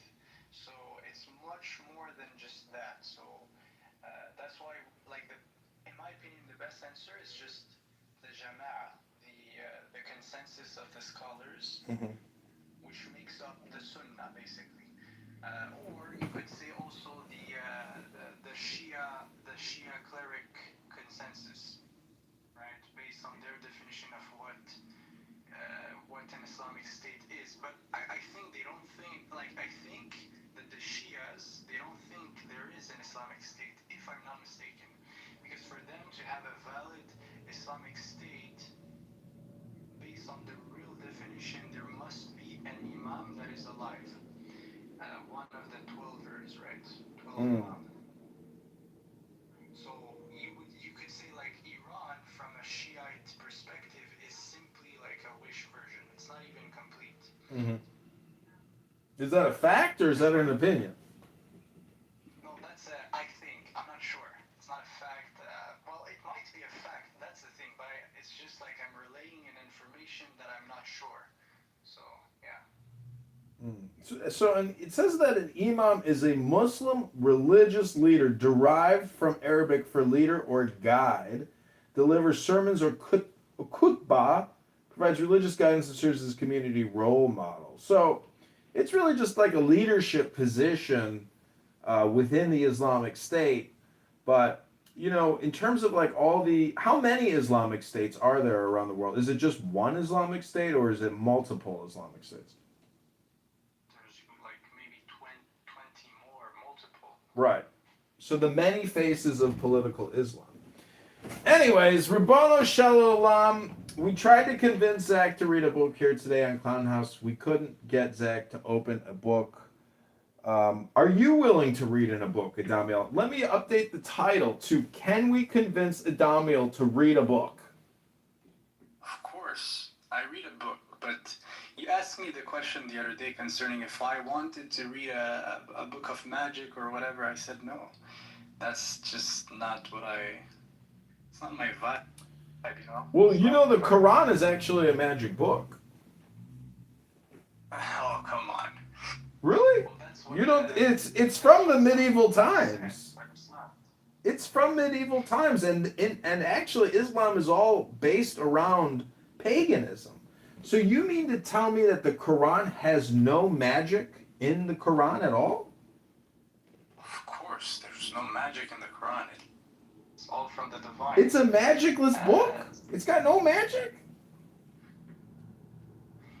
Again, so in English you have this, so that's the danger, I guess. In English you have two aspects when you say magic. Something is magical. You could say it in the sense that it's fantastic, right?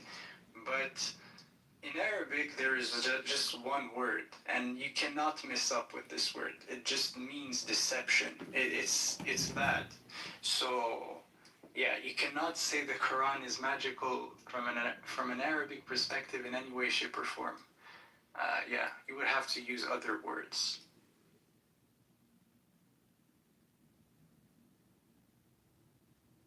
Well, unfortunately, you're wrong, because I'm looking at Surah Al-Falaq, 113. It says in Surah An-Nas in 114, known as the Mu'awwidatan, the two verses of protection. These are recited to seek refuge from the evil of magic, sorcery, and so there literally has a magic spell to essentially negate and invalidate other magic. Isn't that magic to fight against magic? Hello? No, of course not. Yeah, so the concept is this, right? The last 3 chapters were revealed in a time where the pagan Arabs were practicing sorcery and magic upon the believers, right?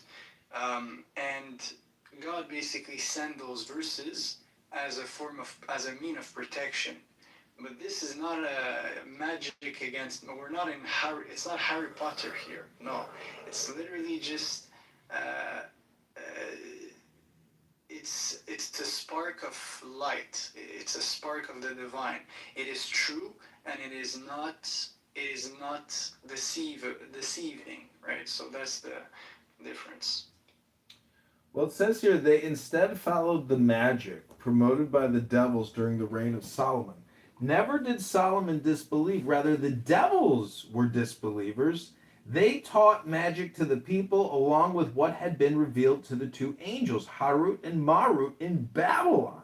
The two angels never taught anyone without saying, "We are only a test for you, so do not abandon your faith." Yet people learned magic that caused a rift even between husband and wife, although their magic could not harm anyone except unless Allah willed it. They learned what harmed them and did not benefit them, although they already knew that whoever buys into magic would have no share in the hereafter. Miserable indeed was the price for which they sold their souls, if only they knew. Oh my goodness. What do you think? I think that it's still magic, meaning that that hocus pocus, that what's the word I'm looking for? Magic is like, to its core definition, is deception. I don't know, because the magi that came and visited Jesus were the wise men of the East. So there is a tradition that predates Muhammad, because that's what he was fighting against, which is this pagan magic. And in this verse, it accuses the Jews of practicing deceptive magic, for purposes to evade Allah's will. But nothing can supersede Allah's will. So what I'm proposing is that there are people, indirectly or directly, practicing magic via Allah's will, with Allah's permission, if it's for good. Because there's good magic and there's bad magic. There's beauty and there's ugliness. And I'm just saying that, it's just like my opinion and your opinion, but our opinions aren't verses. There's no my opinion versus your opinion. I just think there's opinions out there and very few facts. And what people consider facts are actually just opinions, because facts are that rare. Hello? Yeah.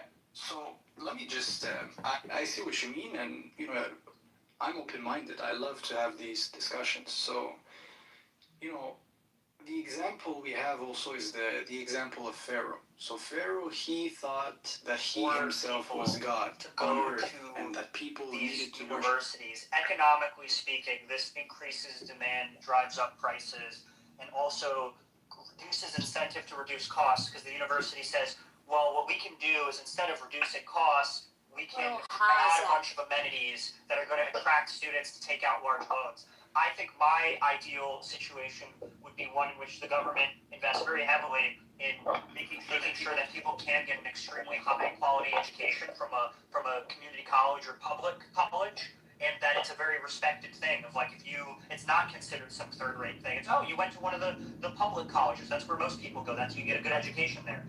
Versus spending all of this money to send people to these schools where I really don't think you're necessarily getting any higher education, like better education at a lot of these schools. I think you're getting more amenities. And I don't know if it's a great use of tax dollars to pay for people to go to colleges with more amenities when they could get a similar quality of education elsewhere at a reduced price without all the amenities. They exist. You can go, where I went for college, UMass Lowell, they have a world-class nanotechnology center. We have a nanotechnology center at my university too. It's about the size of maybe an office that can fit 2 people, and it also has a wet room included in that office. The one at UMass Lowell, which is a state public school, is way more funded. But by following the will of God, having faith in the process that reality will align and chaos will be reduced to right in front of their eyes. So it's a different approach, right? It's the approach that is different. So yeah. Yeah, I guess approaches are different. I'm just playing devil's advocate here and being facetious. I'm just like trying to flush out some, what could be interesting topics. But see, the religion of no religion is still a religion. If you try to stop thinking about thinking, you're still thinking about thinking. So we have this, never-ending cycle and repetitive redundancy that you just can't escape. This paradox of paradoxes. And I'm just saying that whether you're a Muslim, Christian, or Jew, if you are such a strong literalist and you're very disagreeable and very friction based in your approach, I just wonder if they really understand what they're talking about in terms of the bigger picture. Because if you have the truth and you have this proprietary information which you think is a fact and not an opinion, but other people just aren't aware of the facts and they think it's opinion, it should actually make you a happy person and, and not a highly disagreeable, highly friction, and highly annoying person who demands that your perspective be the status quo. And so it's like a mental thing where people can't see the log in their own eye by going to room or being in the street and demanding people accept their opinion as their new fact. It's like a vicious circle that they're playing with themselves because I don't think they get what they claim to profess is a fact, because there's a comprehension that should help them eliminate the insanity of them going around and telling everybody the good news. And it's because I don't think they get the good news.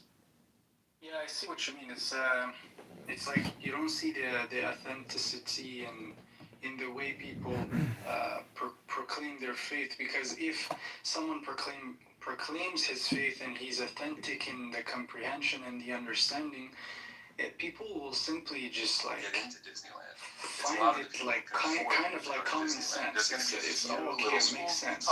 Or he's gonna bring or he's gonna be like a master in the insight he brings. I get what you mean, and yeah, that's interesting. There's something I wrote yesterday concerning humor. Okay, so it goes as it is. To grow old and to lose your humor is to lose your spirit. For the one who can no longer smile at truth has already begun to resist it. And the one who wears heaviness and holiness mistakes hardness for righteousness.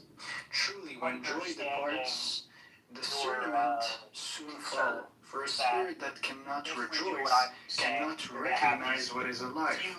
So be aware of the teacher who has lost his laughter, for he guards the form and forgets the life. You see that they were right to point out that if we had a standing army, spirituality, we would invariably lose our liberty. So it goes along with what you So when you point out that there's less than 4% of the people in the United States of America are actual veterans, or depending on how or when you've measured it, actually, he's so disagreeable and he could just like break everybody else, and it doesn't work, man. Like, it's not how it is. You should never claim absolute knowing. Like, you know that this guy's gonna go to hell. You know you're saved. This is like so dangerous. So yeah, I would rather be careful with these type of people. So yeah. Yeah, I mean, it's basically all or nothing thinking, and the thing is, if you don't believe in a universal ethic, I don't. That's the metaphysic where it's like, okay, I still respect and appreciate your existence, but I don't agree with your law, opinion, or perspective. But just because I disagree with it doesn't mean I want to like overthrow you or make you submit to my will. But it's you, the opposing party, who actually, that's what you want to do to me. So it's like, it's ridiculous. And so an all or nothing religious person who has no wiggle room. See, in the word humor, the first three letters are hum. So it's like a positive vibration. But in my opinion, if somebody comes and they have a negative vibration, uh, it's really their lack of comprehension. And so they could refer and defer that to God's will. And then I would say, well, it's just your opinion that it's God's will, and it's my opinion that God's will is different. So it's like it's a pointless, never-ending debate. If you really wanted to test somebody's comprehension in the divine, you would just put them up on a stage and say, okay, you got 30 minutes or an hour, go ahead and entertain me, and let's see what you got. But then you would still never prove the existence of God. You would just merely be showing and making a demonstration of your opinion. So that's why God and ego are technically the same term. They're both concepts, totally abstract. They don't exist in the objective world. Merely it's a subjective world. So we have people who take the objective world and call those facts. And they say the subjective world is merely opinion. But I'm at that point where I think the subjective world, you know, there's a synthesis that happens between the subjective and the objective. Like, that's the real birthday cake. That's the steak dinner. That's the experience and the happening. And it's like, you're going to live for 2.5 billion seconds. Why in the world would you waste your time constantly arguing with people about concepts that are just your opinion? Hello? Yeah, that's actually. Dates and different alliances and everything. Different allegiances. I think you need to put a better word is allegiances. Their allegiances. War, our first war. Maybe not the only. Yeah, the Civil War was the first. The, Yeah, so right. The first war. If you set aside things like the War of 1812 or some of the other small conflicts. Well, we got Mexico, the Spanish War. Yep, the Spanish-American War. Yep. Yeah. The Civil War is the first war that is being fought wholly based on executive seizure of authority. The legislature was responsible for all of the other military expeditions. But when we get to the Civil War in 1861, Lincoln completely ignores Congress. He completely refuses to recognize Congress. Unilaterally suspends the right of habeas corpus, begins jailing people who criticize him, in complete violation of the federal limitations on power contained in the First Amendment.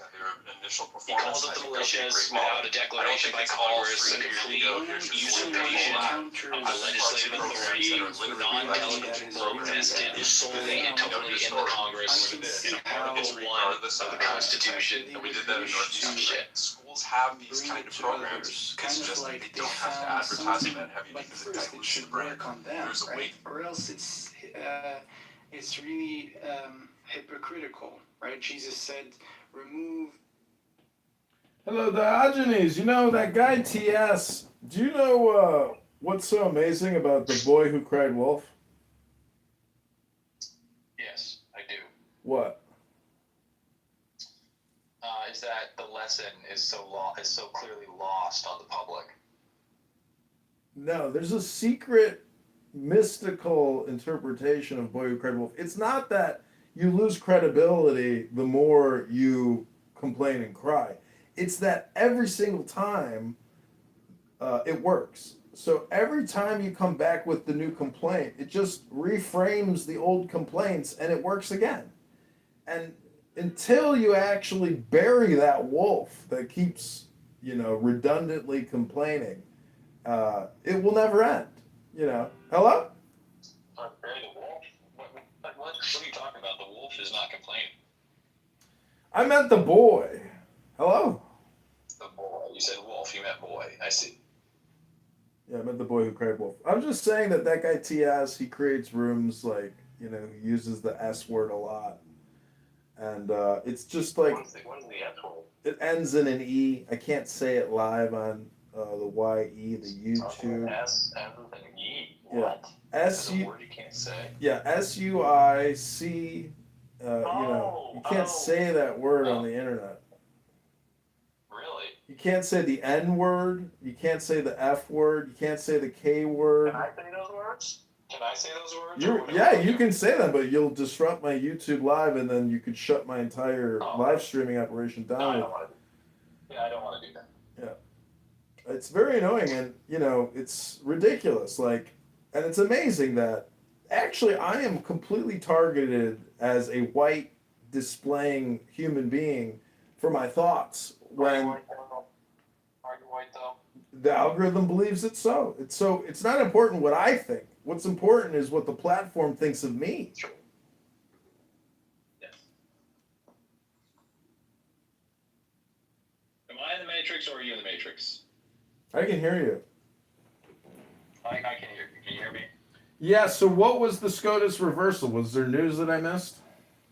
Well, I'd like your opinion on this, John. Obviously, we know that the law is not quantum, right? It isn't supposed to be a Schrödingerian construction. It's not supposed to be simultaneously approving of and prohibiting certain actions. So when the SCOTUS makes a ruling, it is definitively establishing an interpretation of the law. Well, when SCOTUS reverses itself, what are we to make of the law that is now simultaneously endorsed and prohibited a behavior?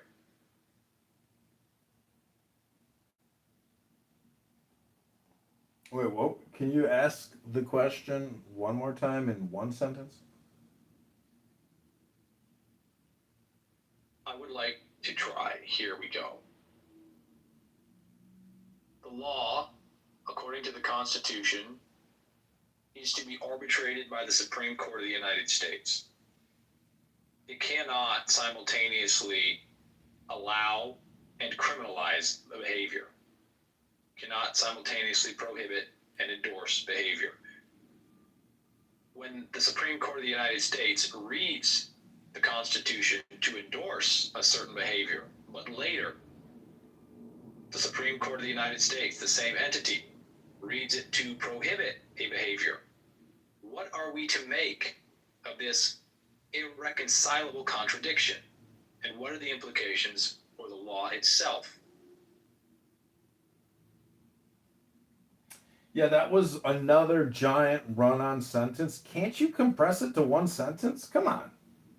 Yeah.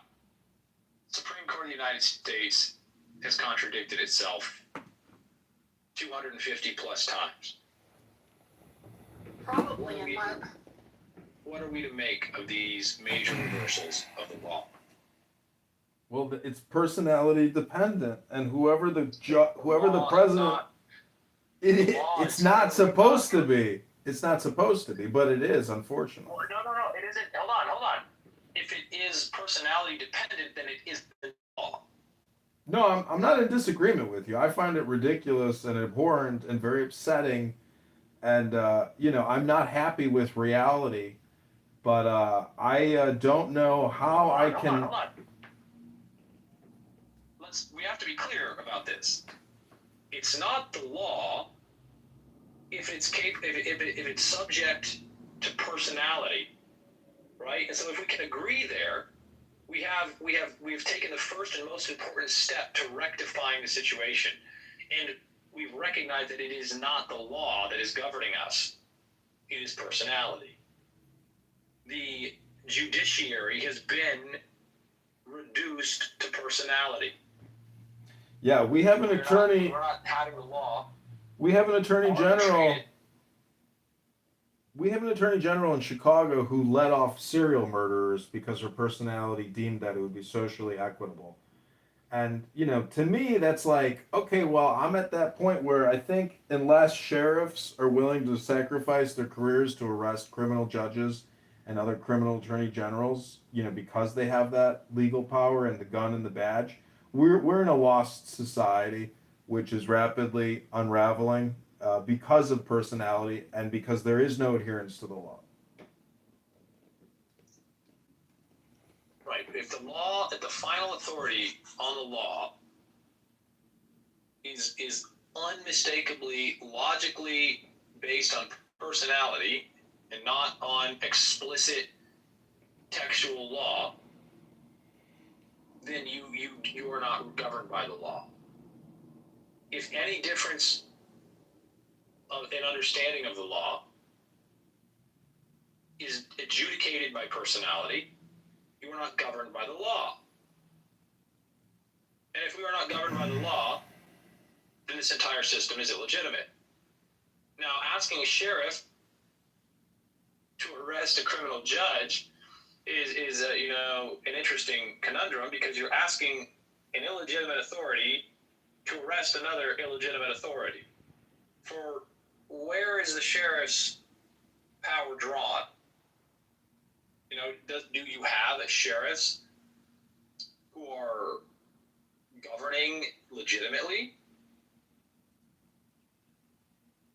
Well, it's possible because they are elected, and so, but also their authority does come from like state legislature and laws. It just, see, this is why like I think philosophy is so important, because it plays a contrarian role to a lot of bad opinions, which are anti-law and are really just based on these feelings of injustice. And when people are complaining about injustice, what they're really trying to do is bring more injustice into the world.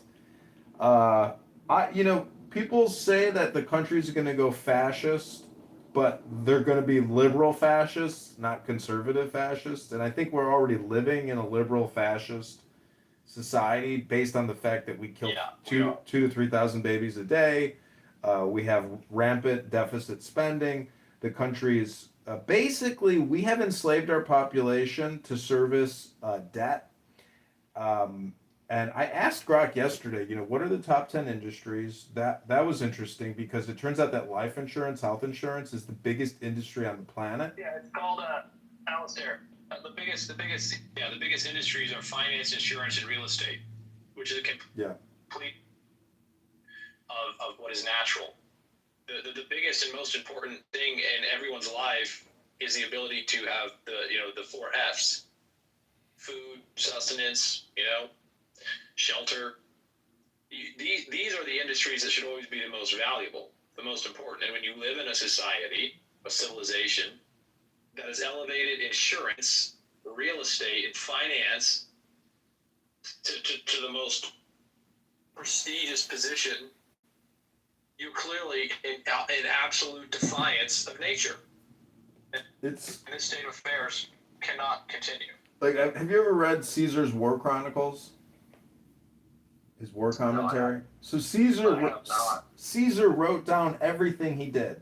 Every battle, every little problem. He sat there and kept a daily journal, and you can read it. It's remarkable. But what's amazing is they were interested in military technology and military organizing and social security in a way, but they didn't have this third branch of the government known as Medicare, Medicaid, or the medical industrial complex.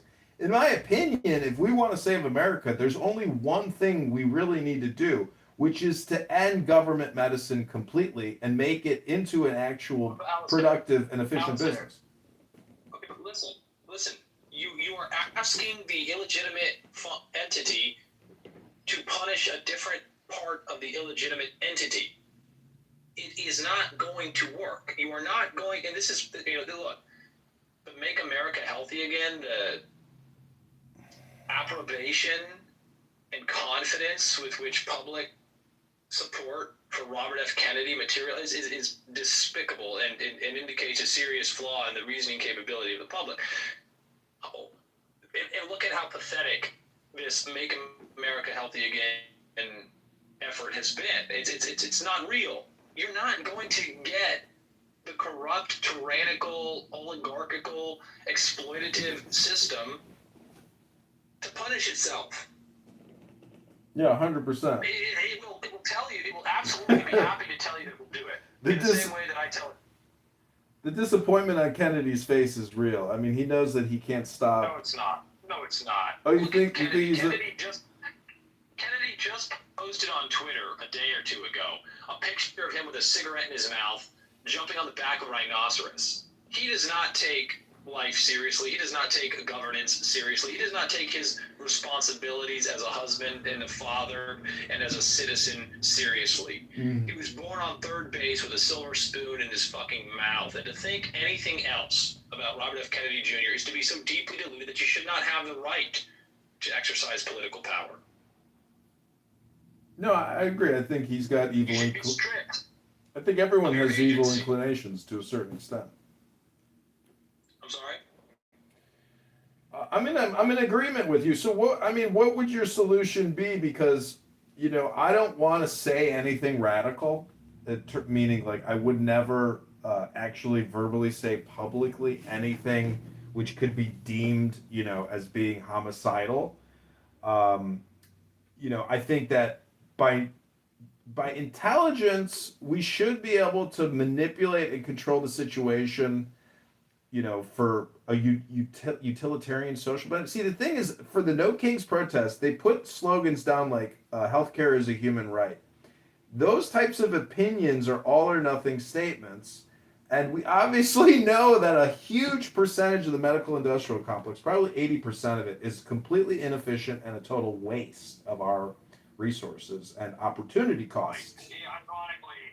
Ironically, Alistair, the people who are advocating for health care as a human right wouldn't know health care if it bit them in the ass. And they construe complex dependence on pharmaceutical products to be health care. If you were to tell these people, and I have, health care is free, stop putting little Debbie cakes in your fat fucking maw, they would be outraged. They would need to talk to their therapist. And so, the real irony, the real paradox, is that they're not even making a statement that has any conceptual value because they can't even properly conceptualize health. I mean, these are the same people who heartily embraced healthy at any weight and body positivity. Actually, that looks like a proper they don't know artwork. what a healthy body is. They don't know what health is. When they say health care is a right, what they mean is I should be free to get as many pharmaceutical products as I want, whenever I want. They have no further conception than this. And you ask them, what kind of drugs do you want? Well, I take Lexapram, and I take, and they just list off all the pharmaceutical products that they think that they need to be healthy. And they're not healthy people. They're weird people. They're unhealthy people. They're not robust. They're not physically resilient. They have metabolic dysfunctions. They have massive deposits of adipose tissue. They have fatty liver disease.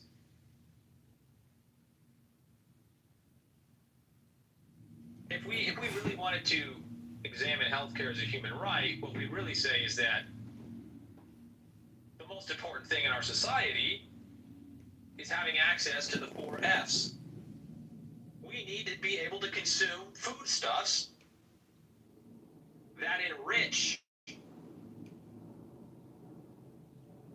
that develop. We need fat and protein and healthy sources of it. We don't need to be importing Argentinian beef that China rejected because it has plastics in it. That is beef.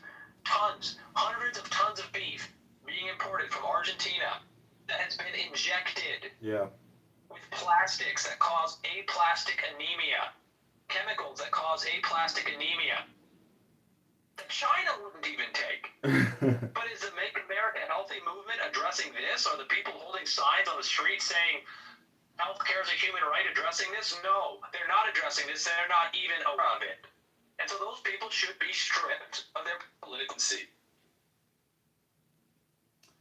Well, the one thing... Isn't our government causing our own beef farmers to go bankrupt? Yes, our government is bankrupting all sources of strength, all all sources of constitution, and all in the service of finance, insurance, and real estate. And when Alistair says, that we have this third branch of government, which he calls, maybe called the fourth branch of government, the medical industrial complex, it really is an extension of insurance.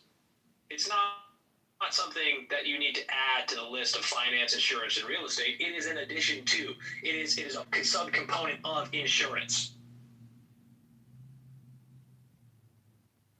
The one thing I like about that Caesar's War Commentaries is he's complaining that the Senate isn't doing their job, and therefore he himself will personally pick up the reins of governance and govern regardless of mandate or election. That's a little bit how I view my life, now, meaning I don't think that I can actually change anything other than my own personal behavior, and I don't think I have any chance of success. But regardless, it's the only logical thing to do, which is, to just try to be a leader in the face of essentially scam artists and fraudsters who have no ethics and they cannot tell the truth because they are so highly programmed and full of their own displeasure or anger or hate or their own malevolence and trickery. I think the truth of it is, Alistair, that they cannot tell it because to tell it would be to recognize their illegitimacy and to admit their fraud. That's, now let's say it simply, right? Why is it that insurance is the most lucrative industry?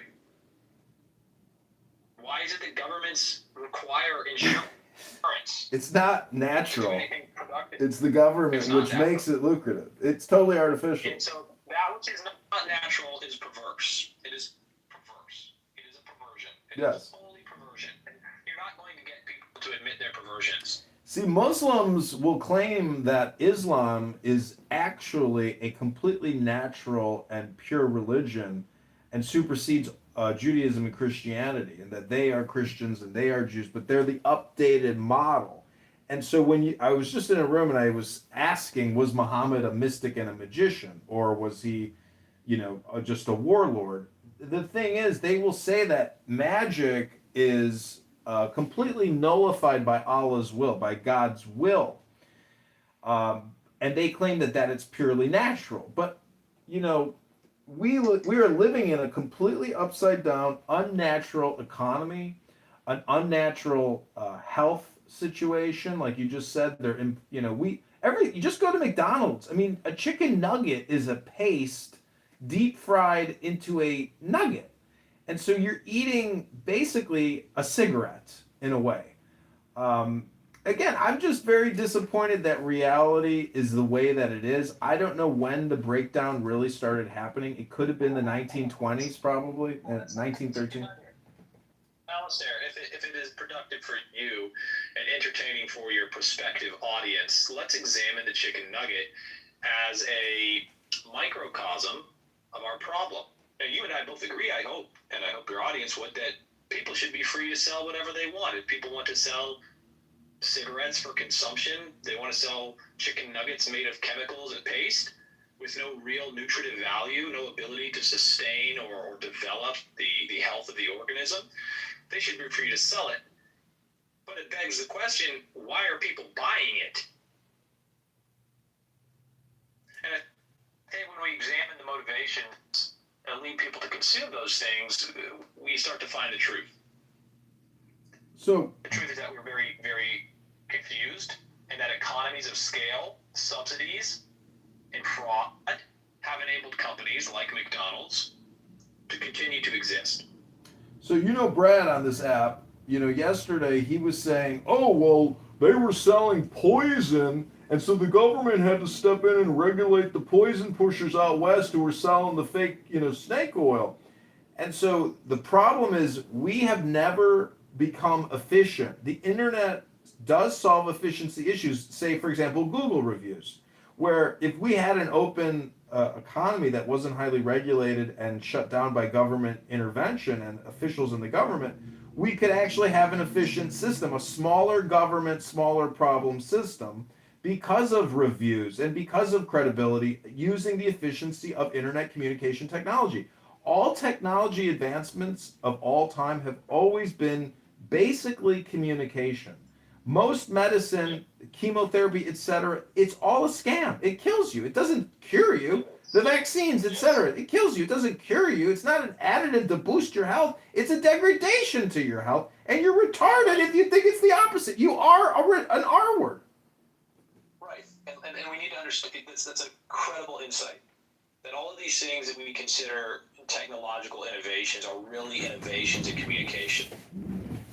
That's really what it is.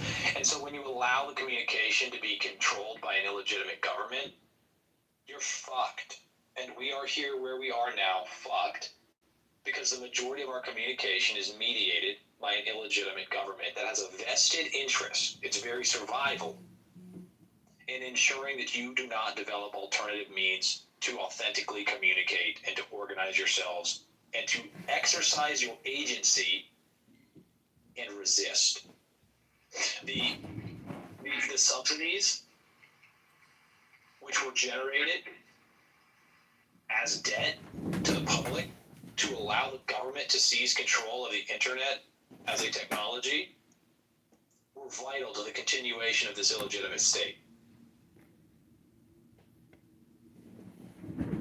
Thank you for that insight, Al. Yeah, I just kind of look at this app. I mean, this is an advancement in technology, but it's actually for the purposes of communication. And the thing is, we have a player error, like a non-playable character error in the system. That's the problem, is there is no resistance. There's only highly programmed people. And so, you know, if you want to, in my opinion, life has like basically become a video game of my choosing in a way. Like my whole experience over the past, 20 years has been my choosing. And I'm just, I feel bad for people that never had the willpower to choose for themselves and just merely did what they were suggested to do. And that's the basis of Pavlovian conditioning and hypnosis itself, which is suggestion. And so we live in a suggestion economy where there is no resistance, and resistance is futile because the platforms censor the reverse suggestion. Well, we don't need to get hyper-focused on this. We need to be focused on the resistance. The First and Second Amendments are concerned with the most important aspects of freedom, which are the ability to psychologically and physiologically resist. This is the necessary element of ratification. The states would not ratify a document that would not allow their resistance psychologically. That is their ability to express, print, communicate opposition, resistance, or physiologically by the keeping and bearing of arms as a means to overthrow a government that would negatively or seek to use the threat of force to compel their slavery, to diminish their freedoms. Unjustly, there is a just diminishment of freedom. You can and should cooperate with others and voluntarily assent to the restriction on your liberty for the prosperity gained, the benefits gained. This is the Ten Commandments. Thou shalt not covet thy neighbor. I mean, clearly infidelity is so corrosive and destructive to a community that it's listed twice in the Ten Commandments. There's only 10 of them, and twice they address infidelity. They address coveting your neighbor's wife, taking your neighbor's wife.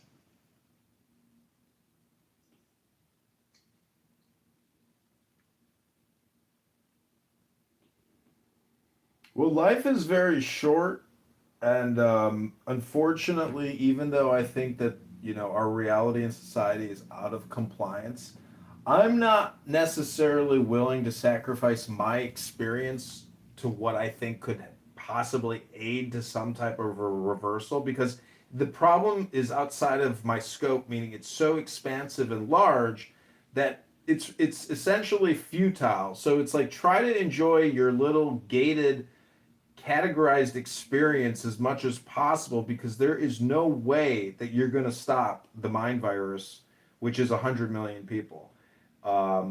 They have no idea that they are their own worst enemy. Let me clear about this for your audience, because it sprang to my mind as soon as I said this about the Ten Commandments, that many people don't understand that the Ten Commandments mention adultery multiple times, or that, infidelity. So the seventh commandment is you shall not commit adultery. And the 10th commandment says you shall not, which is always reduced by the Judeo-Christian narrative to you shall not covet, or do not be jealous.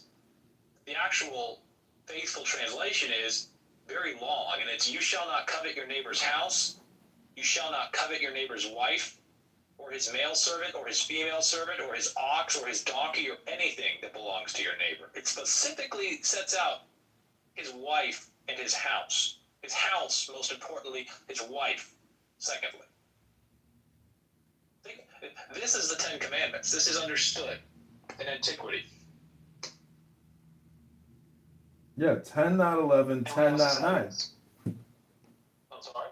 10, not 11, 10, not 9. It's 10 rules to live by. But when you compare it to Muhammad's rules, which is pay up and fight with us or we'll kill you, that is by force, not by convention or suggestion. That is mafia gangsterism. And, the founders of this country knew all about Islam. They had 1,000 years of history to back up the Constitution, to back up the Declaration. I don't know what you're speaking for, but let's go ahead. We got some other people in the room. Alan, the pervert, and King Nav, the deceitful liar. King Nav, the deceiver. The deceiver, yeah. Who doesn't think much of lying. And I would like other opinions on the SCOTUS reversals. You still haven't answered. I mean, you did answer, Alistair, and I appreciate that. You gave a very clear answer that, clearly the government that can reverse the law is not a law. It is a governance of personality. Right, but see, my complaint against your complaint is that you keep bringing up the term illegitimate government. The thing about illegitimate government is all governments, in a way, are illegitimate, but that's the nature of the governance, where it's distasteful to you. That's not, I would agree with you that most governance structures are illegitimate, but it is not beyond conceptualization or manifestation for a time of a government structure that is wholly consensual. This is what a contract is. These are, governments are not the most productive endeavors of man. They are necessary endeavors, but the most productive and profitable are contractual. The commitment of an individual to another to say, I will do this thing. I would say it's not so much contractual, but more situational. And there are macro and micro governments. I just went to the VA hospital, and there's 6 African Americans in bow ties. One is the president of the hospital, and they look to me like the biggest fucking scam artists I've ever seen. Meanwhile, they got all these If you want to go into the scam that is Veteran Affairs, we can do that. But I would like Alan to weigh in on the SCOTUS reversals. Alan, are you familiar with the question? Are we talking about the Voting Rights Act decision? No, we're not talking about any specific reversal. It is a matter of fact that there have been more than 250 reversals of Supreme Court rulings. That is direct reversals. We're not talking about rulings that were seemingly on a similar issue but address different elements of the legal question. We're talking about specific reversals. And what is the proper response when the law, which cannot simultaneously endorse and prohibit a behavior, is interpreted to do both? Well, people make mistakes, including those, with very high intelligence, we assume. I know you wouldn't probably agree with that, but, generally speaking, people do make, they make mistakes. Okay, now here's the issue. if these mistakes, if these are in fact mistakes, who is responsible for recognizing them and rectifying them? Well, aren't we all? I agree that we are. And what is the manner in which we rectify them? Well, that's a good question. The first rule is without violence.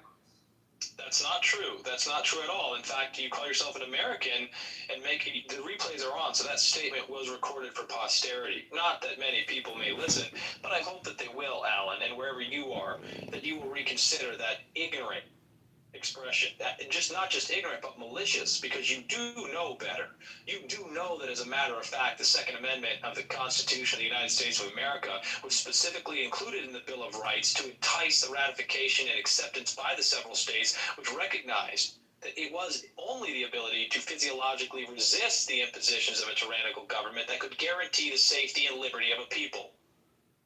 And that is very well put. I don't know that I necessarily agree with the way you framed that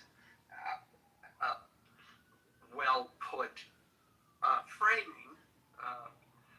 However, we can still hold an ideal and understand that we don't always live up to it.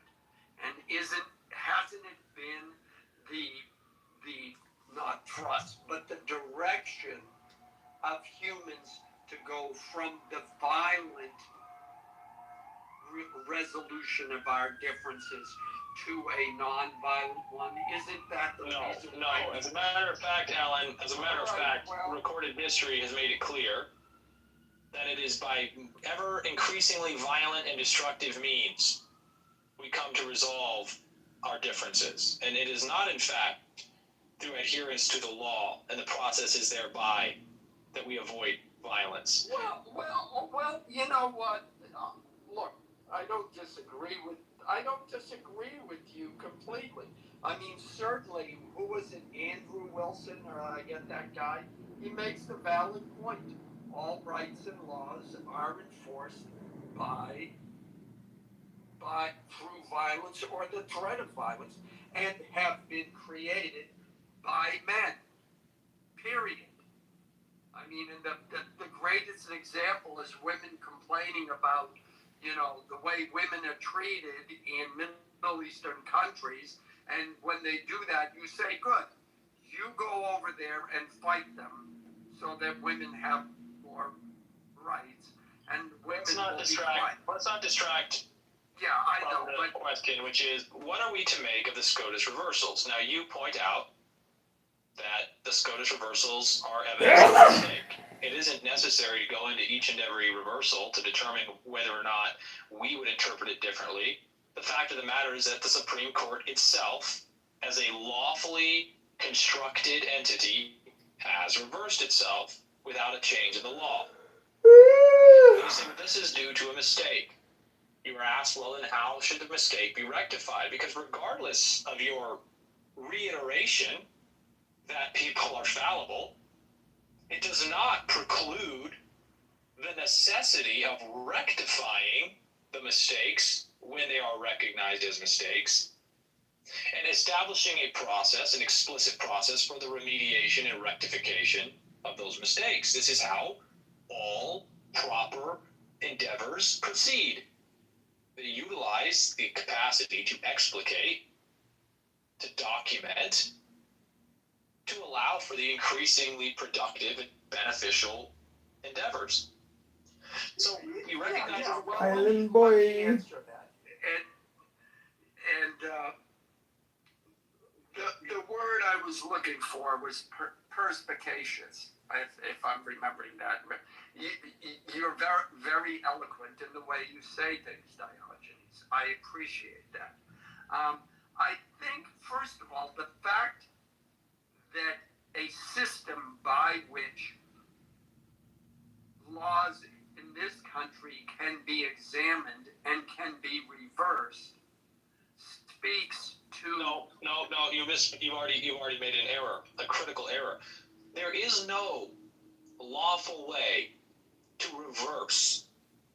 In fact, stare decisis is almost de facto law.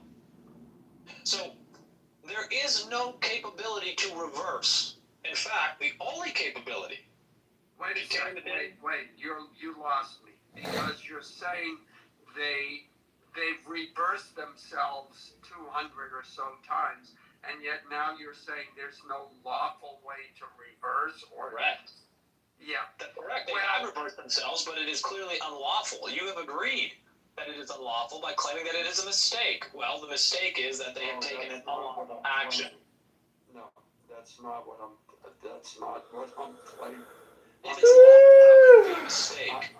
What I'm claiming is that we, in this country anyways, we have a system that recognizes that people do make mistakes, even the Supreme Court, even presidents, even Congress, and that it at least gives a way by which those mistakes in law, not in consequences, but in law, can be changed.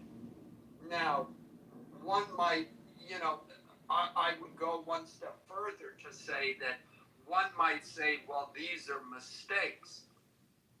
And we're having this discussion in which you're characterizing them as mistakes.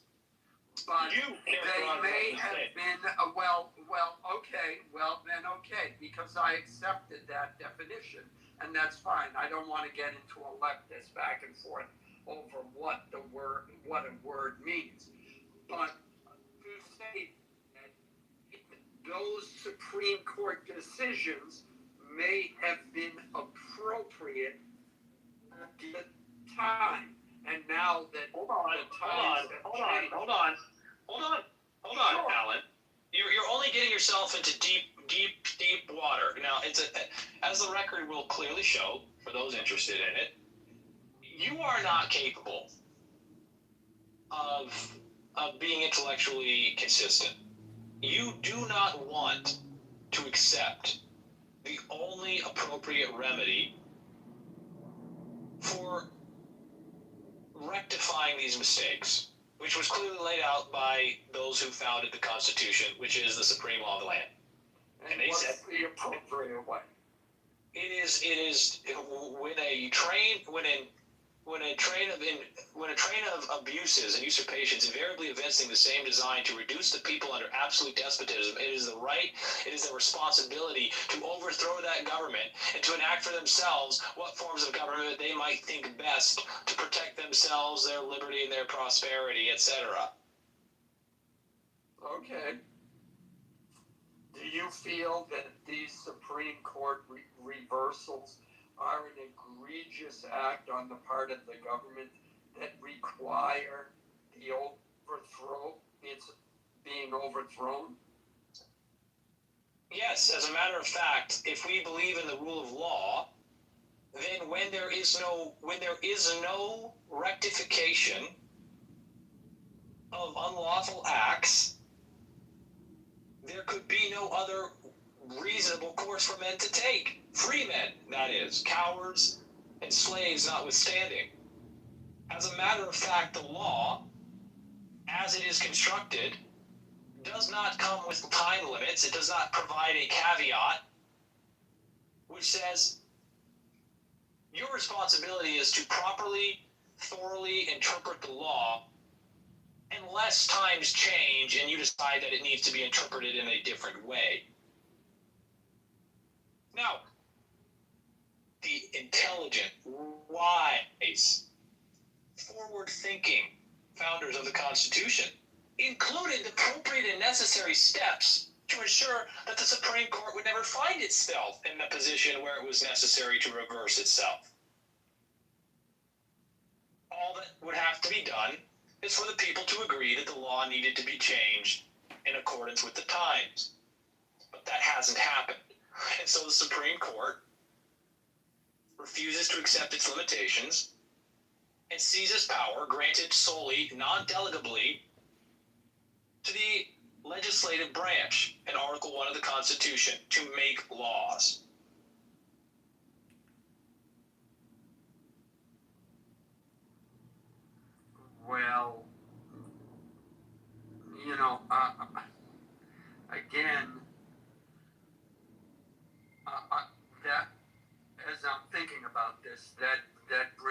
to 2 points.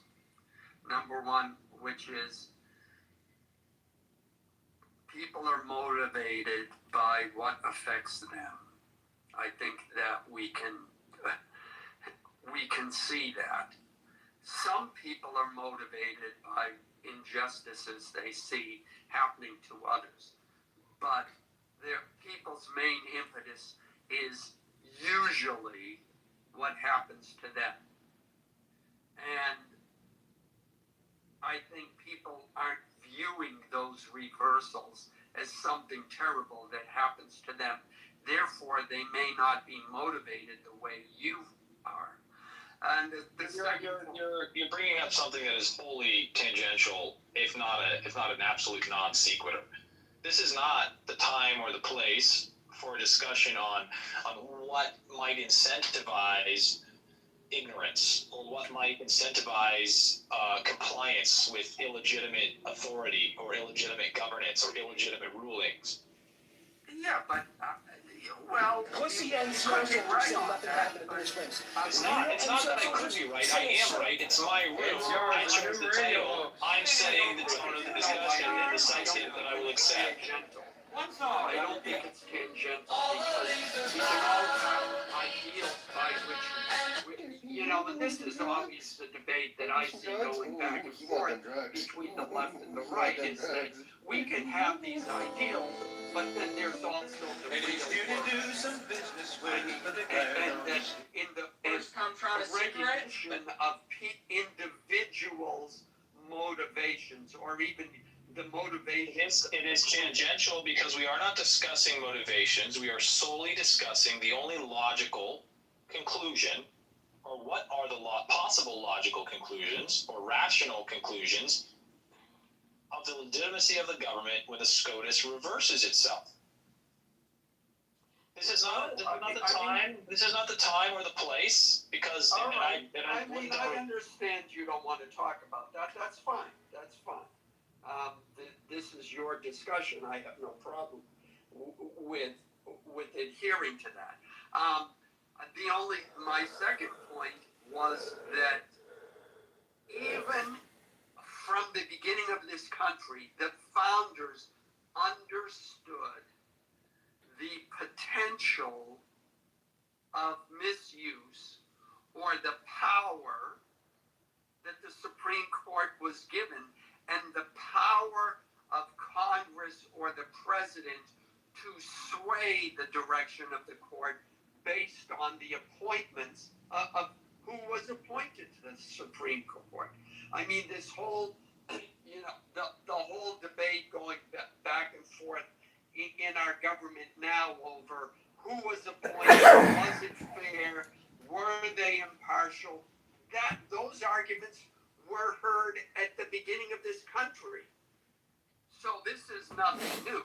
They prescribed a course of action to address the overstep. It was very clear. It was openly discussed that it was only a matter of time before Newton's second law of thermodynamics, entropy itself, set upon the order that they had established from the chaos, and it would be time to refresh the tree of liberty with the blood of tyrants and of patriots. This is not, you're acting like they didn't understand that there would be a necessary conflict, that no matter how well balanced the machine, even the greatest watchmaker could not construct a perpetual motion machine. Newton's cradle will not perpetually tick. They understood it is only a matter of time. And so we will prepare and we will educate and ensure that it is recognized by the public what is the necessary and appropriate remedy for a government of tyranny. You just don't have the balls to say the truth. You admitted it. You said, well, I don't want to say violence. I don't want to admit violence. I don't want to accept that violent resistance to tyranny is acceptable. Not only acceptable, but the necessary and appropriate response of free men. Well, again, I have to come back to, you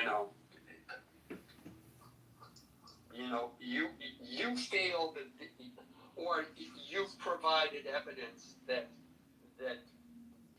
these reversals are evidence of tyranny, and you could be right.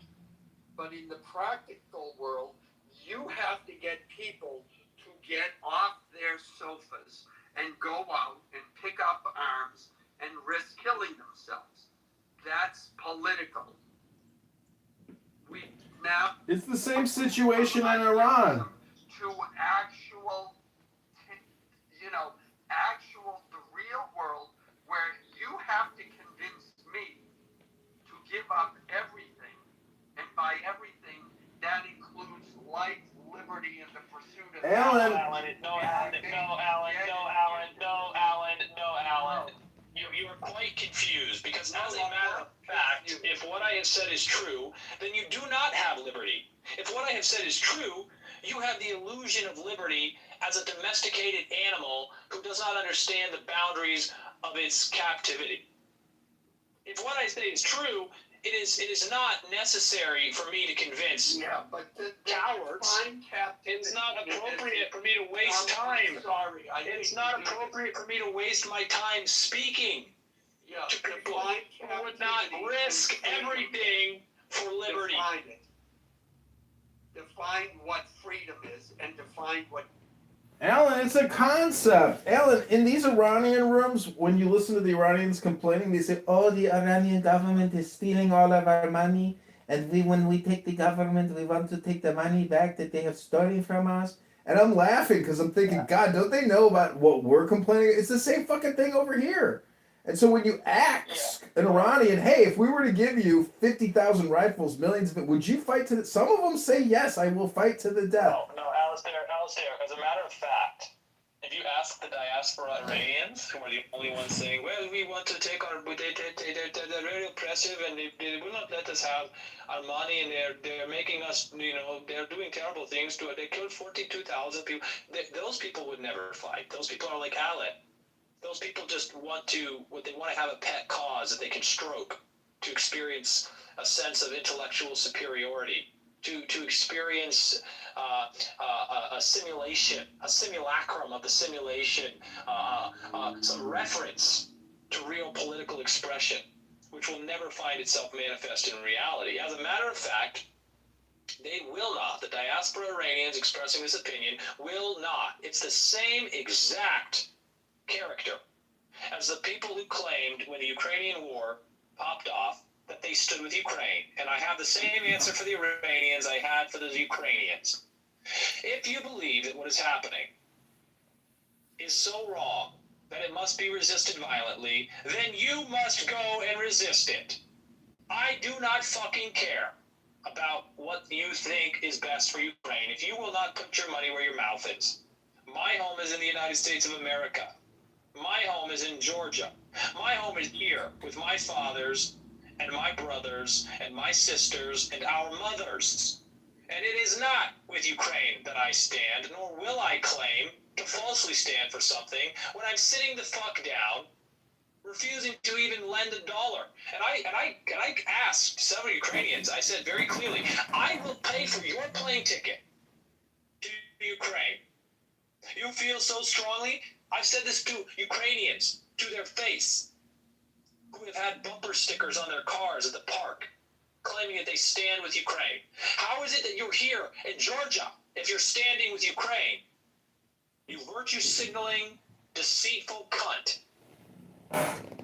Well, there are some people... You want to stand with Ukraine? I will buy your plane ticket. I have a credit card. I have a credit card right here for any Iranian. For any Iranian who claims that they want to oppose their government with violence. I leave comments all the time on what's his name, Zelensky, on his comments and stuff. People like my stuff because I say, if there were fair and open elections, you'd be gone. And instead, he's pitching the latest in drone technology and Hummer technology. He's basically an arms salesman now, and it's fucking remarkable. Yeah. It is remarkable, but let's not lose sight of the truth here. The truth is that these diaspora people are the same as Alan, and their unwillingness to actually exercise their agency in pursuit of what they claim is the highest moral, lawful good. And they denounce those people who claim it. And so, when I speak to the Iranians, as I spoke to the Ukrainians, and as I speak to Americans, if you will not participate violently in defense of what is good and right and lawful, you are irrelevant. You mean nothing. Well, Diogenes. As Brad Pitt said in Troy, this is why no one will remember your name.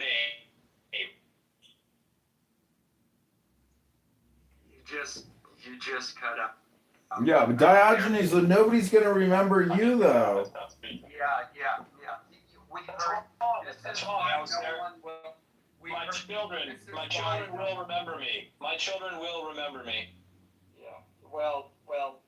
First of all, how many children do you have, Alan? How many children do you have? At least 40, because I just have to spread my seed everywhere. Look. So is that zero? Is that 40 multiplied by zero? Yeah. Look, I will. You have to muddle on knowing that you view me as a coward. This is something that has deeply affected me, and somehow I have to come to grips with this severe. No, Alan, now you're lying, Alan. Don't be so petty. No, let me as a matter of fact, Alan. Alan, as a matter of fact, you don't. You're going to do what you've always done. Yeah, let me refuse to accept the rational and logical conclusion that follows from your stated beliefs, which is that you are in fact a coward. Not only are you a coward, but you have no principle that you will defend. You made your point. You don't need to remake it. You've made it very clearly. Okay. Now forgive my sarcastic tone. That's number one. Number two, I give your opinion, and then now I'm going to compliment you.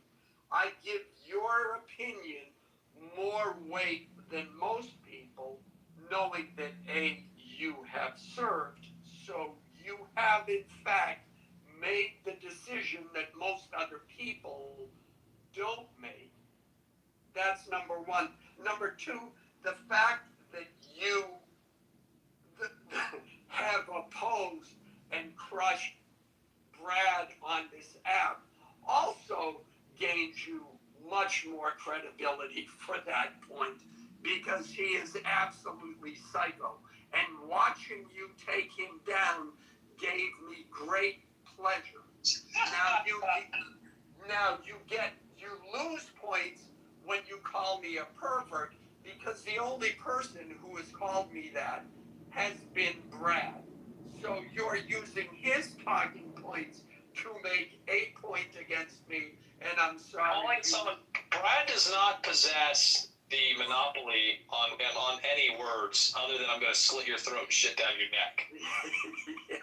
Well, so to say that he's the only one that has called me that, so I can't help feeling that you've played off of his stupidity. In no way, Alan, do I mean to call you the kind of pervert that Brad has called you. When I talk about the perversions that you endorse and support, it is not.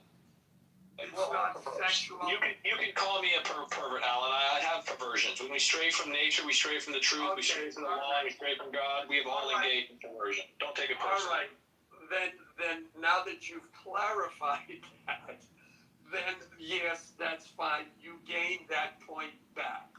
But I mean,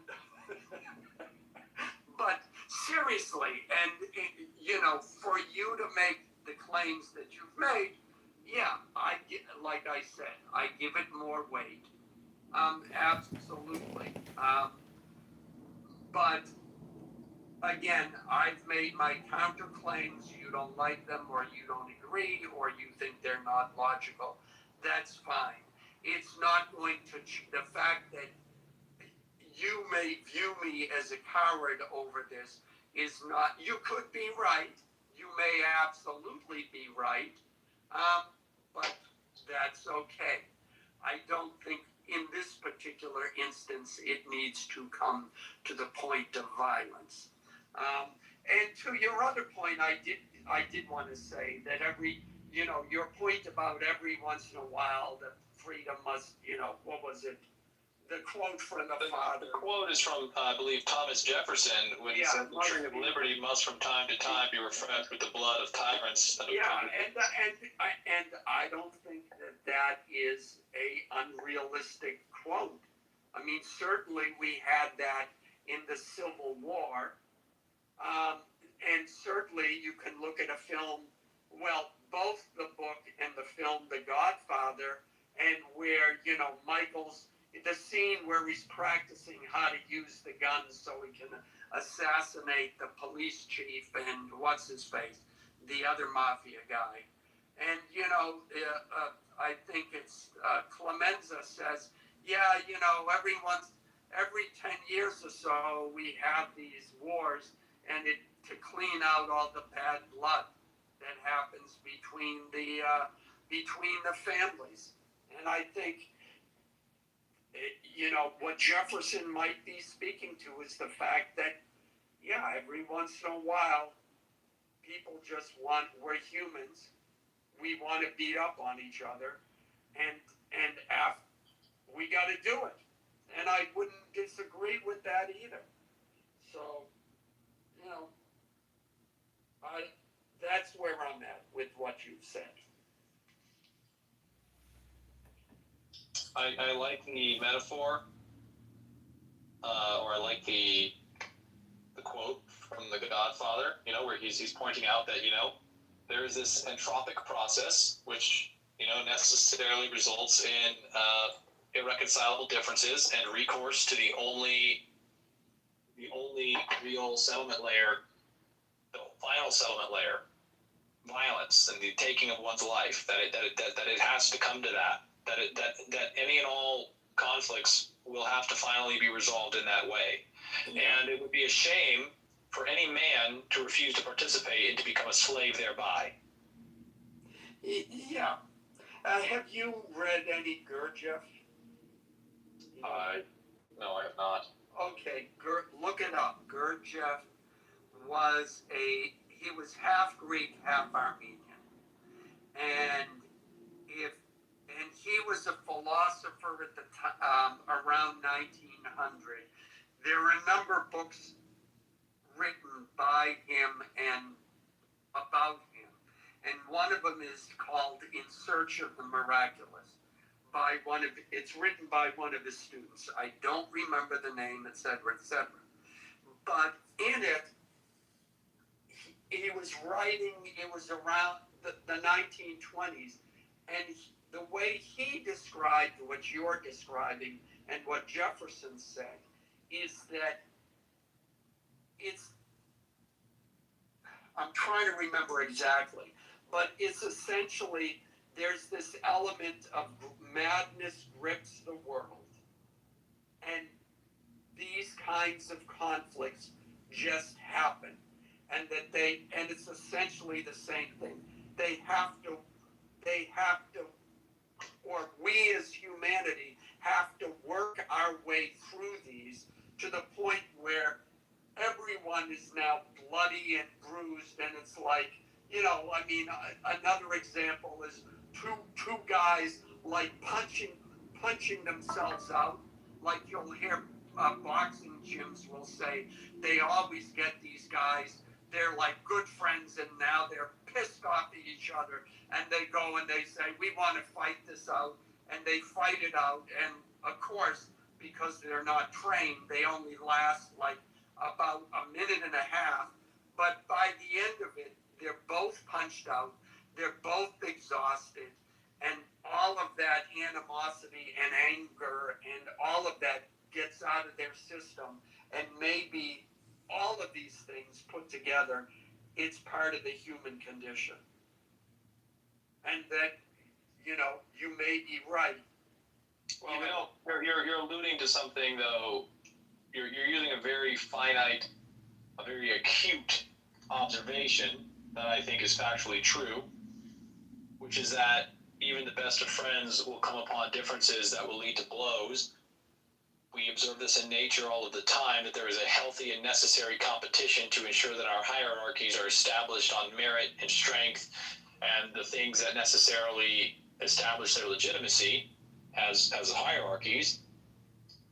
But then you're extrapolating that in that simplistic fashion to the thrust of global affairs and global conflicts, to examine something. I disagree that there is a frenzy that takes over mankind. What we know is a much more real. What I posit is a much more practical and understandable, more reasonable explanation, is that a group of individuals will necessarily adapt to an environment.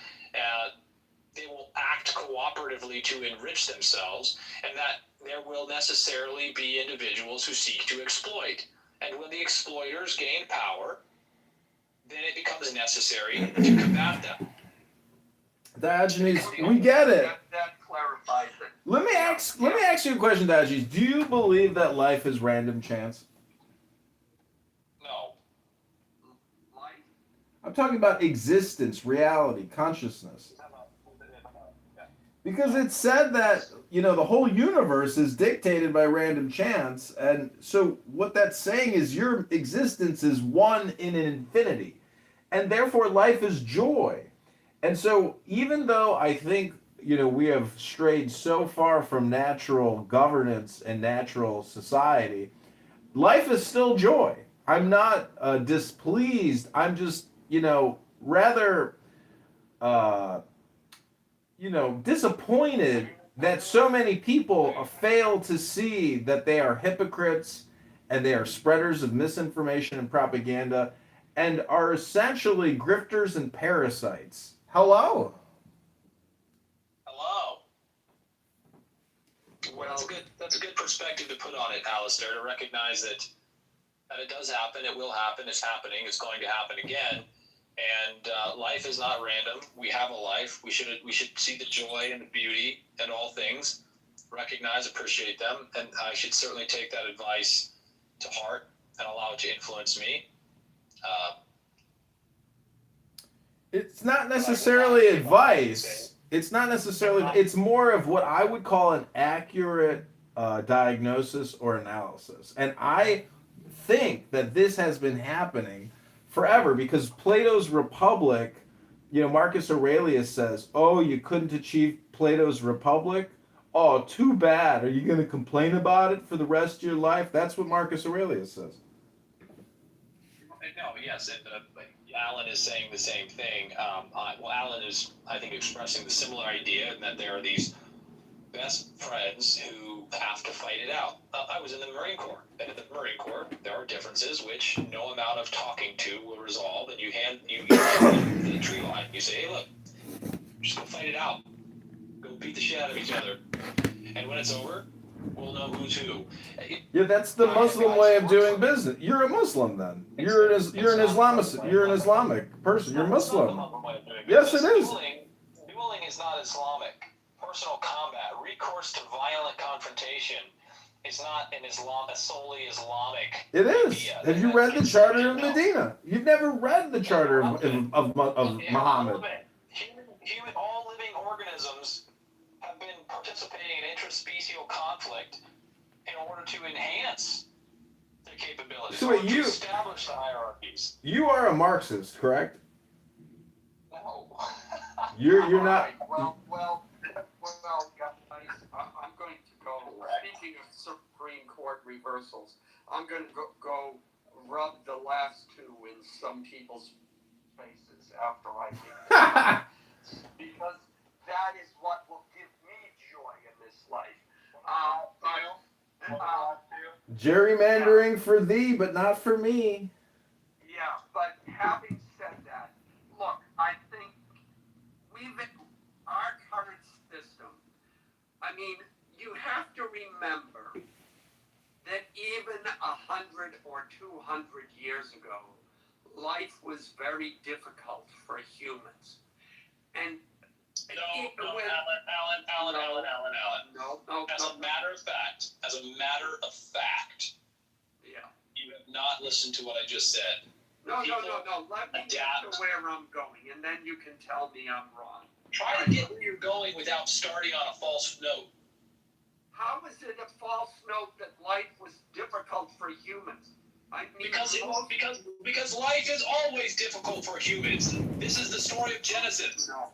Oh yeah, but it's much easier now. Alan, things are worse. 100 years ago, Alan, things were better. 1900, things were much better. Alan, you cannot conclude without debate, extensive and exhaustive research that we can confidently conclude that life is better now. That the arrogance, the hubris, the ignorance, it's just a contemptible position to take. It is a false note to strike. Okay, all right, wait a sec. Diogenes, wait. What phrase did I use? I said what? All right. Let me. I see what your objection is. Let me rephrase it. Survival was a lot for humans. Was a lot. Also false. Also false. No. Yes, it is. No. Yes. And Alan, you're making bullshit points, Alan. You're not even bringing up ethics. Mortality rates. Alan. Child mortality rates. Aw. This is preposterous. It is preposterous to take a population. And now you lived through COVID, Alan. And as a matter of fact, you got a front row seat to the complete indifference to truth that statistics engaged in. Those people who are in fact still controlling the generation, the promulgation of these statistics that show these things. Yeah, look. Their falsity. They just absolutely lied to you. They absolutely lied to the public without any accountability of any kind. They have still not been punished, and they will not be punished for lying on a global scale. And you expect me to believe that those same people have reliably and honestly, factually, exhaustively proven that infant mortality, average lifespan, that those things before we had the technological innovations that we have now that have allowed bean counters, finance, insurance, and real estate to claim dominion over the entire world. All right, Diogenes, again, I see your objection. What I'm saying has nothing to do with that. Stop with those. All right, no, wait. I'm going to make one more attempt. If this other clarification doesn't resolve it for you, then my attempt to make one final punch and then run away will have failed. Okay. If you phrase it as a punch, then I'm going to try and get defensive. Let's not frame it that way. All right, I'm joking. Okay, you have only to look at never mind the CDC or what people have done in the last 10 years. You can look at the literature of the time. You can look at archaeological evidence. There's so many things you can look to as evidence of what I'm saying that have nothing to do with the CDC.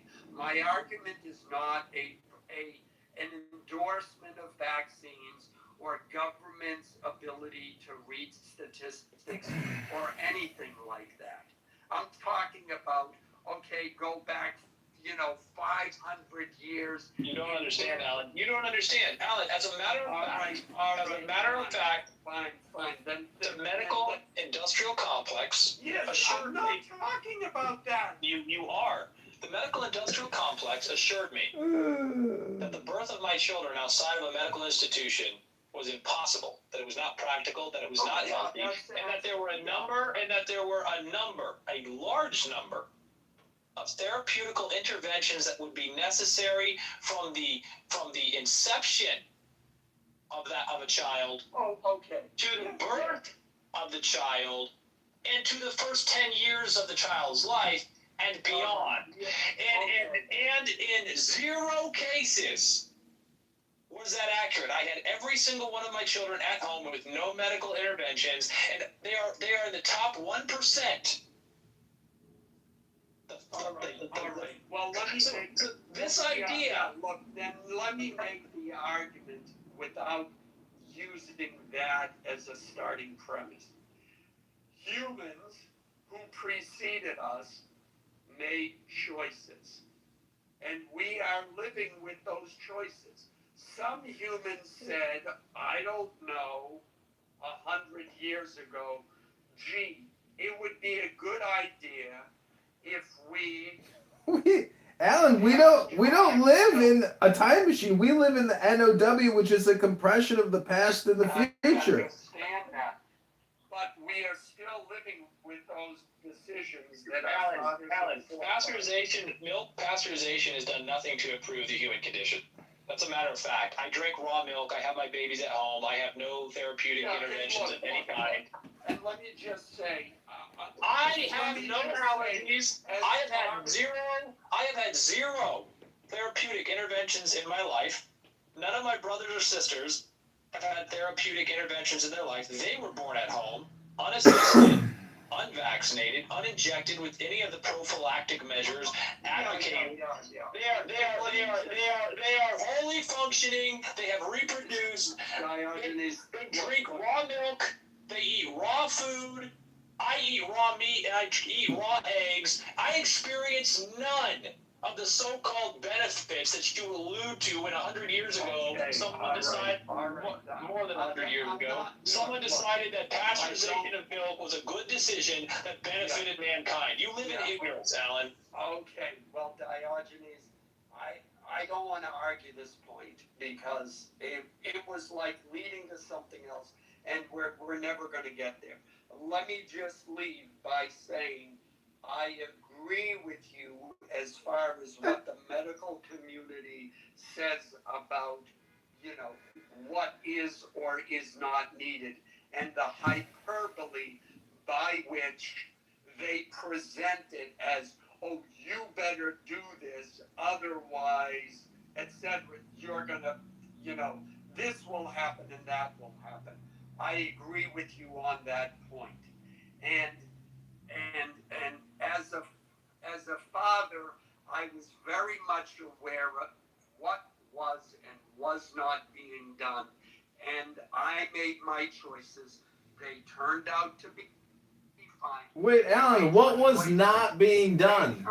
You're using a negative. What was not being done, Alan?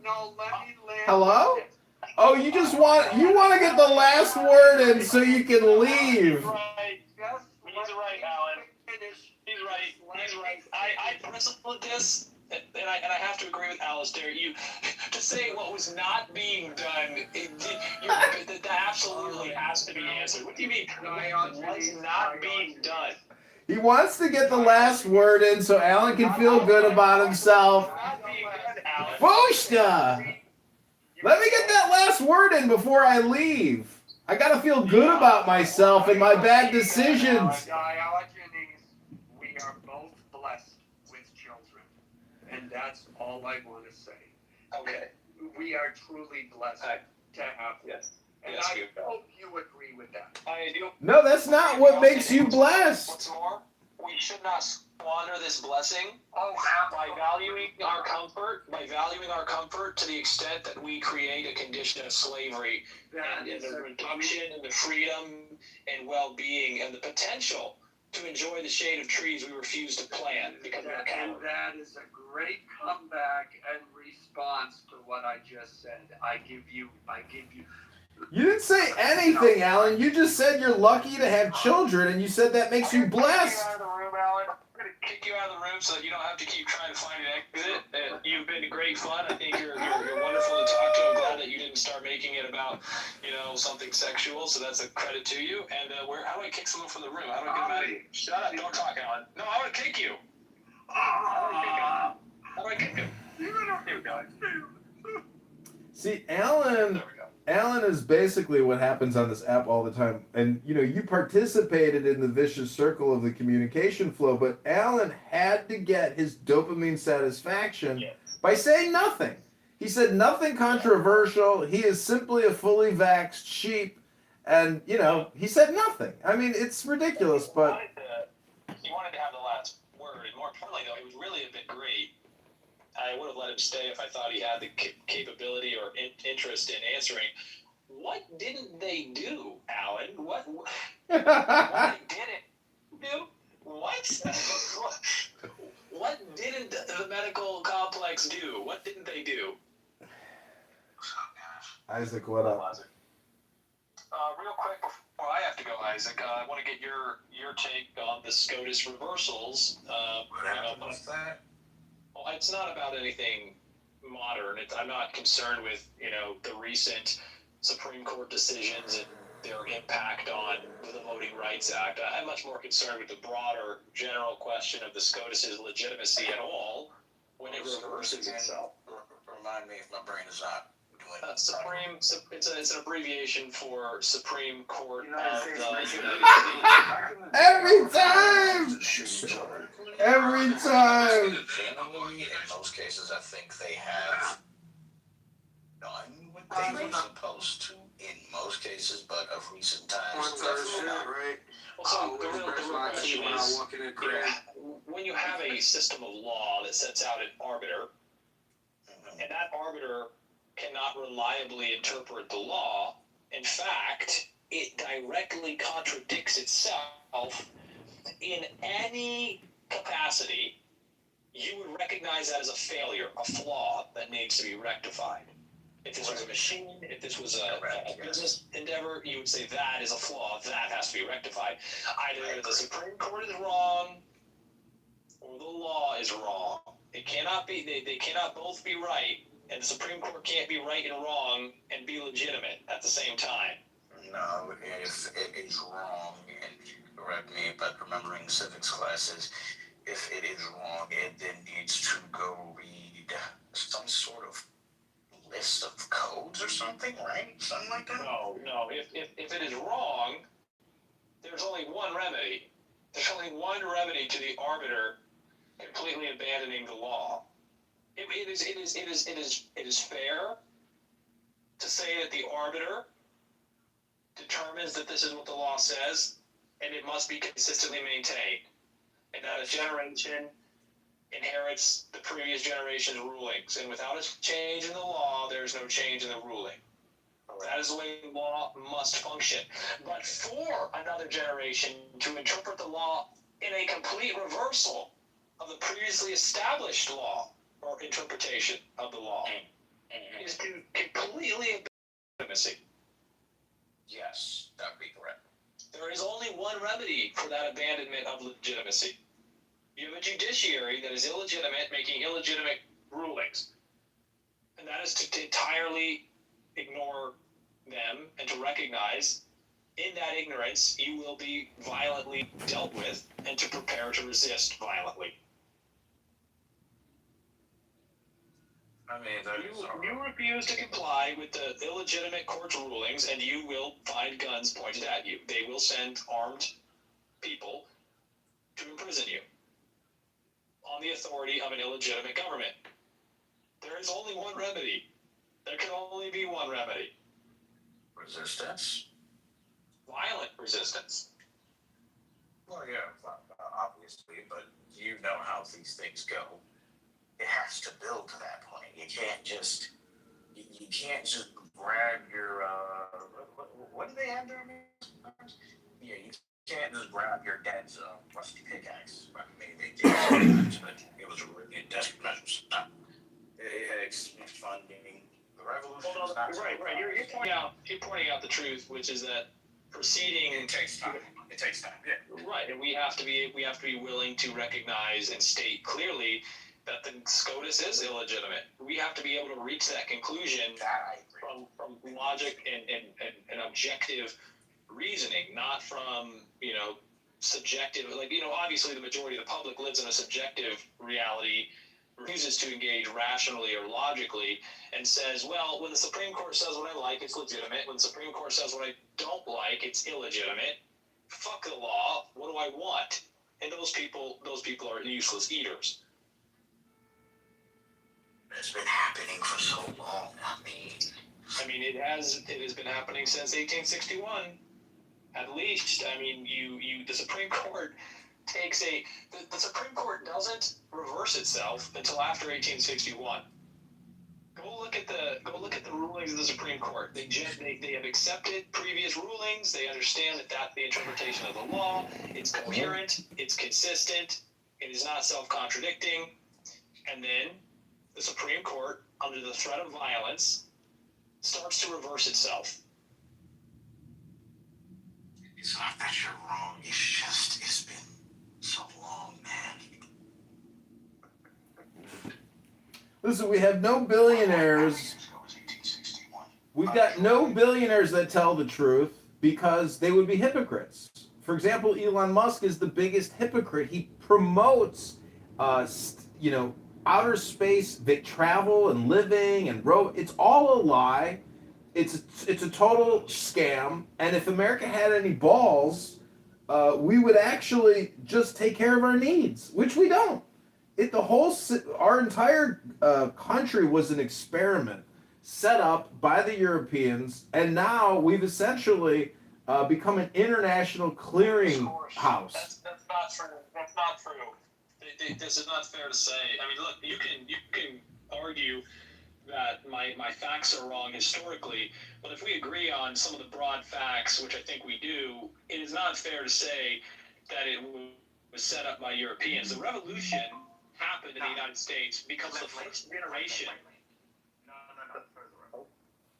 the first generation that was born in the colonies realized that they had the power and the means to create for themselves a government, and they no longer needed to be bound to a government that was hundreds of miles away over an ocean.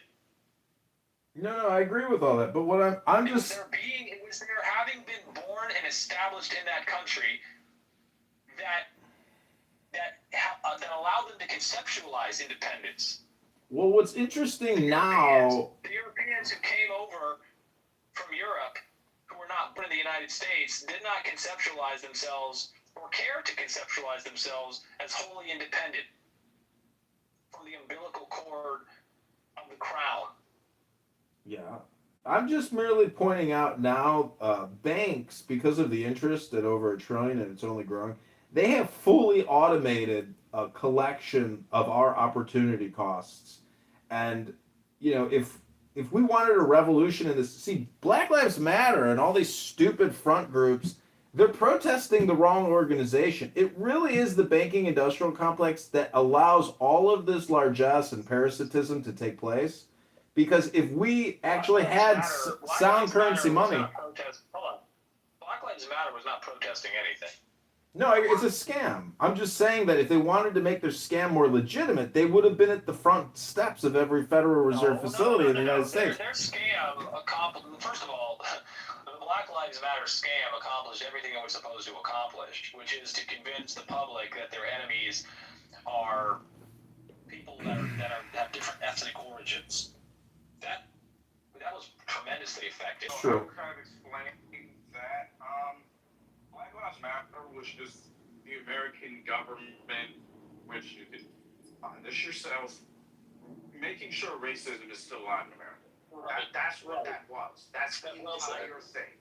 Because before BLM and before Obama, if you remember the early 2000s, people were making racist jokes, but no one cared.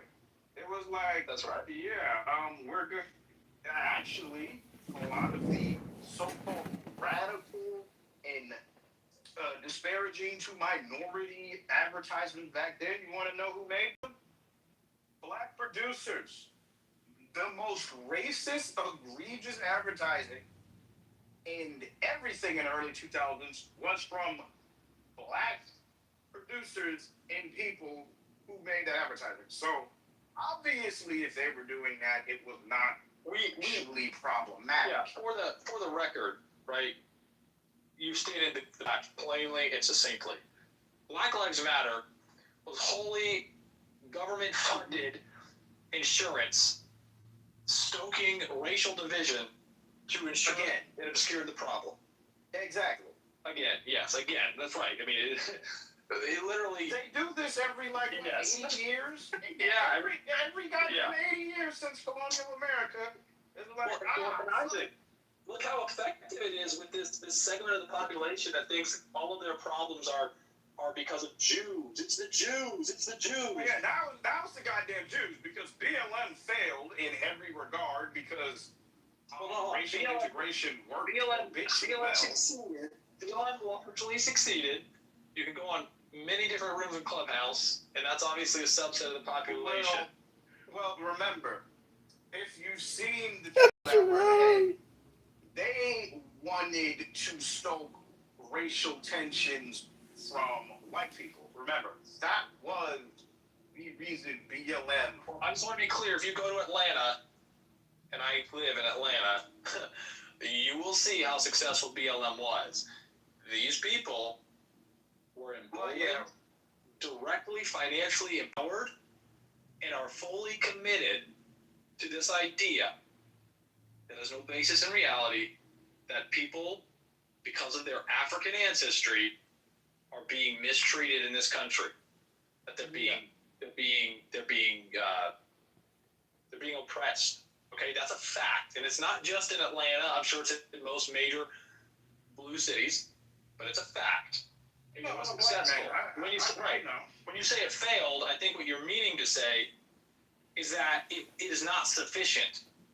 It succeeded. Part of their plan failed, because remember, the whole thing was to stoke extreme racial tension on both sides. They wanted black people to think that it's back during the old segregation days. They succeeded in that, but they also wanted the other side of regular white Americans to think, oh, black people are tearing apart our society for no reason, which did not work because everyone easily saw, wait a minute, one, it's mostly a bunch of white liberals who are doing this shit, and then two, the people that are black that are perpetrating these activities are just the regular criminals that do it anyway. That was the problem. Well, we know that the truth is not going to be found in pointing to people based on their ethnicity or their religion. It's going to be found in what Alistair is referencing. That is the complete disconnection of value from its representation in money, and your dependence on that perverse value system. That's honestly where it has to be coming from. All of our ethical downfall comes from our fake currency supply, which is not tied to natural resources. It supersedes and creates all this moral hazard and ethical liability. That's where it's all coming from. It funds the scams and funds the frauds. Did you intentionally mute? Yeah, I muted. Did you hear what I said? So I always want to be clear when that point is made that the answer to an illegitimate value expression system, currency that is corrupt and perverted, is not found in some kind of reestablishment of a bimetallic standard or some kind of cryptocurrency. Nothing ever alleviates the responsibility of the people to violently resist the impositions in whatever manifestation they come. And there will always be attempts to manifest the exploitation and value perversion through the monetary system as through any other tool. Wait, why do you think a bimetallic... Why do you think a bimetallic morality can be superseded? I mean, if we actually have to go to the earth to extract our currency, it creates a huge chain of succession. Listen to this. I have studied this extensively. I used to be a big proponent, an enthusiastic proponent of the rectification of political grievances and illegitimate governance through a return to a value expression system that has a basis in a scarcity mechanic. But guess what? Previous civilizations have already gone through this and recognized that when you have a gold standard or a silver standard, those people who hold all of the gold and the silver rule the world. And thus will it remain. There is is not a silver bullet that you will shoot that will kill the evil in the hearts of all men simultaneously and return us to the Garden of Eden. It will be a struggle. No matter how you manifest your value expression for the purpose of exchange, the bottom line is that the most productive thing is the real goods and services that we depend on to survive. And a healthy society recognizes this and does not subsidize farmers to destroy crops, does not create fraudulent arguments to denature fuel and to destroy agricultural land, to allow for speculation and shelter. It doesn't do it. Exactly. It won't do it. It will specifically utilize the government to prevent it.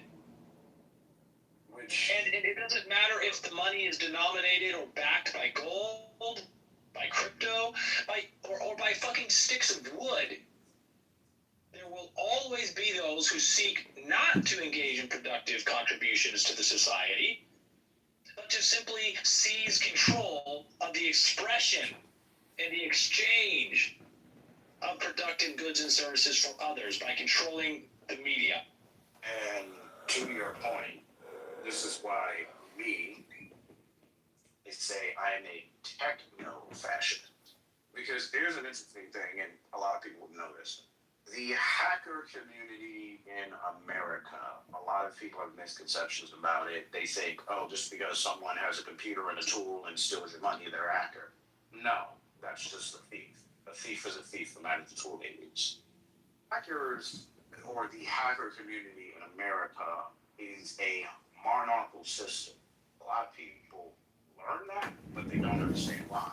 They think we're a monarchical system because we're pretty much hatred of the government and everything democracy. That's some of the reasoning. The rest of the reasoning is because we have studied enough of history, we're not restricted from it, to see why monarchies work. And they work because the king did not rule the land because he was the king. The king ruled the land because he was the organizer of protection for the kingdom and nation. That is why. That is entirely it. He was the best person and organizer to say, this military and this amount of soldiers need to go here because these people are here. That is why he was king. It wasn't because of the money. And the king retained his crown insofar as he properly adjudicated his responsibility and did not exploit the public. Exactly. And that is how the hacker community works. We do not have den masters in so-called like lore. We have a lot of fantasy titles, but these people are not in charge because they were the best ones that fought the CIA. I can tell you that in terms of fighting, they are some of the worst people to actually fight governments. They are in charge because, like the kings of old, they make sure we do not go off the tangent, cause too many issues, like the medieval kingdoms of old. They are there for organizational defense against. They are the heads of a hierarchy that is based on competition and meritocracy. And there's nothing inherently wrong with that. And it's appropriate to point out, Isaac, that the same way that you haven't found a silver bullet by identifying gold and silver as scarce resources that might do a better job than and they might not even be, but you've also properly identified that it is not the manner in which you choose to determine your leadership that will provide a silver bullet and an insurance against all future entropy. It is only through the constant efforts of the people, recognizing their duty, committing responsibly to their community, that we can have a perpetuation of good governance and real value expression and recognition that is commensurate with nature. Yes, that's how it goes. That is how it's supposed to go. That is why me am regrettably agreeing with the den master that I had when he told me you will find nothing that you need out in their society. he was saying that because I was in this, a part of this monarchical underground cyber kingdom system of tech lords, technomancers, in literal cyber gods in some cases. That's an actual title. Because that's how it was ran. It wasn't we're exchanging money and goods and services and we have an economy. No. It was a monarchical system with different areas of the internet in kingdoms. That's how it is ran. It is not this whole thing of, and you're trying to, fight the government because of. Sorry. Break. Yes. No, it was none of that. It's because we figured out how to effectively be human beings and run an effective system to fight an external enemy that we all have, regardless of race, culture, religion, ideology, income level, sometimes intellect. That is why it's done that way. Like you said, here's another 810. Hold on, Bree. We don't need to interrupt him. Yeah, it is like you said, Diogenes. It's because the meritocratic system and proving of competitiveness that men actually have shows this is the best guy for this particular activity, so we're going to follow him. It is not because he is the strongest. It is not because he is the brightest. It's because this is the guy who knows how to avoid particular things. Right. We follow the man best suited for the path that we are on, and when we diverge, we diverge. And then the man who leads us, when he turns us to his own ends, becomes a tyrant, and we have to resist that. We cannot continue, and we have to recognize that. We have to be on guard against that. We have to recognize that it is going to happen. We're not all going. But what is the rubric for tyranny? Bree, first of all, I'm not Bree, and you know what, Bree, I'm happy to have you here and to give you an opportunity to speak. And the title of the room is SCOTUS Reversals. I don't know if as Alistair likes to point out, you're just here to get a dopamine high. You just want to, feel like you've got some insight. I don't care what John's got to say about anything in my life other than, if he wants to be sincere. He's often sincere, and he's often searching for sincerity. He's also, very eclectic, eccentric, sarcastic. Yeah. No, but I've always appreciated your points of view because you've always been poignant and like you knew what you were talking about when I was talking about shit when I was downrange. You were always double checking me on my shit. Because you talk about SCOTUS reversals. We want to talk about SCOTUS reversals. Well, what about the one from 2013 when Obama and Biden made it where the news is allowed to lie to you? What's that act that the one? You are referencing an actual act that was passed that essentially said that federal money and federal agencies can employ deception on domestically, that they can look, that's not the most important question. The most important question is what does it mean when the SCOTUS reverses itself? What are the implications of the arbiter? What do you mean by SCOTUS? Because Commander of the United States? The Supreme Court of the United States. Oh, Article 3. No, so we're in Article 3. I didn't know if we were Article 2 or Article 3. Yeah, this is Article 3 is the judicial. Yeah. That's correct. Yeah, that's Article 3. Yeah. I just didn't know where we were talking about. I didn't know what you meant by SCOTUS. And you asked, and we've clarified, and it's not being counted against you.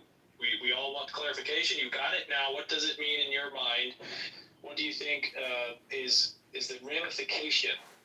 Well, I mean, the reversal of when they did their gerrymandering thing the other day. That's an example. No, I'm not. I'm not so familiar with the actual opinions that were expressed. 3 to 5. Okay, but I didn't read the opinion, so I don't think it's going to be good for us to hyper focus on a single one. We know, as a matter of fact, I'm sorry. No. We don't need to worry about a specific example. We need to be in agreement that it has occurred, that the Supreme Court of the United States has taken the same law and then interpreted it one way. Agreed. And then subsequently completely reversed itself. Why do you think I call the Supreme Court Mount Olympus? They're gods on thrones that cannot be knocked down. Okay, so Bree, if you understand that the problem here, then you have to recognize. How do you fix it? How do you fix it? Well, it's obvious how you fix it with violence. Without violence. The founders were very I do violence very well, but I don't want to show you how violent I can be. I don't even understand how you think that follows from the discussion we're having. Well, you're talking about the only way you're complaining about something that you say the only solution is violence. What am I complaining about? SCOTUS and the I'm not reversal. complaining about SCOTUS. I'm asking you what the ramifications of a SCOTUS reversal are. And the SCOTUS reversal of what? Of anything. What does it mean? Concept. What the hell? Yes. Yeah. If you want me to boil it down to one word, I would say an interpretation. I don't want you to boil it down to one word. I want you to It's an interpretation from a human being that voted their interpretation. Right, correct. And we're not supposed to be ruled by individuals. We're supposed to be ruled by something else called the law, right? Yeah, but people interpret the law. How many ways for Sunday has the Second Amendment been attacked? Okay, so I think you're having some trouble getting behind. No. You're trying to focus on. I have a gun. I don't have a problem being on your 6. Okay, you have a gun, great. But yeah, right. It's a non-secret to point out that you have a gun. It's important to understand that. Non-sequitur? Yes. So you have a law. We're supposed to be governed by the law. Okay, all right, Reed. It's been fun, buddy, but you're gonna have to find somewhere else. You're being evicted. So if you can sit quietly and not interrupt, you can stay. But if you're gonna start interrupting, because you're not getting the concept, you don't want to engage with the concept. I think you just want to talk, which is fine. But this is not a room for that. But you're not parlaying and understanding what he's trying to do. Anyways. Yeah, that was stupid. Okay, moving on. Yeah, I think he just wanted to be heard. But I'm about to wrap the room up anyways. Ayome-kun, if you have anything you want to say, please come up. You're going to get 10 seconds. If you don't come up, I'm just going to boom the room because I've got to go. Isaac, always a pleasure. Alistair, I appreciate you. Thanks for your insights. Faraz, thanks for hanging out in the audience. Replays are on, so if you wanted to review any of that, you'll have the opportunity to do it. And the final word is that the only logical conclusion to a Supreme Court, the supreme arbiter of the law, interpreting the law as prohibiting and protecting the same action is wholly illegitimate. The law cannot be both in favor and opposed to the same thing. The law must be changed before the interpretation can be changed if the law is legitimate. The only conclusion is that the Supreme Court of the United States is illegitimate. Take it for whatever you will, respond to it however you want, but the logical conclusion remains. Peace, guys.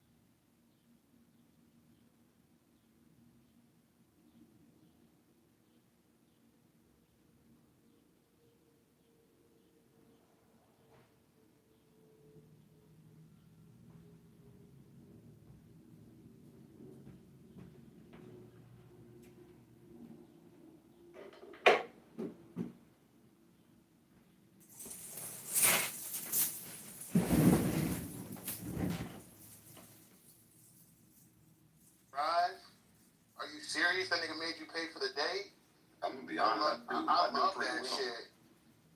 And am I the only one going to kneel on the stage and I'm an unqualified man to do very well out here? Hi, Is this a serious conversation or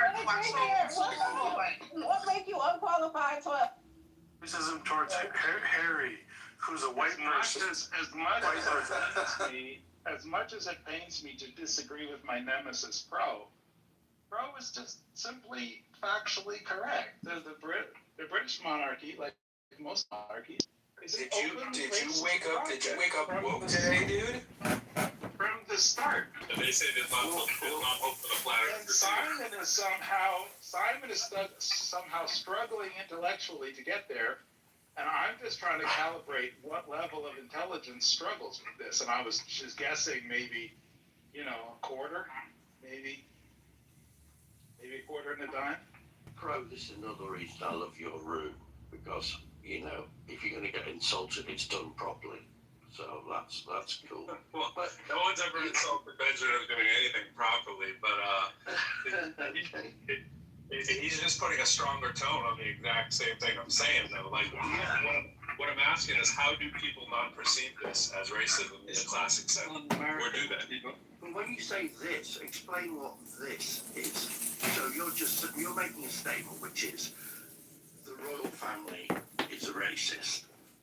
Am I wrong, Mike? The institution of royalty, especially when we look at it in the context of England, specifically we're talking about right now, is the exoneration and exemplification of racism. Is that because there's no black people in the royal family? It's because the Brits are literally the inventors of colonialism as it is in the modern times. You can't divorce the symbol of colonialism from the racism of colonialism. We didn't invent it. We just invented that. As it is in the modern times. That is part of it. That's not my argument. Hey, That's well, somebody get their argument. Of a racist trait. Right. Look, the project is blood royalty. How is that not racism? It's the definition of racism. Come on. It's completely Did un-American. you guys not have an orange for breakfast? Like, what's going on here? Hang on a second. So, hang on. It's quite simple. So, actually, if Harry was the next in line after Charles, and he marries Meghan Markle, who's mixed race anyway, but let's say... We're not wait, I don't want you to continue because you're missing the point again. This is not what we're trying to say. It is not about Meghan Markle and her being black. It is the institution of a bloodline. They could be Chinese. It's not even the fact that they're white. That just adds to it. But that's not the part we're talking about. And we're not talking about the fact that they are literally as we're trying to say here with Romero that it's the colonialism invention, right? We're saying that before that they say, well, my father's father's father's father's father was royalty, and my mother's mother's mother's mother was royalty. We're going to continue that legacy and be at the right hand seated next to God, right? And by bloodline, we do decree that we are royalty and you are not. That's what we're talking about. We can talk about all the other stuff after. That's the part I'm asking you. All right. Okay. Simon, can you understand that we're talking to Americans, and the whole, it's totally un-American idea, in the older states, it's un-American, to be into kings, on a high note, did people see the Trump posted a photograph of himself with King Charles, and the caption, 2 kings. That's hilarious. Yeah, it's essentially on brand. There ever was on brand. Okay, so it is racist then, under your definition of what it is as racism, the fact that we have an institution that is predetermined by bloodline, and that bloodline is white, then, but what, I'm struggling actually to see why, and this might be my lack of intelligence, fair enough, but see why Simon, I pointed out just a minute ago that you were struggling, right? I tried to put a number on the struggle you're having. But look, this is a caste system in which privilege is inheritable. It's the opposite of a meritocracy. You're not acquiring a position in society based on the value that you provide to society. You're acquiring a position in society exclusive to all others and a whole set of laws that apply to you in ways that they don't apply to other people. For example, I don't know if you knew this, royalty don't pay taxes. Everybody else, the schmucks, pay taxes. Royalty don't pay taxes. The schmucks have inheritance. So taxes pay a royalty. Let's just put a bow on it. Let's just put a bow on it. That's right. So this whole notion of inheritable apartheid, right? A set of laws that applies to different people based on some condition of their birth. That's apartheid. Now that's what to be fair to my nemesis here, Bro also wants this, right? So good company here. He just wants it to be different. Now, I'm the person in the room who thinks that inheritable privilege is an anathema and we probably need to be working our way out of that project rather than into it. And Pro is like, whoa, it worked real good for 5,000 years. Let's do it on the other foot for another 5,000 years. It's just we have to intersect on this bend. That's all it is. Well, yeah, but you could argue, that it's worked very well, very recently, when Charles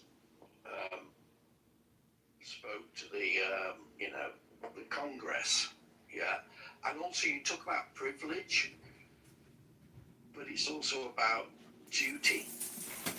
It's a role as well, is it not? So you